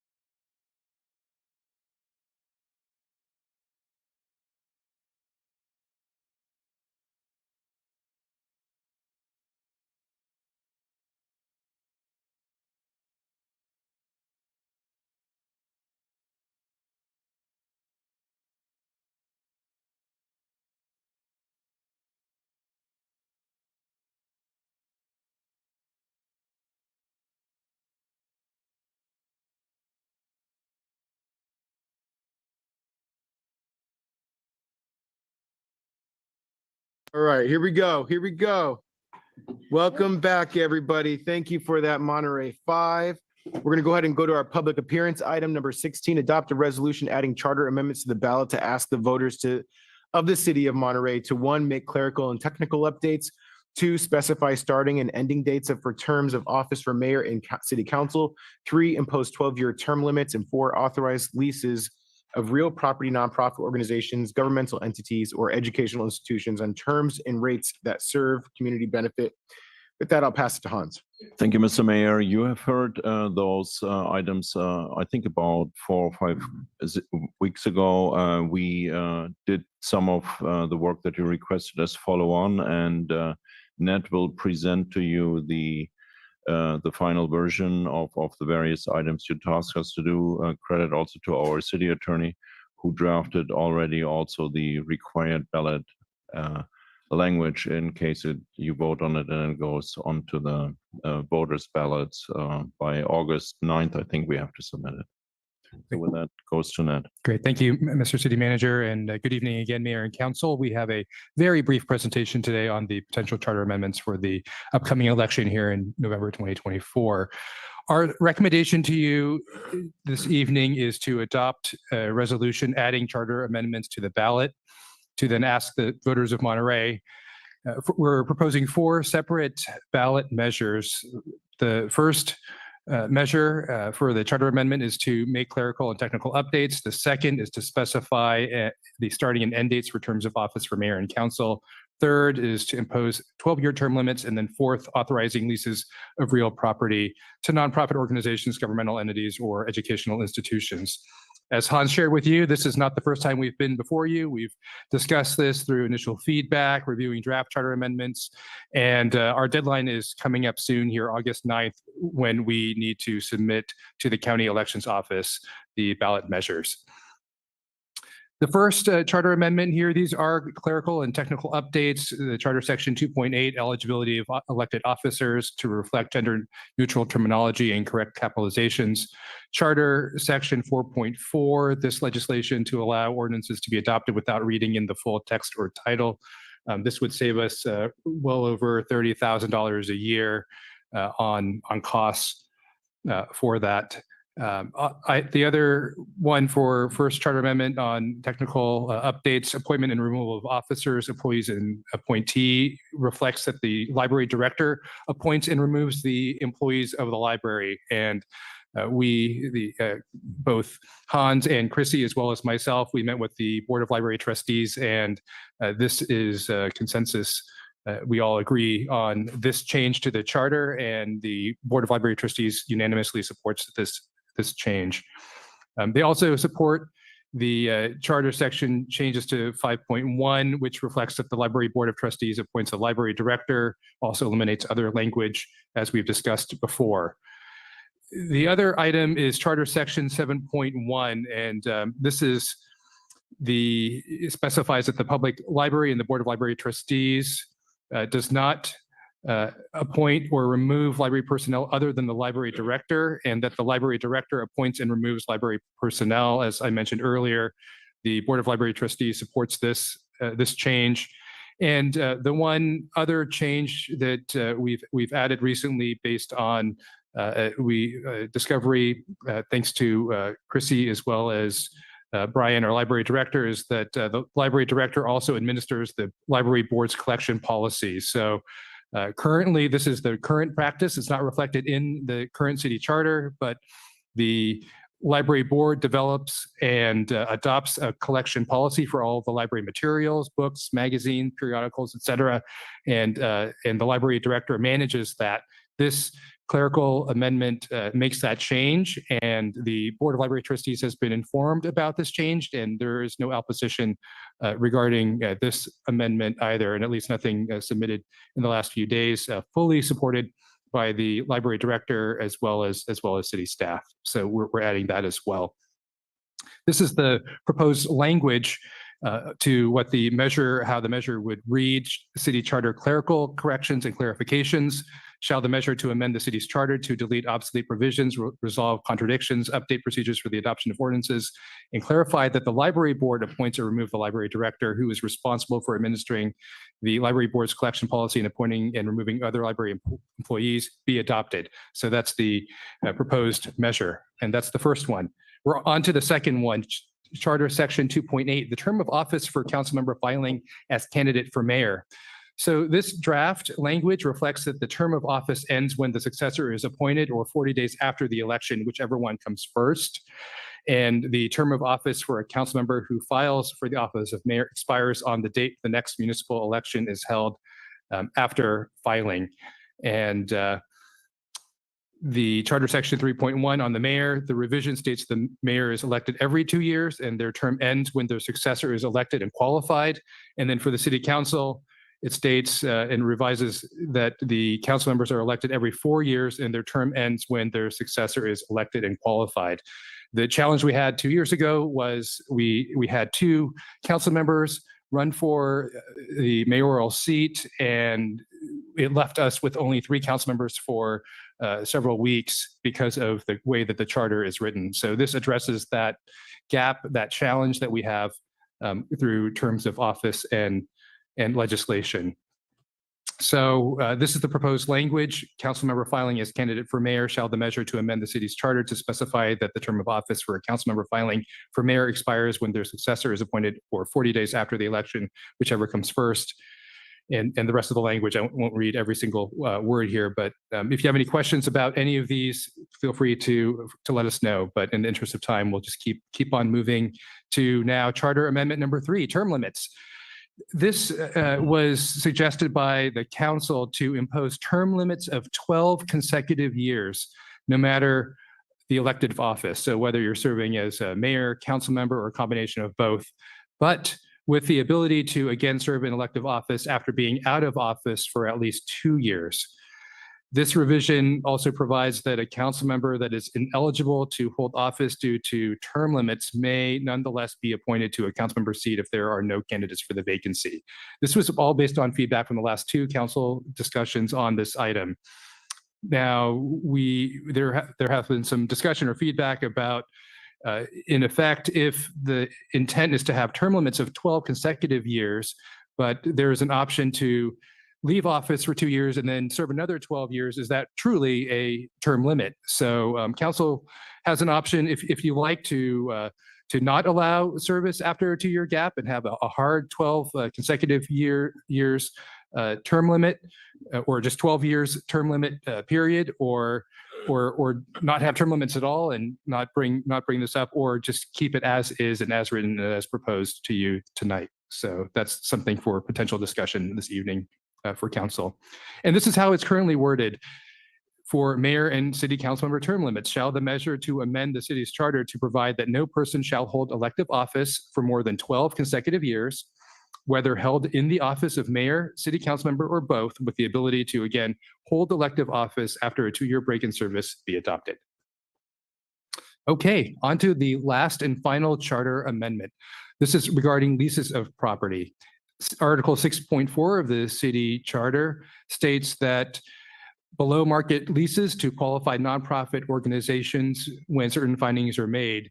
So this is what's being proposed, is allows city council to have below market leases to not only nonprofits, but also other public agencies when there are certain determinations and when it benefits the community. Some examples that we've discussed include the Monterey Bay Aquarium. We have in the audience Shane Strong from the American Legion Post 41, which has a property in off of Veterans Drive. We have a letter that was submitted this afternoon from the commander of the Monterey Peninsula American Legion Post 41, and other nonprofits have advocated for this, and council appeared to have supported this. So the way that the measure would be written is leases of real property shall the measure to amend the city's charter to allow the city to lease city real property to qualified nonprofit organizations, governmental entities, or educational institutions on terms and rates that serve the community benefit be adopted. All right, those are the 4 items, and happy to answer any questions or comments that you have tonight. Any questions from the council?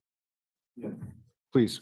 So do we vote on putting them all on the ballot, or are there 4 separate votes? You can choose to put all on the ballot with one single vote or vote individually, however you like. We have all of the resolution documents for you. Mayor? Please. I would request that we specifically vote for the term limits one separate. Because I don't want to get caught in, I would vote one way, but there's one more that. I can't vote.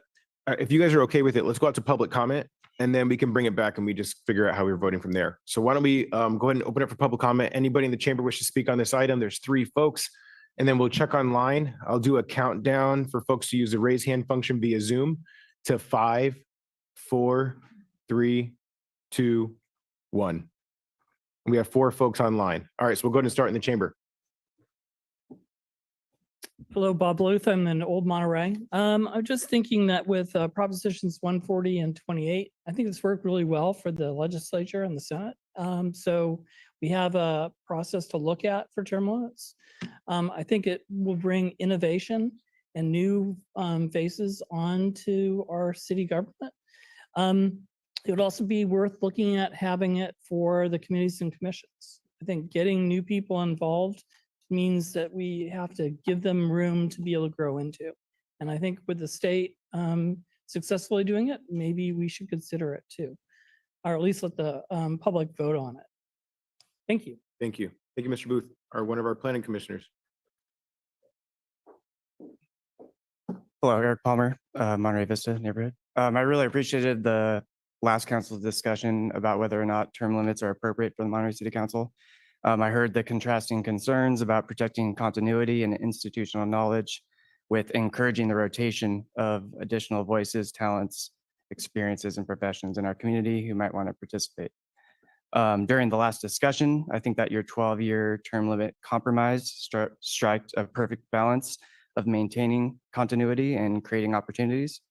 But this is just my opinion. Voters should have the opportunity to weigh the pros and cons of term limits locally and nationally, and we'll have the highest turnout of voters during the presidential election to give the council this important feedback. So thank you for putting term limits on the ballot so that the public can decide and give you feedback. One of our ARC members. Hello, good evening. Shane Strong here, American Legion Post 41. I am appearing in my personal capacity, although I understand that our body has formally requested that that your body approve the amendment.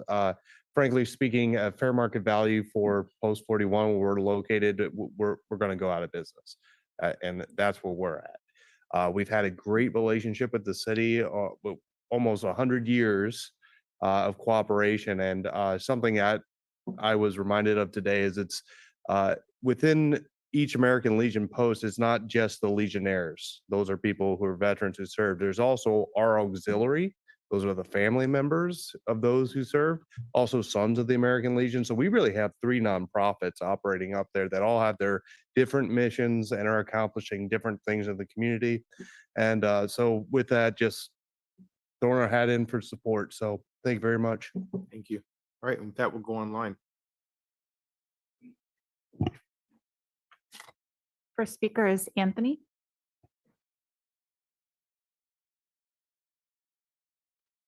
Good evening, council members. My name is Anthony Gonzalez, and I'm a long-term resident of Monterey, and I'd like to show my support for term limits for our elected officials.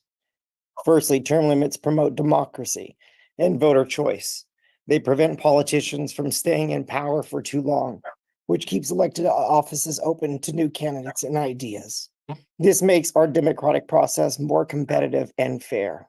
When we, the voters, get to decide on term limits, it gives us the power to ensure a healthy turnover in leadership. Secondly, term limits prevent corruption. When politicians stay in office too long, they can become too close to special interest. Regular turnover helps keep our government honest and focus on serving the people, not personal interest. Term limits bring fresh ideas and innovation. New representatives bring perspectives and solutions, helping address problems more effectively and adopt the changes needed for our community. In conclusion, term limits will strengthen our democracy, reduce corruption, and bring new ideas to our government. I urge the council to support term limits for the benefit of our community. Thank you for your time. Next speaker is Gabriel. Hello. I'd like to echo the previous comments in terms of the support that I would give for term limits as far as the city council goes. I think we see a lot of evidence of what the calcification of government can cause from the national level to the local. And I live in Monterey. I'm relatively young. I'd like to see people who are in generations 12 years under mine, 12 years over mine. I'd like to see diversity of representation, because if you have the same people representing for 12 years or longer, I think you'll begin to understand what calcification really looks like. And that's just stagnation sometimes, but diversity of opinion, diversity of perspective, diversity of generations really matters.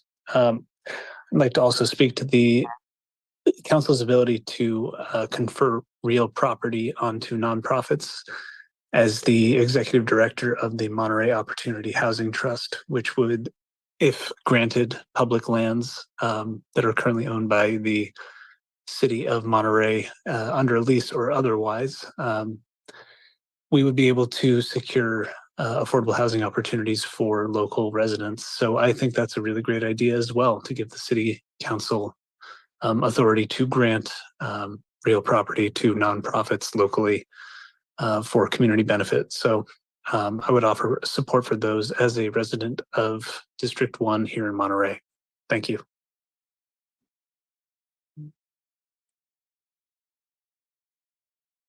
And next speaker is Esther. Hello again. I want to echo the last two speakers' sentiments, and rather than repeat everything at this late hour, I'll just add that those concerned with continuity, which has come up with NCIP in another ridiculous way, there are still going to be two council members from the previous election on the current election. So there will be continuity and there will be various opinions, but it will allow for fresh ones. So again, I'm 100% for term limits.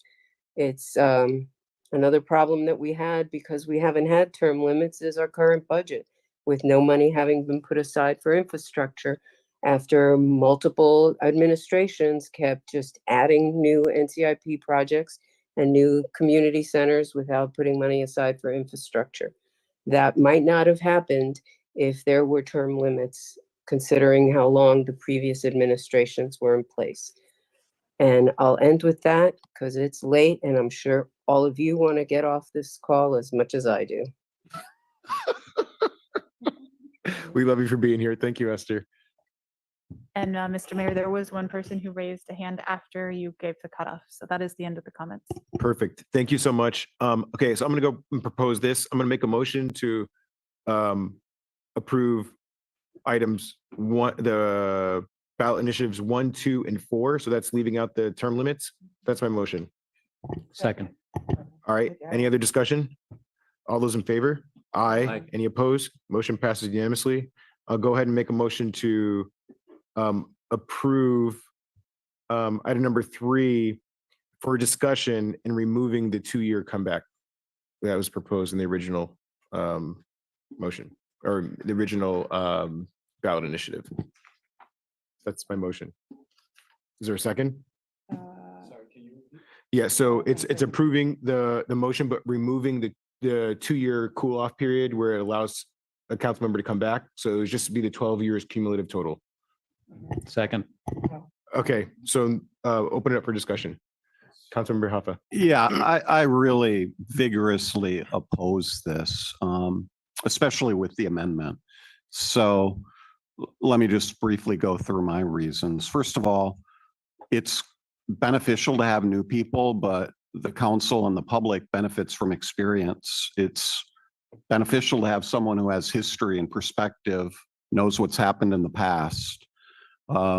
We just adopted districts That was a big change.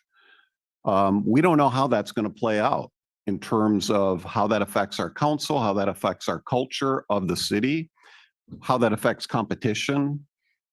At first blush, it doesn't look like it's benefited competition. We had 2 districts, we had no competition.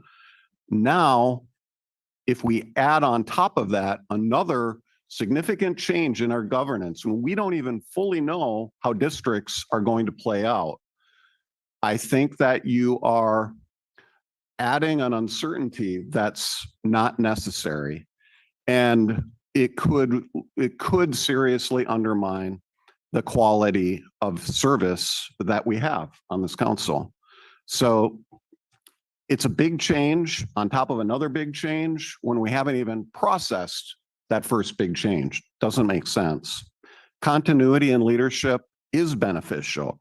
It's also very important because one of the most important things the council does is hire, evaluate, supervise the city attorney and the city manager. If you have constant turnover in the city council, that creates uncertainty in those very important relationships. For the past 30 years, to my knowledge, there have only been 2 members of city council who've served beyond 12 years. Former mayors Elbert and Roberson. I could be wrong, maybe there's a third, I'm not sure. But to my knowledge, there's been 2. I think they've been 2 outstanding members of this council. I don't always agree with them, but I think no one could argue that their service has not been beneficial to the city. And there's only 2. So, which leads me to the next point. This is really a solution looking for a problem because there is not a problem.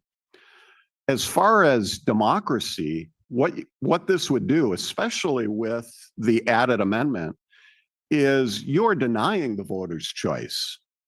You're denying the voters the choice of someone that they think is the best person to serve. And you're saying, nope, sorry, voters. We think somebody with fresh ideas who's younger is better.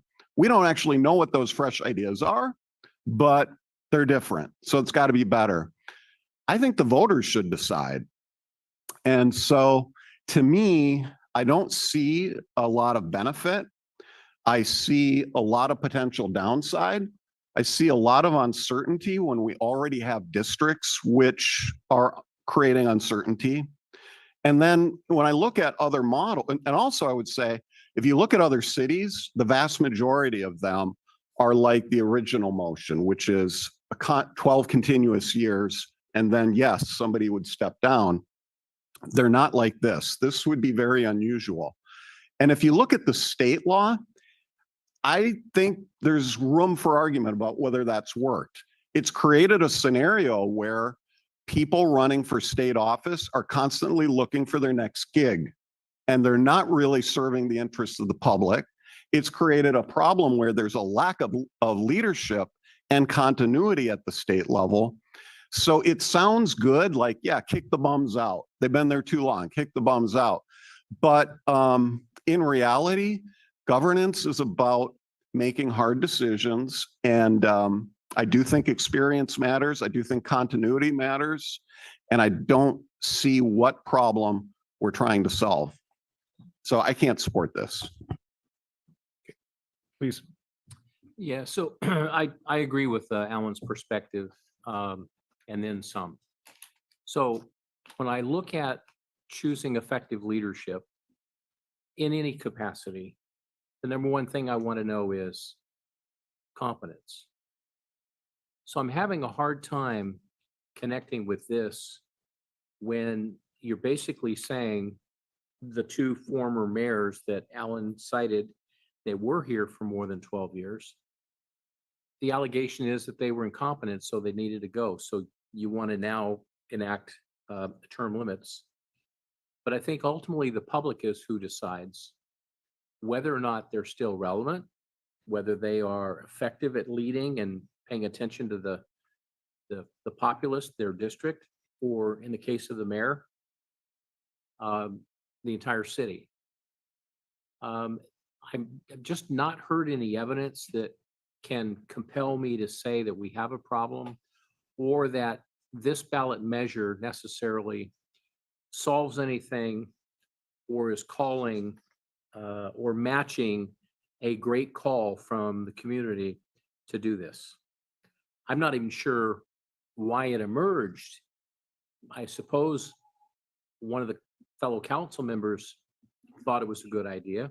We've had some robust conversations, but I come back to the public at the end of the day in November. They're the ones that ultimately pick. And when you say you want to put term limits on someone and call it 12 years, and then now with the second amendment to the motion of gone forever, I just think that that is everything opposite of an efficient democracy and a republic. The people will decide the best choice every time. And if there's problems with that pick, just wait a few years, the public will vote them out and there will be somebody else that will come in. And if you've got a incompetent council member, you've got to look every 4 years and the public is going to decide. So having an arbitrary number doesn't solve any problem. There's no evidence that has proven any time in our history that we needed to worry about term limits.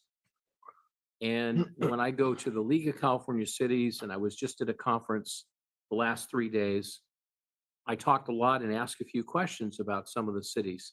And the vast majority of them did not have term limits and they were smaller cities. Some of the larger cities tended to have more term limits.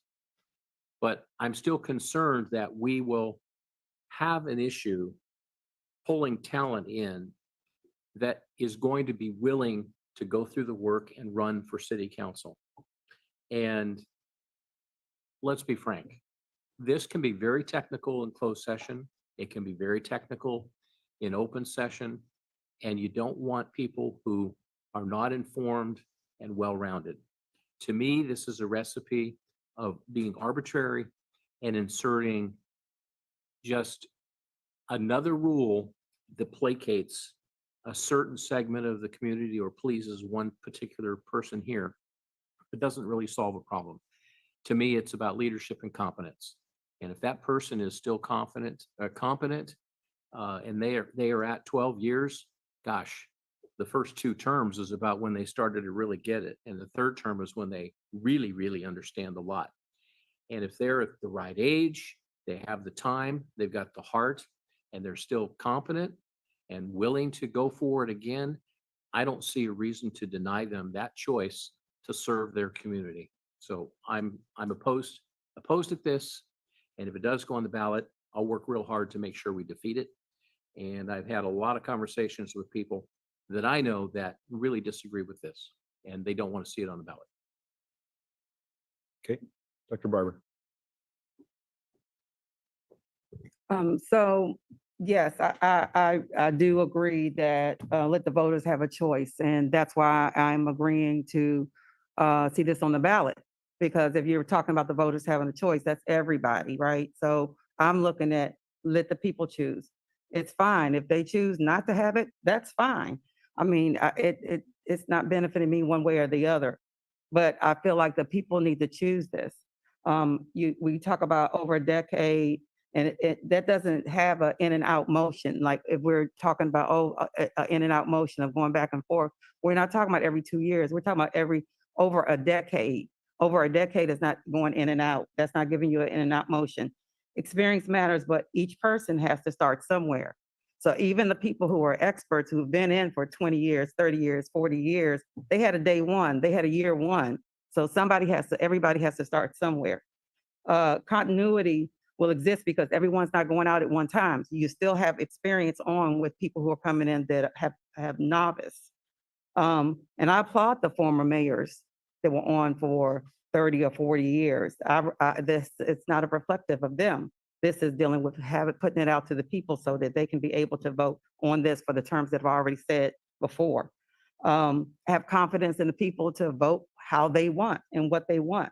You just said the first 2 terms.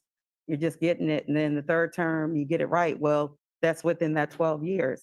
So I feel like this just needs to go out to the people so the people can choose, just like everybody's been saying tonight. Let the voters have a choice. Let them have a choice on the ballot. I have very similar comments as well. I'm going to start with turnover. I don't think that's really a concern here if the limit is 12 years. And it's been mentioned here that only perhaps 2 folks in the history of our city have served over 12 years. So, turnover, I don't think that's an item even to think about here. In terms of bringing someone new with fresh ideas, that doesn't necessarily mean bringing in somebody who's younger. Age is not really, I think, an item that we're considering here. It's just making sure that we're providing the opportunities for anyone of any age who want to become more involved in local government, and provide that opportunity to those folks without the restrictions of incumbents, right? And the history that they have, and potentially the political connections and the advantages they have for having been in their seat for many years, providing that opportunity to other folks who, again, want to be involved in local government and being involved in a small city. So, yeah, that's what I have. Thanks. I heard a couple of things come up in regards to why we shouldn't do this, and it was commenting on talent, experience, perspective, and it's just interesting because it could be seen from both directions, and I think one of the comments that I hear is only 2 council members that could be thought of were Clyde Roberson and Dan Albert. And so if that's the case, then I don't see how this is going to have a huge effect on our ability to be able to keep folks that do have some experience and perspective. I think it's just kind of helping to create a foundation, an expectation, so that folks know that there's opportunity to generate new space and voices for different viewpoints. And just like Gino shared, it's not necessarily about age. It's not necessarily about race. There's many different things. There's job experience, there's ideology, there's many different ways that we can look at this.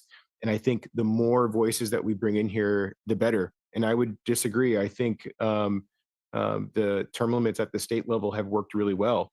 I look at our own state senator, John Laird. He's well respected at the state level. And you may not necessarily agree with what he's doing, but he's effective at what he does because of the connections that he's made. And so when he speaks on the floor, people listen. And so I think there's something to be said about that. And then also, he served his time. Now let the next person come in and do their service. I'm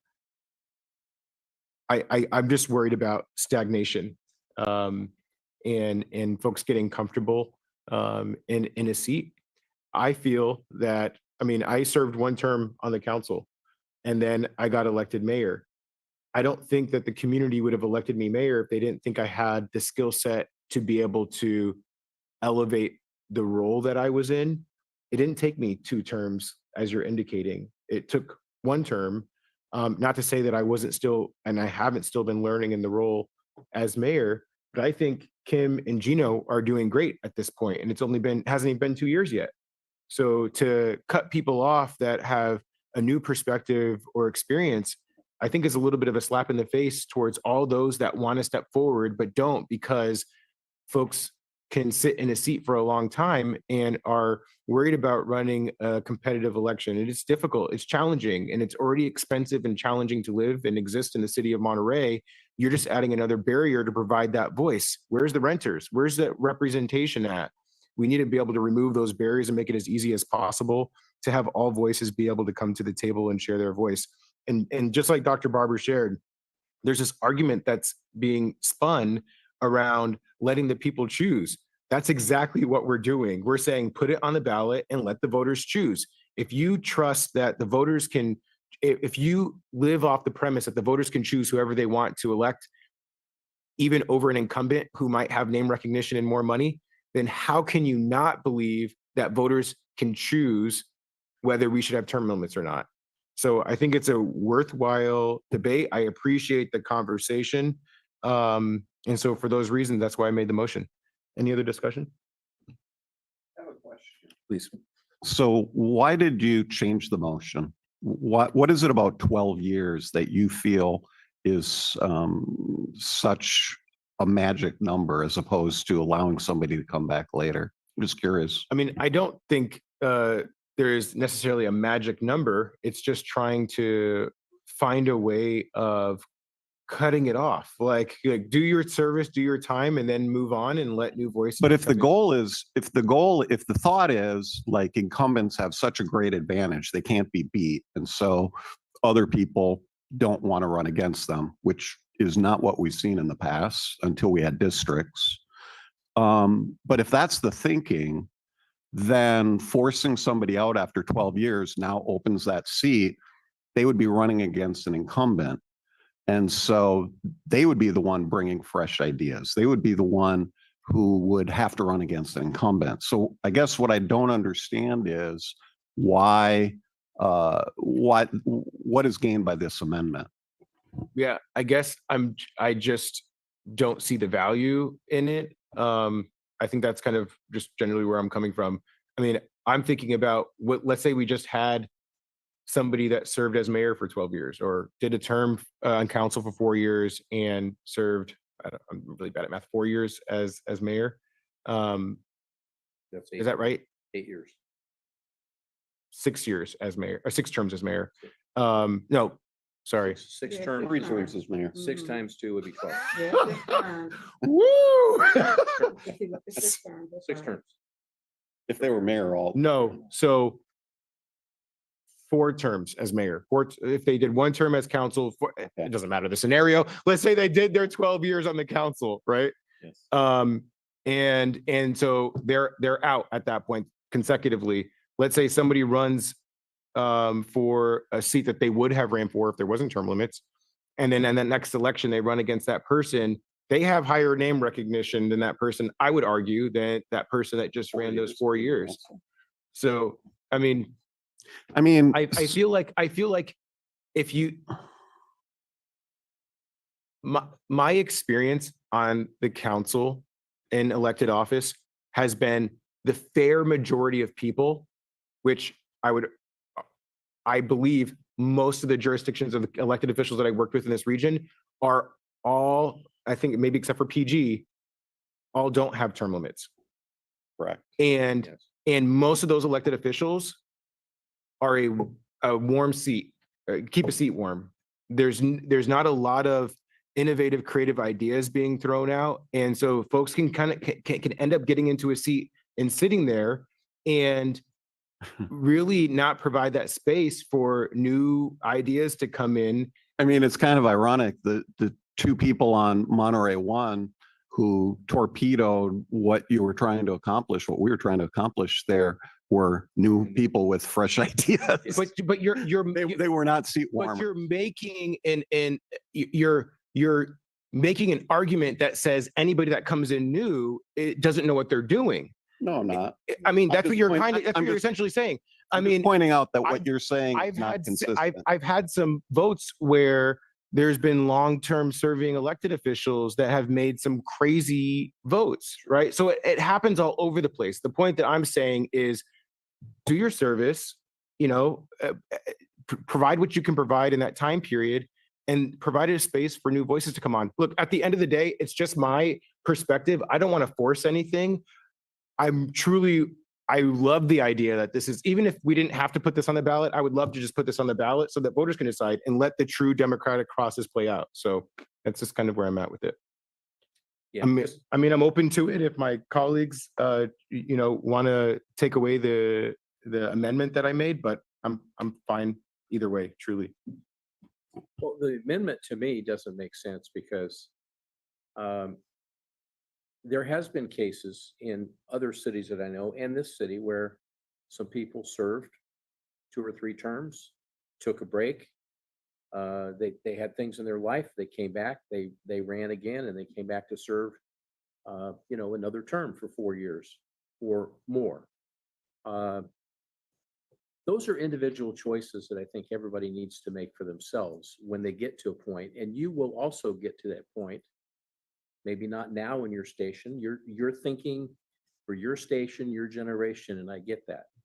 But to me, it sounds like it is age because you're thinking that new ideas come with younger people.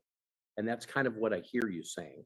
It's not what I said at all, No, actually. well, the Actually, I said the exact opposite. Well, the overtones are there that you think senior people that have done their 12 years. So if you do 12 years, that you've served your time and it's time to move on.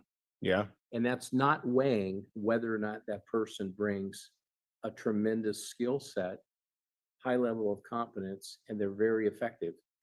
And just because they get to year 11 doesn't mean that by the year 12, they are time to move on because they're ineffective.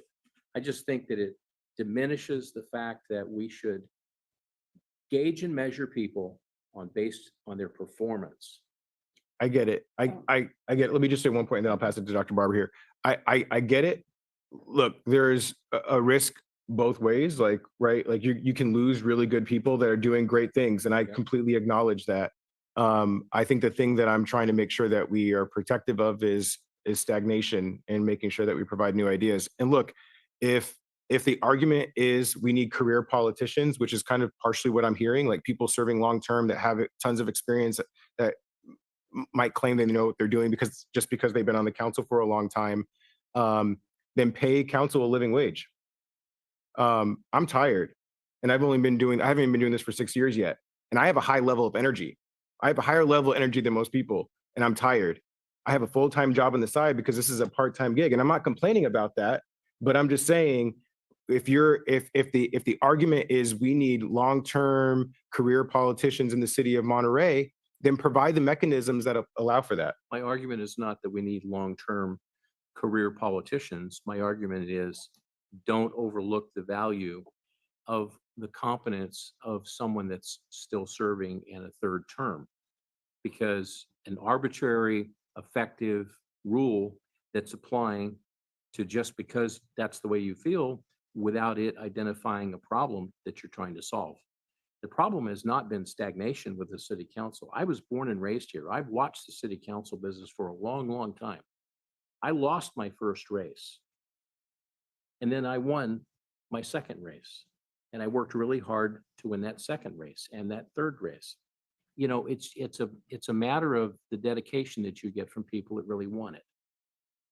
My experience here is I've never seen someone who got to that 3rd term and they were just filling a seat. It generally has been 2 terms and a lot of people leave.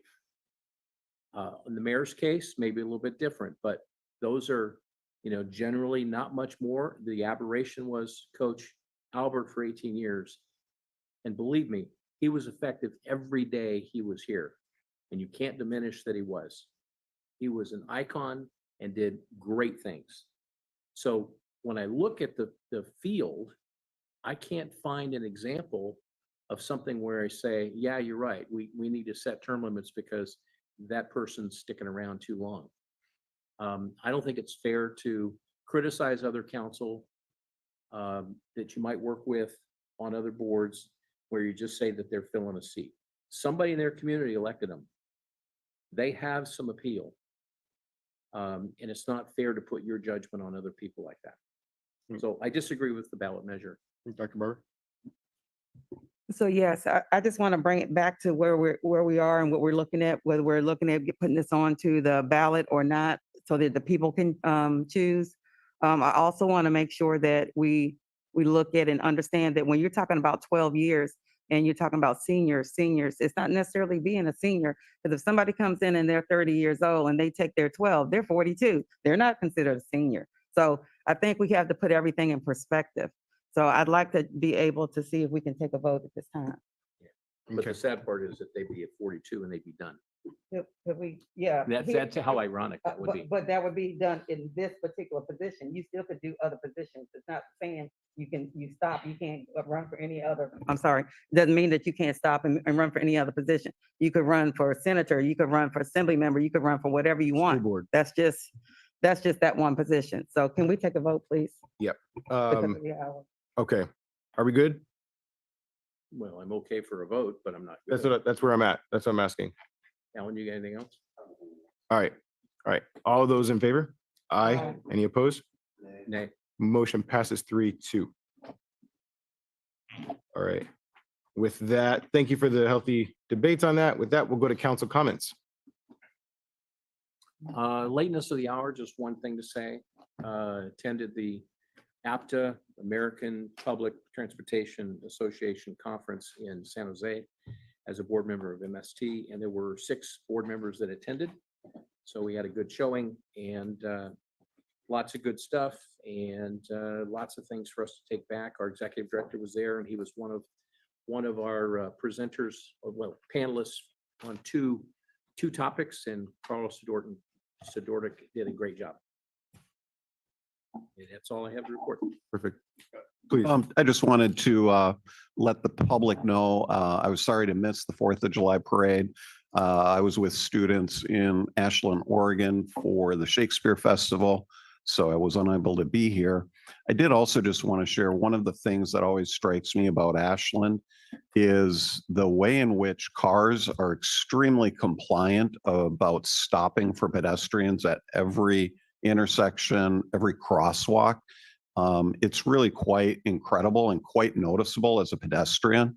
I don't know what they do. I really think maybe at some point, I wonder if we could set up a call between, maybe the mayor and the chief of police and the city manager and their folks, just to find out what they do, because I'm telling you, they do something different. And I'd be really curious to know what it is, because if you've ever experienced that, like a real walkable community, it's something very special. And it's also great for visitors, as I was. Appreciate that. Yeah, I'd be happy to get into a call and figure out how we can implement some of those strategies in Monterey. Councilmember Garcia. Okay. And city manager. Yeah, 2 things. August 9th is the deadline for anyone who wants to become a council member. There's a process to sign up for, so we encourage people, if they want to throw their hat in the ring, to please come forward ASAP. We also keep a spreadsheet updated on our Monterey gov.elections website to show people who is pulling papers and who might be interested in running for office. Our city focus will be published by the end of this month, and that's it for me. And Ashland, Oregon is beautiful. I'm originally from Ashland. Very nice. They drive slow on the freeway, I can tell you that. Do they really? 60 miles an hour. So there are 2 folks that passed, and I'm hoping that we can adjourn tonight in their memory. I'm going to read a little bit of their obituaries. So it's with heavy hearts that we remember Rosine Luis Costanza Clucazi, a cherished pillar of the Monterey community, born on January 16th, 1939 in Pittsburgh, California.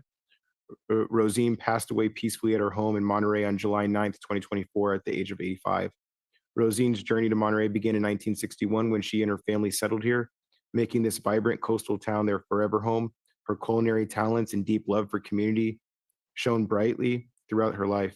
From her renowned Rosine's restaurant on Del Monte Shopping Center to its beloved location on Alvarado Street, Rosine's dedication and homemade recipes enriched the fabric of downtown, drawing locals and visitors alike. And just to kind of clarify, the restaurant used to be in the Del Monte Shopping Plaza. Beyond her professional success, Rosine's generosity and warmth touched countless lives. A devoted wife of 65 years to James Big Jim Joseph Clucazi, a loving mother of 4 children, and a doting nana to grandchildren and great-grandchildren, Rosine's legacy of kindness and compassion endures. You can join in honoring Rosine's memory at a memorial mass on Thursday, July 18th at 9:30 a.m. at San Carlos Cathedral in Monterey, with a reception to follow. In lieu of flowers, donations to St. Jude Children's Research Hospital are welcomed in Rosine's honor. And the second is Donald B. Reed, passed away peacefully on July 7th, 2024. He is survived by his longtime partner, Horst Meath, son Nathan Speakman Reed, and grandchildren Eva and Isabel, and son Hanson Peter Reed, who used to be a planning commissioner, his wife Amy, and grandchildren Emily and Mason. Donald was preceded in death by his wife Helen Speakman Reed in 2011. Born in Los Angeles, Donald moved to Monterey in 1952 with his parents and siblings. He attended Monterey Union High School, excelling in swimming and music. After graduating in 1955, he attended UCLA before returning to Monterey to teach chemistry at Pacific Grove High School and serve as a senior class advisor. In the 1970s, Donald earned his doctorate in education and taught at Washington State University. He was known for his dedication to teaching and his skill as a set builder for Helen's drama productions. Retiring to Monterey, Donald enjoyed skiing at Dodge Ridge and traveling extensively with Helen and later with Horst. He took great pride in his involvement with Camp Quien Sabe, a cherished youth campaign program in Monterey, a legacy he helped create. In lieu of flowers, donations to the campership program for Camp Quien Sabe are welcomed. Interment will be at Cemetery El Encino, Monterey. A celebration of Donald's life will be held later this summer. So with that, let's end the council meeting with a moment of silence, please.